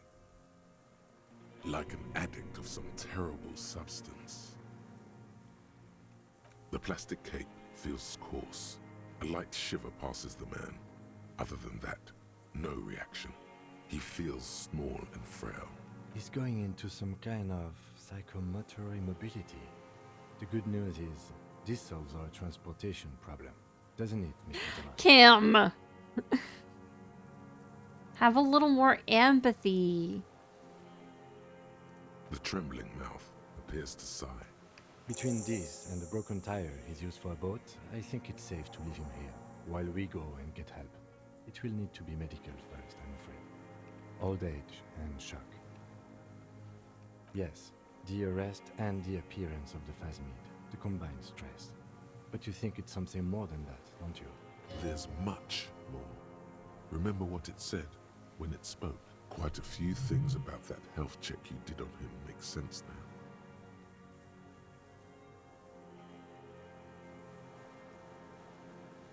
Told you? Yes, good.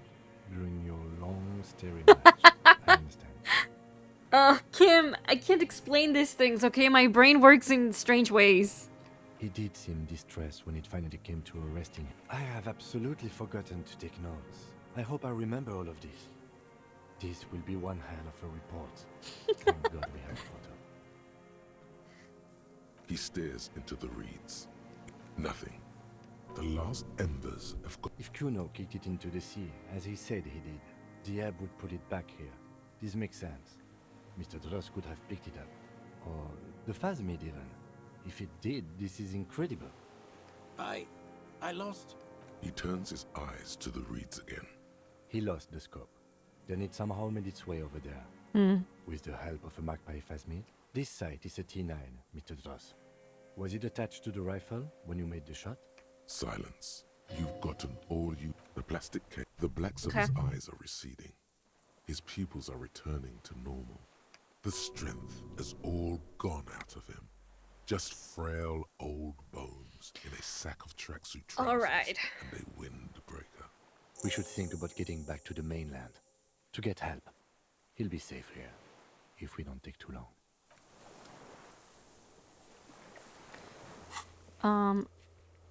Okay, so just Kim and I, right?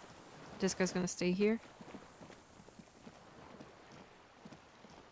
Wait, which way? Oh, this way. Oh my god. Bro, we saw the phasmid. Do you think we can... How do we speak to Lena and the other cryptozoologist? We need to be so fast, Kim. Does it matter if I do this? Soft covers, serialized, fantastic. Okay, no, let's go. Let's not waste time.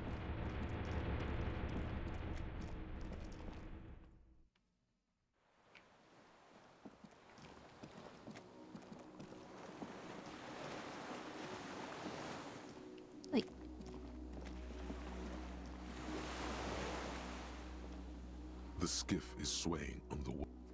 Lex, we are done here. Oh my god! Whoa! What the hell?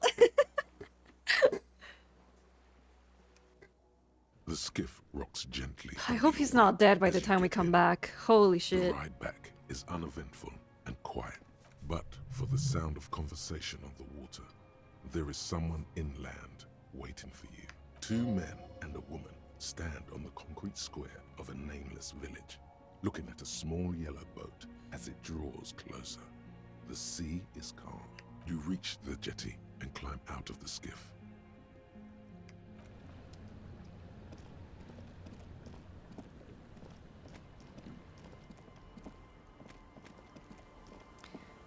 Harry, we're here because we're what the tide worried. brought him.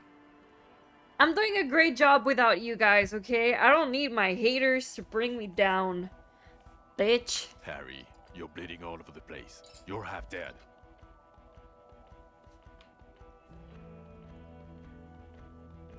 Bothered by it? Harry, you look like you need a fucking organ transplant. Do I really? Oh, fuck it. Let's not get into that. Hello, I'm Trent Heilerstrom. I believe we've met on several occasions. I'm your goddamn partner, Jean-Vicomar. You're not my Your partner. Special task force. Or what's left of it. Special Consultant Trent Heilerstam, Battle Officer Judith Minot. Hi. We've come to scrape what's left of you off the pavement. Lieutenant Kim Kisoragi, Precinct 57.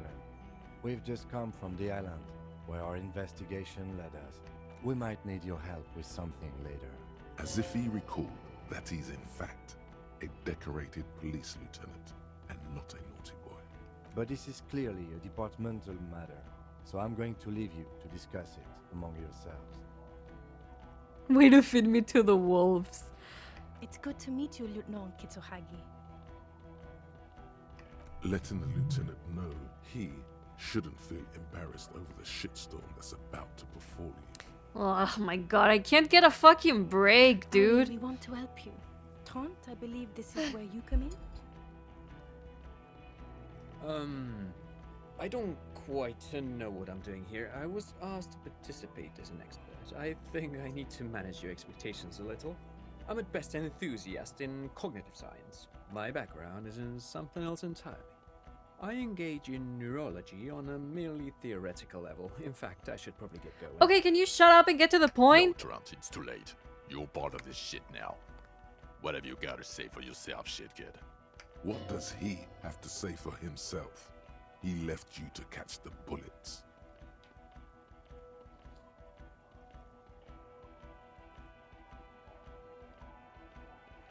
God damn it, Harry. You told us to fuck off. You said we're cramping your style. Your detective god. Fuck everything. All will burn. Detect or die. Wait, so you let me face a squad of trained killers alone just to teach me a lesson? All will burn, Satellite Officer Bikmach. Why didn't you detect or die then? Why would you leave a literal police god? You said all those things. I said all those things? I'm not like that anymore. It wasn't like that. Fuck you, Harry. We didn't know there was gonna be a tribunal, did we? Yes, you're sorry. You're the sorriest cop who ever lived. Hey! Nothing has changed, Harry. I've heard this repentance shit a million times over. Guilty as charged. I heard you'd lost your mind and your memory. I wanted to see if it was true, and it was. Good work, Harry. You're insane now. There's one less person for me and everyone else to rely on.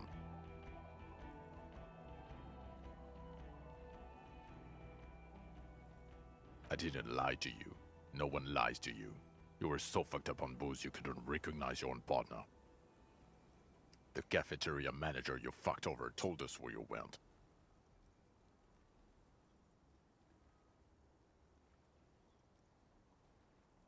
And people on the street helped us too, with your whereabouts. Yes, I'm Trant Heilerstam. I never said I wasn't Trant Heilerstam.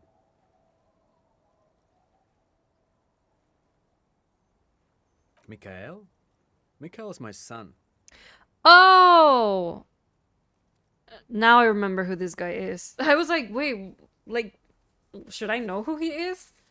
Okay, I remember who he is. No, I was just interested in the Feld building and the Martinez beachhead. And Mikhail wanted to see Martinez. It was a coincidence. Him being there with his son, it was not a coincidence. It's difficult to see, but he was worried about you. And also interested in the Feld building. What indeed? I was asked to share my take on some of the more obscure theories developed in Königstein in the 30s, like partial psychotraumatic amnesia, group personality theory. He's here to see if you're insane. He is smart. Let's move on. The bells aren't ringing because you have brain damage. Trant, this is where you come in. How bad is it? Well, he doesn't have visible tremors, he talks without slurring, he can drive a boat, he's standing, reasoning. All good signs, but complete retrograde amnesia, episodic and semantic. As displayed in the station call, our interactions with him, and I don't want to be a snitch, but also mine with him before when Harry did not seem to know who I was. It's all very interesting. Interesting? Yes, interesting. I have my theories, but I would like to hear Harry's thoughts first. Harry, what do you think happened to you? Neurologically, psychologically, and why not socioeconomically?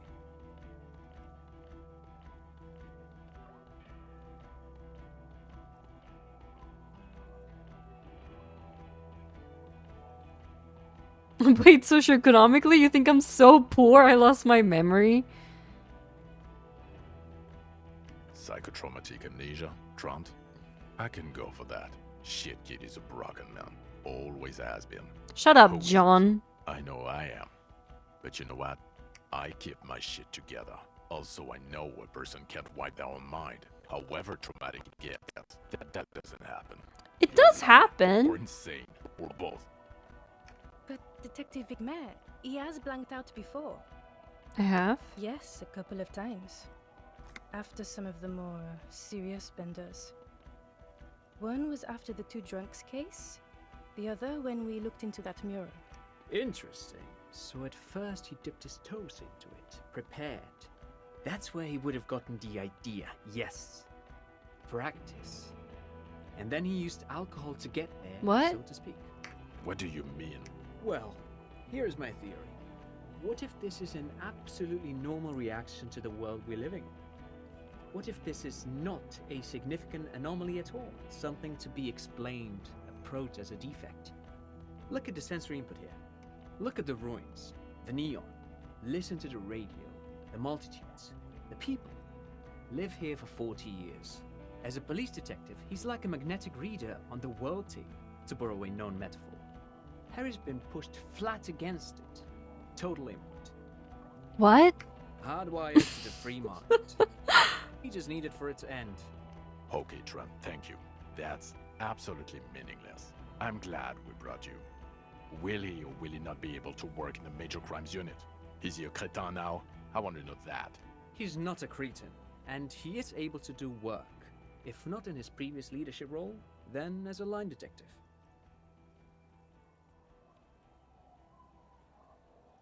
For now, I misphrased my question.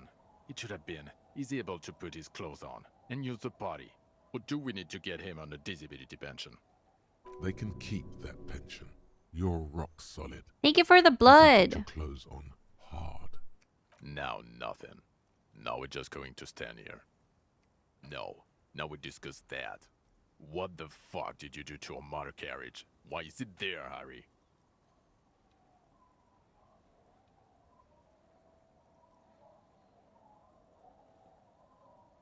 I drove it to the ocean when I was drunk. Ah, so refreshing. He just admits it. Thank you for your honesty. Thank you for destroying 45,000 real of police property that's coming out of everyone's payslip. You're welcome. It doesn't matter. Your badge, Harry. Show me your badge. In a rush to demonstrate your badge, your eager fingers can't sustain a grip on the smooth plastic, and the badge slips out of your hand. Oh, please. Oh, thank God. Not today, badge.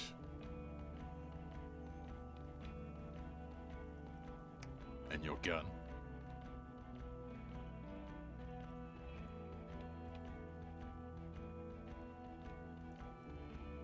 I may have pawned it. Anyway, it's gone now. Yeah, I checked the local pawn shop. You saw the pawnbroker reveal a 9mm pistol to pay for booze. It worked too, didn't it? You're drunk right now, aren't you? You fucking bum, I can smell it all the way over here. I'm not drunk. So you forgot to drink? I don't buy it. Why do you smell like a corpse then? He's wounded. It's been a long week, and he's handled an actual corpse. Yep.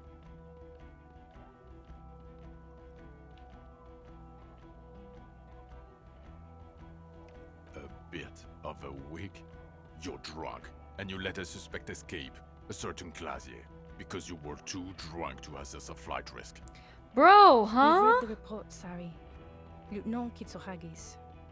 We know.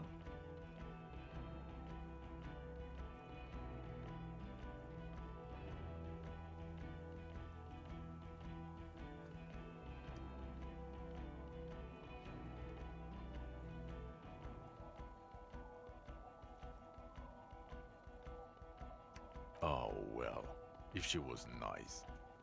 I'm not even gonna get into the other suspect, the one who shot herself, in the head. Or the fact that you're Evra Claire's little peony now, doing I don't know what for him. That's small-time stuff. That's nothing. That's a humorous anecdote. Compared to the 7 people who were gunned down, the streets are literally red with blood, Harry. It was fucking mass murder. He did everything he could. We did everything we could. The company hired and vetted mercenaries. Lieutenant Dubois got between them and the locals. Here comes the cavalry. He did so at considerable risk to his own life. He was shot, not once, but twice. We stopped an execution, not a negotiation. The loss of life was minimal compared to what it could have been.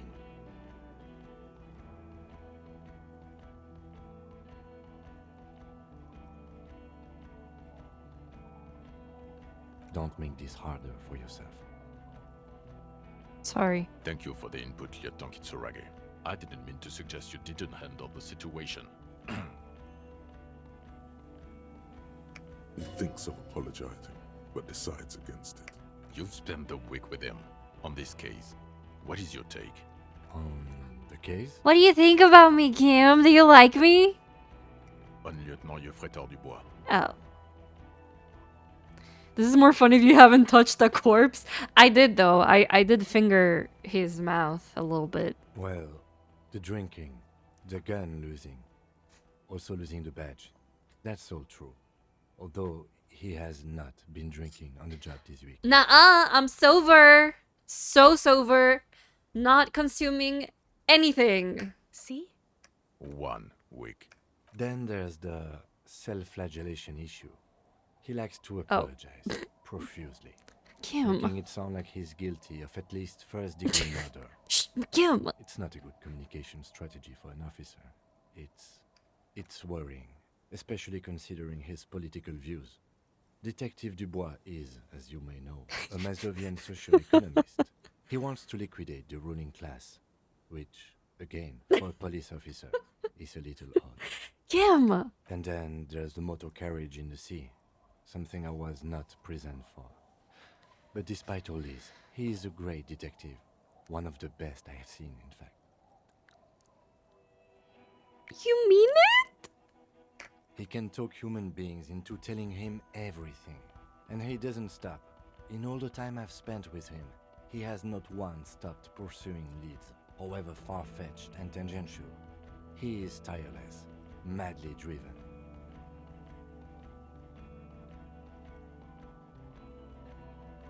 Wait.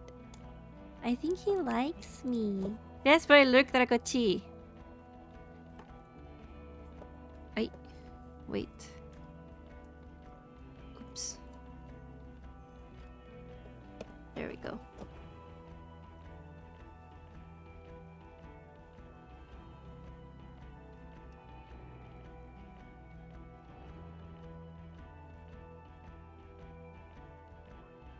Oh god. Why am I frozen? Oh god.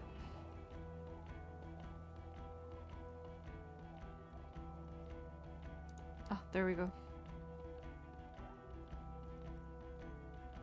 Well, except that one time when he stopped to sing karaoke, which by the way was a valiant effort. He really sang his heart out. I did so good.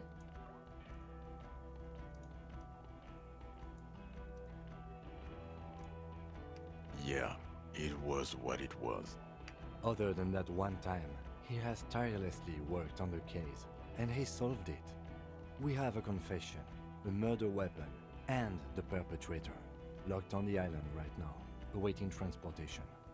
He apprehended a straggler who stayed hidden for 50 years, ever since the revolution, who's probably committed other murders over those years.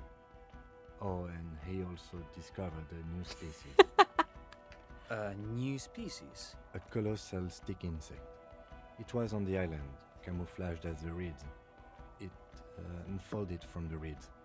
I think we may be dealing with the Insulindian phasmid. He takes out the photo of the phasmid and shows it to the officers across the yard.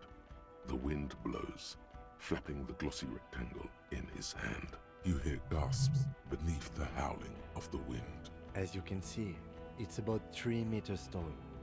In fact, we think it may be the largest land invertebrate ever discovered.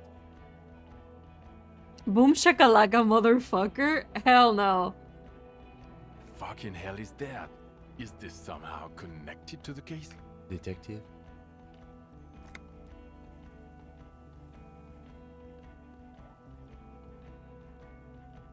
The old man was not aware of the phasmid's presence. Exhibiting a strange, atypical dementia, he fell into a stupor after its appearance. He became near catatonic. So it is connected. I must say, this is absolutely extraordinary. I don't even have words for it. Yes, it really does make it hard to fire the drunk. Hey! This is a very, very sad man who has just seen something that's made him forget his sadness. Now you make your case. Now is the time. Now or never.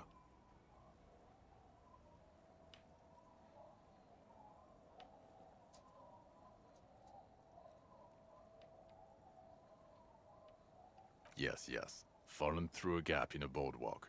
Drunk. The body was transported to Precinct 41, our morgue.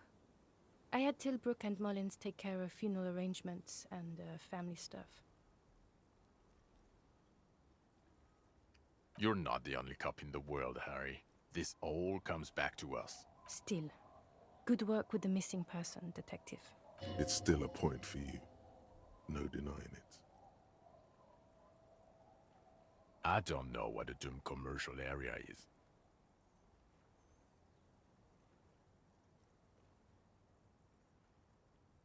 Yeah, honestly, it does. Lilianovich. A revolutionary matronym. The custom started in Grad, where they have patronyms. Krasovich, Lasovich, etc. The revolution. Is this like an intervention? Like, what's happening?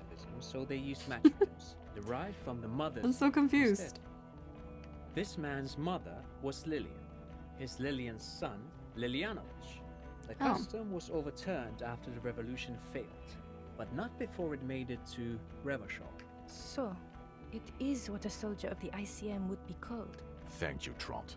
Thank you for that piece of cultural theory. You said you have a motive? Of course, excuse me, I just thought it was noteworthy.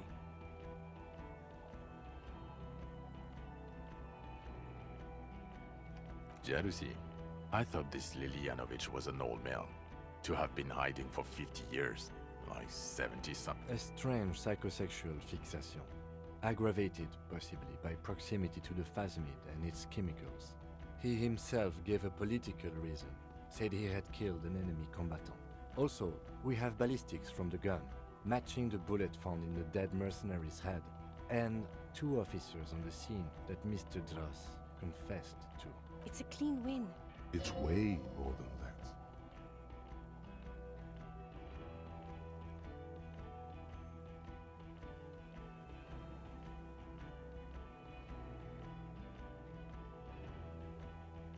I've never doubted you can pull yourself together and work. Hey! In bed. Fuck you! Vows don't last. I can still smell the booze on the wind. God damn it. Doesn't it ever leave? It is there. Like in your bones or something. It will pass. In time. I don't want to, but you discovered a new species and solved the murder. So I have to. Jude. Anything that ends the trial is okay with me. Agreed. The public relations potential of this is too valuable to let go. Okay. We have vehicles in the square, and the perpetrator needs to be taken into custody. Let's go. Now you will finally get to know who you are. The man looks westward, impatiently, jingling his car keys in his pocket.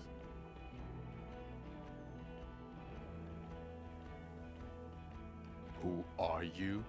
You're a gym teacher. Well, obviously you're not a gym teacher and Before you were a cop, you were a gym teacher in Coron. It's getting really cold outside. Should we maybe...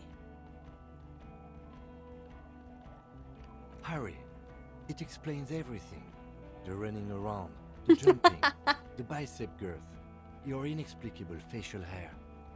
The fact that you don't seem to know what homosexuality is, and your moves on the church floor, which honestly were just jump aerobics.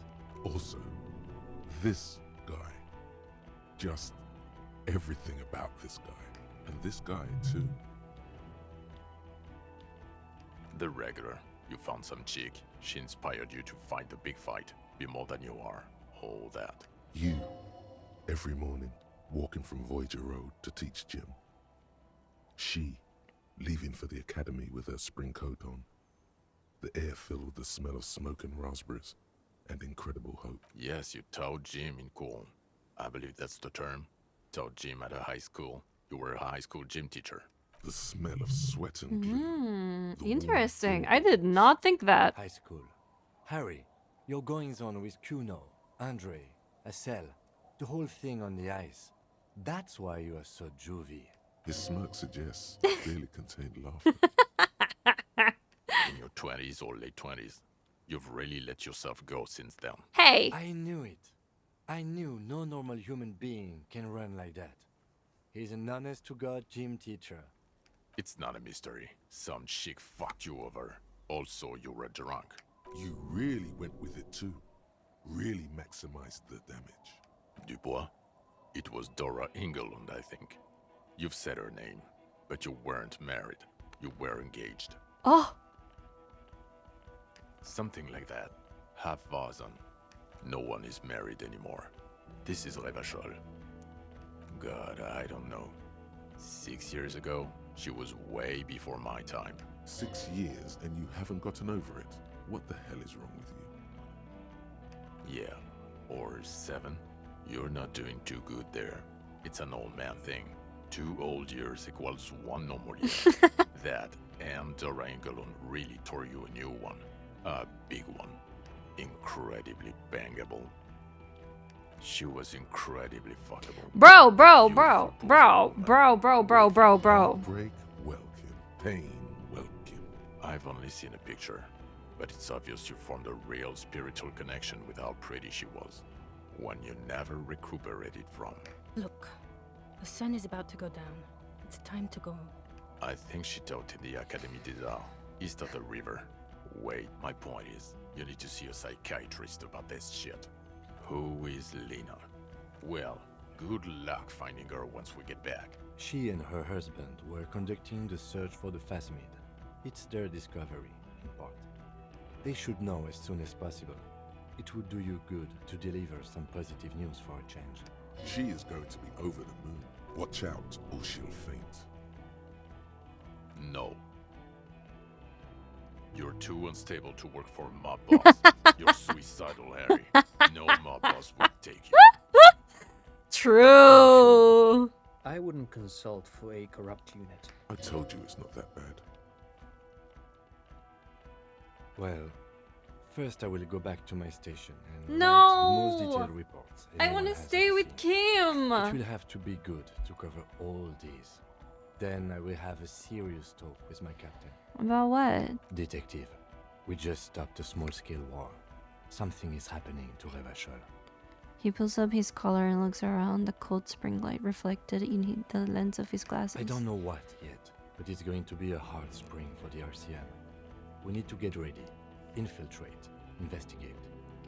Can you do it with me? Talk to Captain Price? I'd rather not ruffle the feathers of 2 captains with my doom-mongering. No, I meant investigate. Come work in Precinct 41. Work with Price? I'm flattered, but I don't know if I... Would fit in. Am crazy enough. Can take the stress. He doesn't know how to finish the sentence. Flattered? You're Lieutenant Kitsuragi. We would be flattered if you even considered.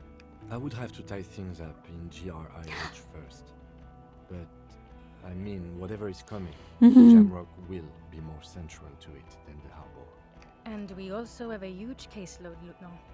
Piles that we need to get back to. Mountains, even. I do like the sound of that. Yeah! Us? We're the bloody murder station, haven't you heard? We're the bad guys. No one likes us. That's not true. Jamrock is too big for one precinct. You are just understaffed. And everyone respects the 41st. You have Captain Price. Thank you, Lieutenant. You're being kind. It is an understaffed station and the district is too big, which is why we need to... Get back to it. We left Torson and McLean to run the Sea Wing. Okay. Jamrock. Okay. Press will blow over. I don't care anymore. Jamrock is lucky Tim is to coming have it, with and us. it's often considered to be the greatest of the districts. You're lucky to have it. Thank you again, Lieutenant. Good. Fuck it, let's go. Trump brought his motor carriage. It's a 20-minute drive to Jamrock. Under the afternoon sky, the great district hums. A Wow. chessboard of wooden houses, 80,000 living souls, and chimney stacks. Fire traps as far as the eye can see. From Main Street to Precinct 41, to Boogie Street, forking into the snow-swept. You close your eyes. Forking? Hear the dogs bark. A lone woman sits by a factory window, dreaming of meteorite strikes. On Rue de Saint-Jérôme, a square bullet slides into a square-shaped chamber. In Old South, a man without eyelids smiles. Spring has come. A man without eyelids? What? Dawson? Yes. McLean? Yes. Heidelstein? No. Vicmere? Yes. Dubois? Of course. Really? Nick Gottlieb looks up from the list. I hear he's unstable. You Hey! say that like it's a bad thing. Captain Potomny Price gestures with a ballpoint pen. It's dim in his office, and the curtains are drawn. Harry's our man. He'll pull through. When he does, he'll side with the people. Understood? Gottlieb returns to the list. Minnow? Of course. Wonderful. Then can we please just go back to Jamrock now?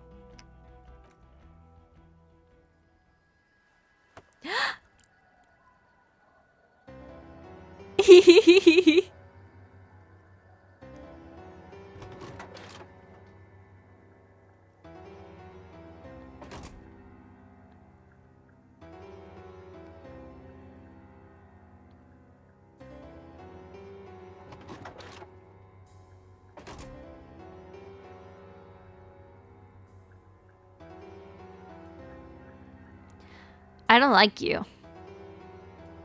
You're not my partner. Kim is my partner, not you. This is a really funny game if you can kill children. I don't think you can kill children. But I don't know.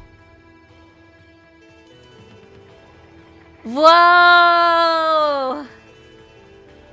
We finished it! Oh my god! Oh shit. Oh my god, we finished it! You can kill a child? Who? What kid? Wow. How long did it take us? Actually, you can't children. Remember Kuno and Kuna? You can kill them? No way you can kill them. The thing behind the fence? What about the thing behind the fence?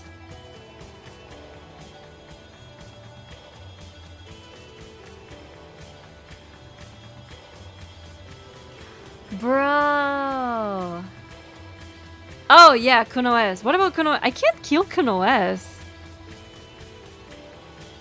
I mean, Sheik was extremely annoying and homophobic.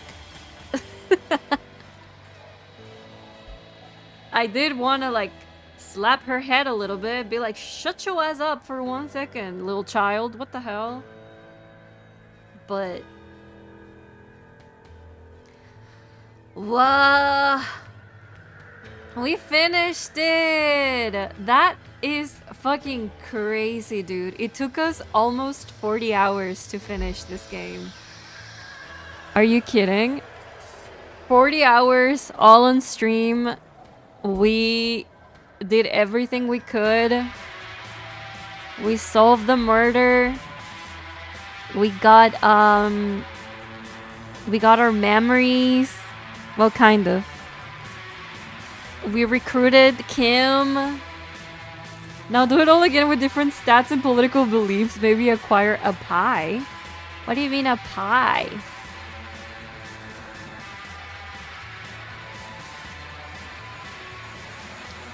discoelysium like a berserk? What do you mean? Rebuild communism.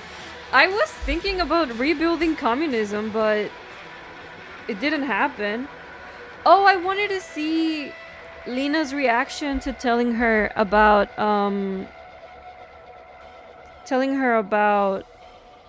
the Phasmid. That would have been really nice. That would have been really cool. I haven't seen Berserk, so I don't know what that comparison means.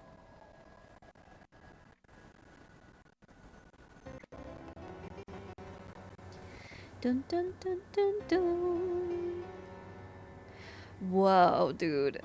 This was a fucking Julian Champenois, Kim Kitsuragi.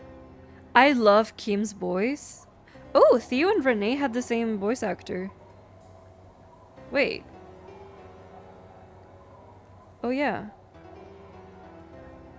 Wow.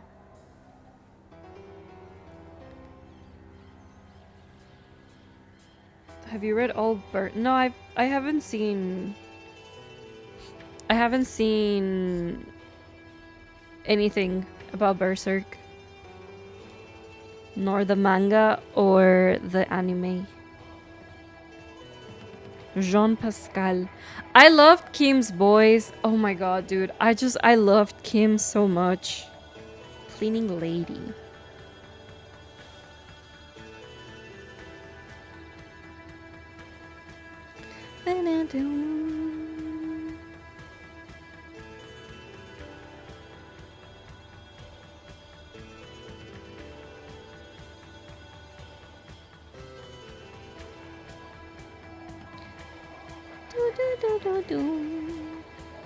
Mr. Anonymous.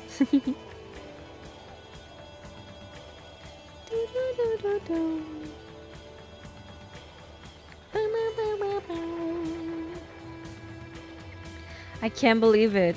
We finished it. Another finished game to the list. Hell yeah. Hell yeah. Javier Castro Martínez, Alex Borrajo Castañón. Javier Castro Martínez, Alex Borrajo Castañón, A. Rafael Alcalá González, Alejandro Armero Lisa blah, blah, blah. Raquel Rueda González, Javier Castro Martínez, Alex Borrajo Castañón, A. Rafael Alcalá González, Alejandro Armero Lisa, Raquel Rueda González. It's the same people.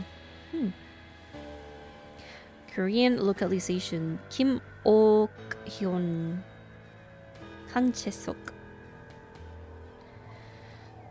Wow.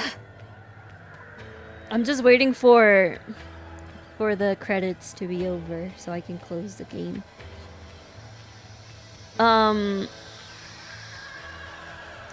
I loved the fuck out of this game. I think this was probably one of... Oh my god, it's so loud. Hold on.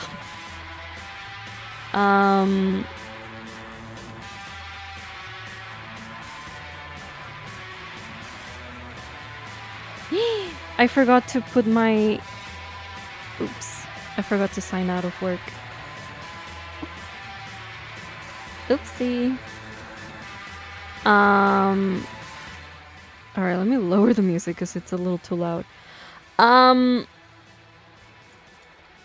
I love the fuck out of this game.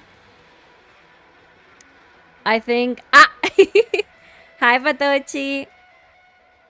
You finished it? We finished it. We finished it.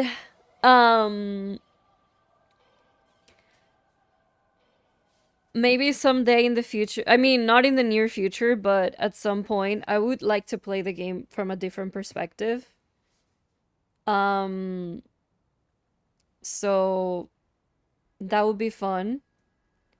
However, this first run was amazing.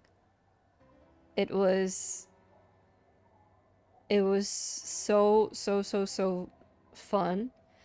I don't know what I'm gonna do with myself now that I'm over the game. Now that I'm done with it. I don't know how I'm gonna live without Kim Kitsuragi, if I'm being honest. I might fall into a depression. We'll see. From a communist perspective, I mean, it would be fun to. I think it would be like very interesting to have like a full-on communist gameplay. I was talking to one of my friends yesterday. He's a like one of my best friends. He's a sociologist, and did you get the gay thoughts? We did get the gay thoughts, and we did get confirmation from Kim that he is gay. So that was very fun. I was talking to one of my best friends yesterday. He's a sociologist, and he studied, like, he studies communism and everything else, right? And I was telling him about this game, and one of the things I told him was, like, I thought, like, I would have, like, more communist thoughts than I ended up actually having, like, in-game. And I told him that somehow I got, like, the fascist thought, like, some of the things that I was saying were kind of fascist, and he was finding it very funny. I was like, I thought I was being a communist, but somehow I wasn't. Maybe I'm not. Maybe I'm not as much of a communist as I think I am. What the hell? What the fuck? But to be honest, I don't know much about communism to even be like, oh yeah, I know about it. Cuddling up with Kim and oops, how did that get in there? I just wanna, I wanna be read a book while I fall asleep by Kim. Cause that sounds so lovely. Yeah, you're secretly a fascist. Bro, that's like the craziest part. Cause like, no I'm not, but some of the things that I said somehow were fascist. I'm like, what? Am I? What the hell? He called me Mussolini and I was like, bro! Oh my god. ¿Ya te lo terminaste? Ya me lo terminé. Terminado. Gotta read the Communist Manifesto. Yeah, that's gonna be the next book on the book club. We're all gonna read the Communist Manifesto.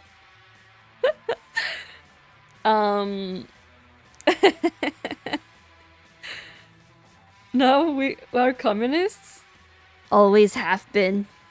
Comrade?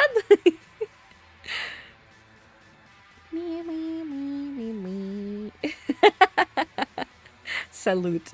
07. This was amazing. Mankind be vigilant. We loved you. Comrade.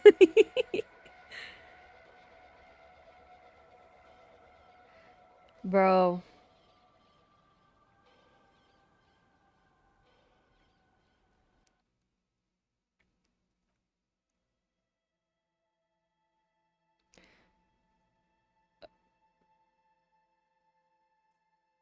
Bro, I genuinely do not know what my life is going to be. Now that I'm done. Like, what am I supposed to do? What am I supposed... How am I supposed to live? What the fuck?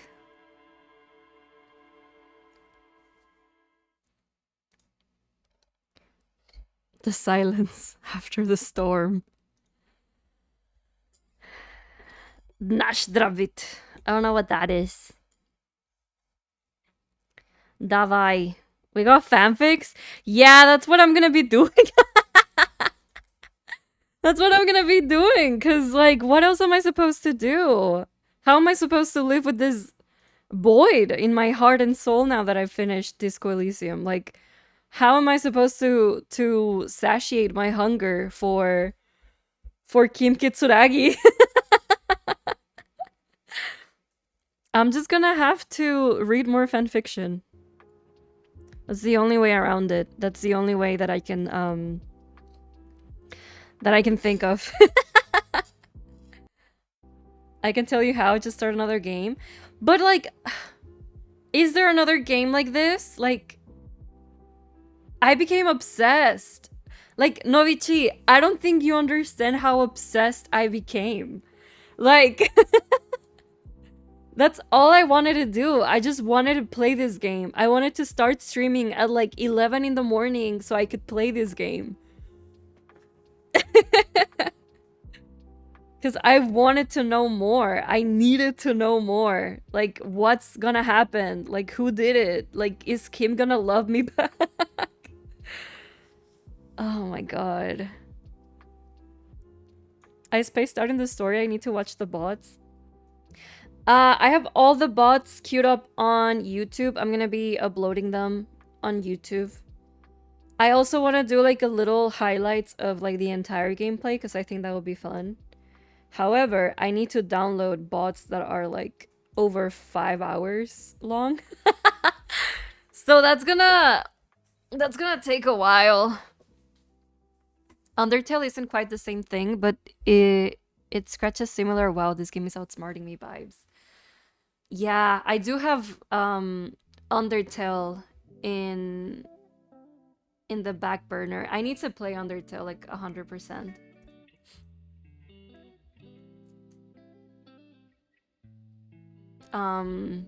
It's on my list of games that I do want to play and I need to play. So, yeah. Dude, this was insane. An insane fucking journey. Thank you so much for joining me throughout this journey. Bro, I am like speechless. I'm speechless. I will fall into a depressive episode now. Thank you so much for coming to my TED Talk. But yeah, thank you. Undertale has really good music themes. I know. And like the thing about Undertale is that there was this guy I went to college with that was obsessed with Undertale, and he would like play the songs over and over, like on speakers, like looped. He would play that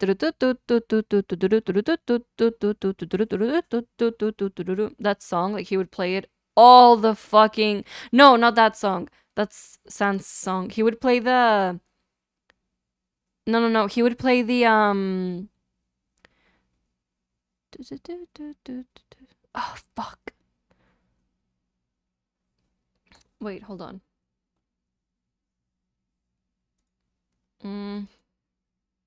Undertale songs. Not Megalovania. Megalovania is fine. He would play one in a specific. Ugh. Is it like the tall skeleton one? Maybe?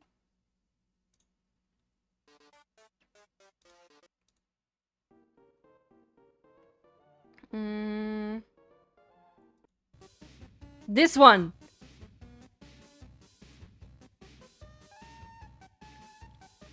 Ugh! He would play that song non-stop every day for the entirety that we were at school. He would play that song on loop. That made me a fucking hater, an Undertale hater, because I was like, can you like put something else, dude? Or like, can you wear earbuds? Like, holy shit, dude. Damn. Do you have in mind what will be your next game? I actually don't have in mind our next game, which is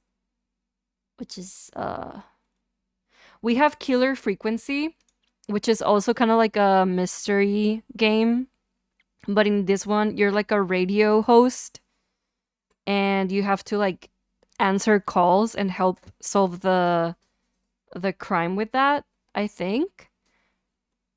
And then we also have another sort of like mystery murder game called, what's it called? Unheard, which is, I think, good from what I saw on the reviews. It's also like a murder mystery. He just wanted to share his favorite game.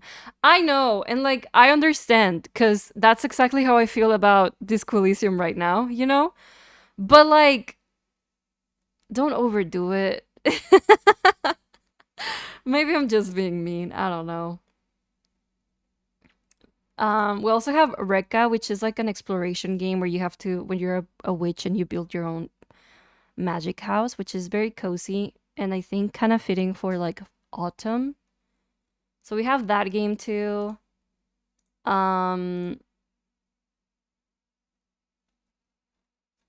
Yeah.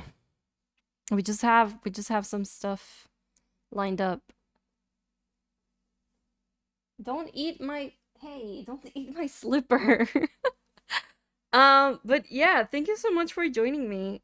I really appreciate it. I hope you guys, if this was the first time you've ever saw this game like me, I hope you guys loved it as much as I did.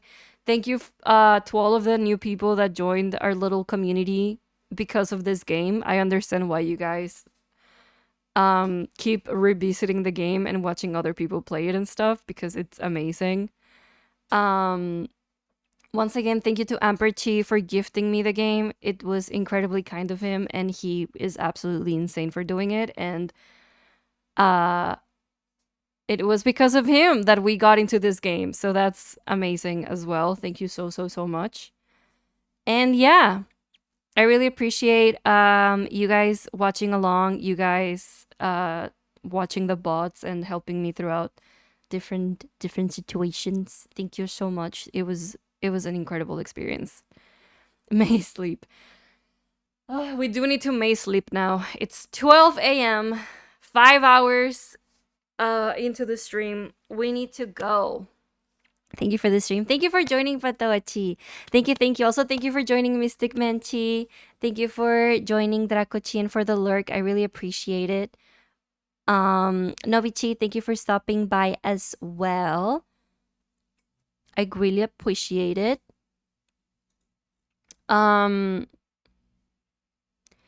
Is Abubu still streaming or is he done streaming? He's sleeping already? Damn. Alright, I was gonna rate him, but he's sleeping.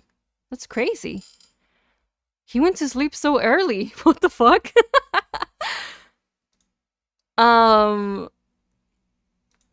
But yeah, thank you so much. Se mimió. Ya, estaba cansado. Thank you so much for joining me, guys. I really appreciate it. I'll be back tomorrow. We'll do something. I don't know what we'll do. We'll figure it out. But yeah, thank you so much for hanging out. Really appreciate it. Goodbye.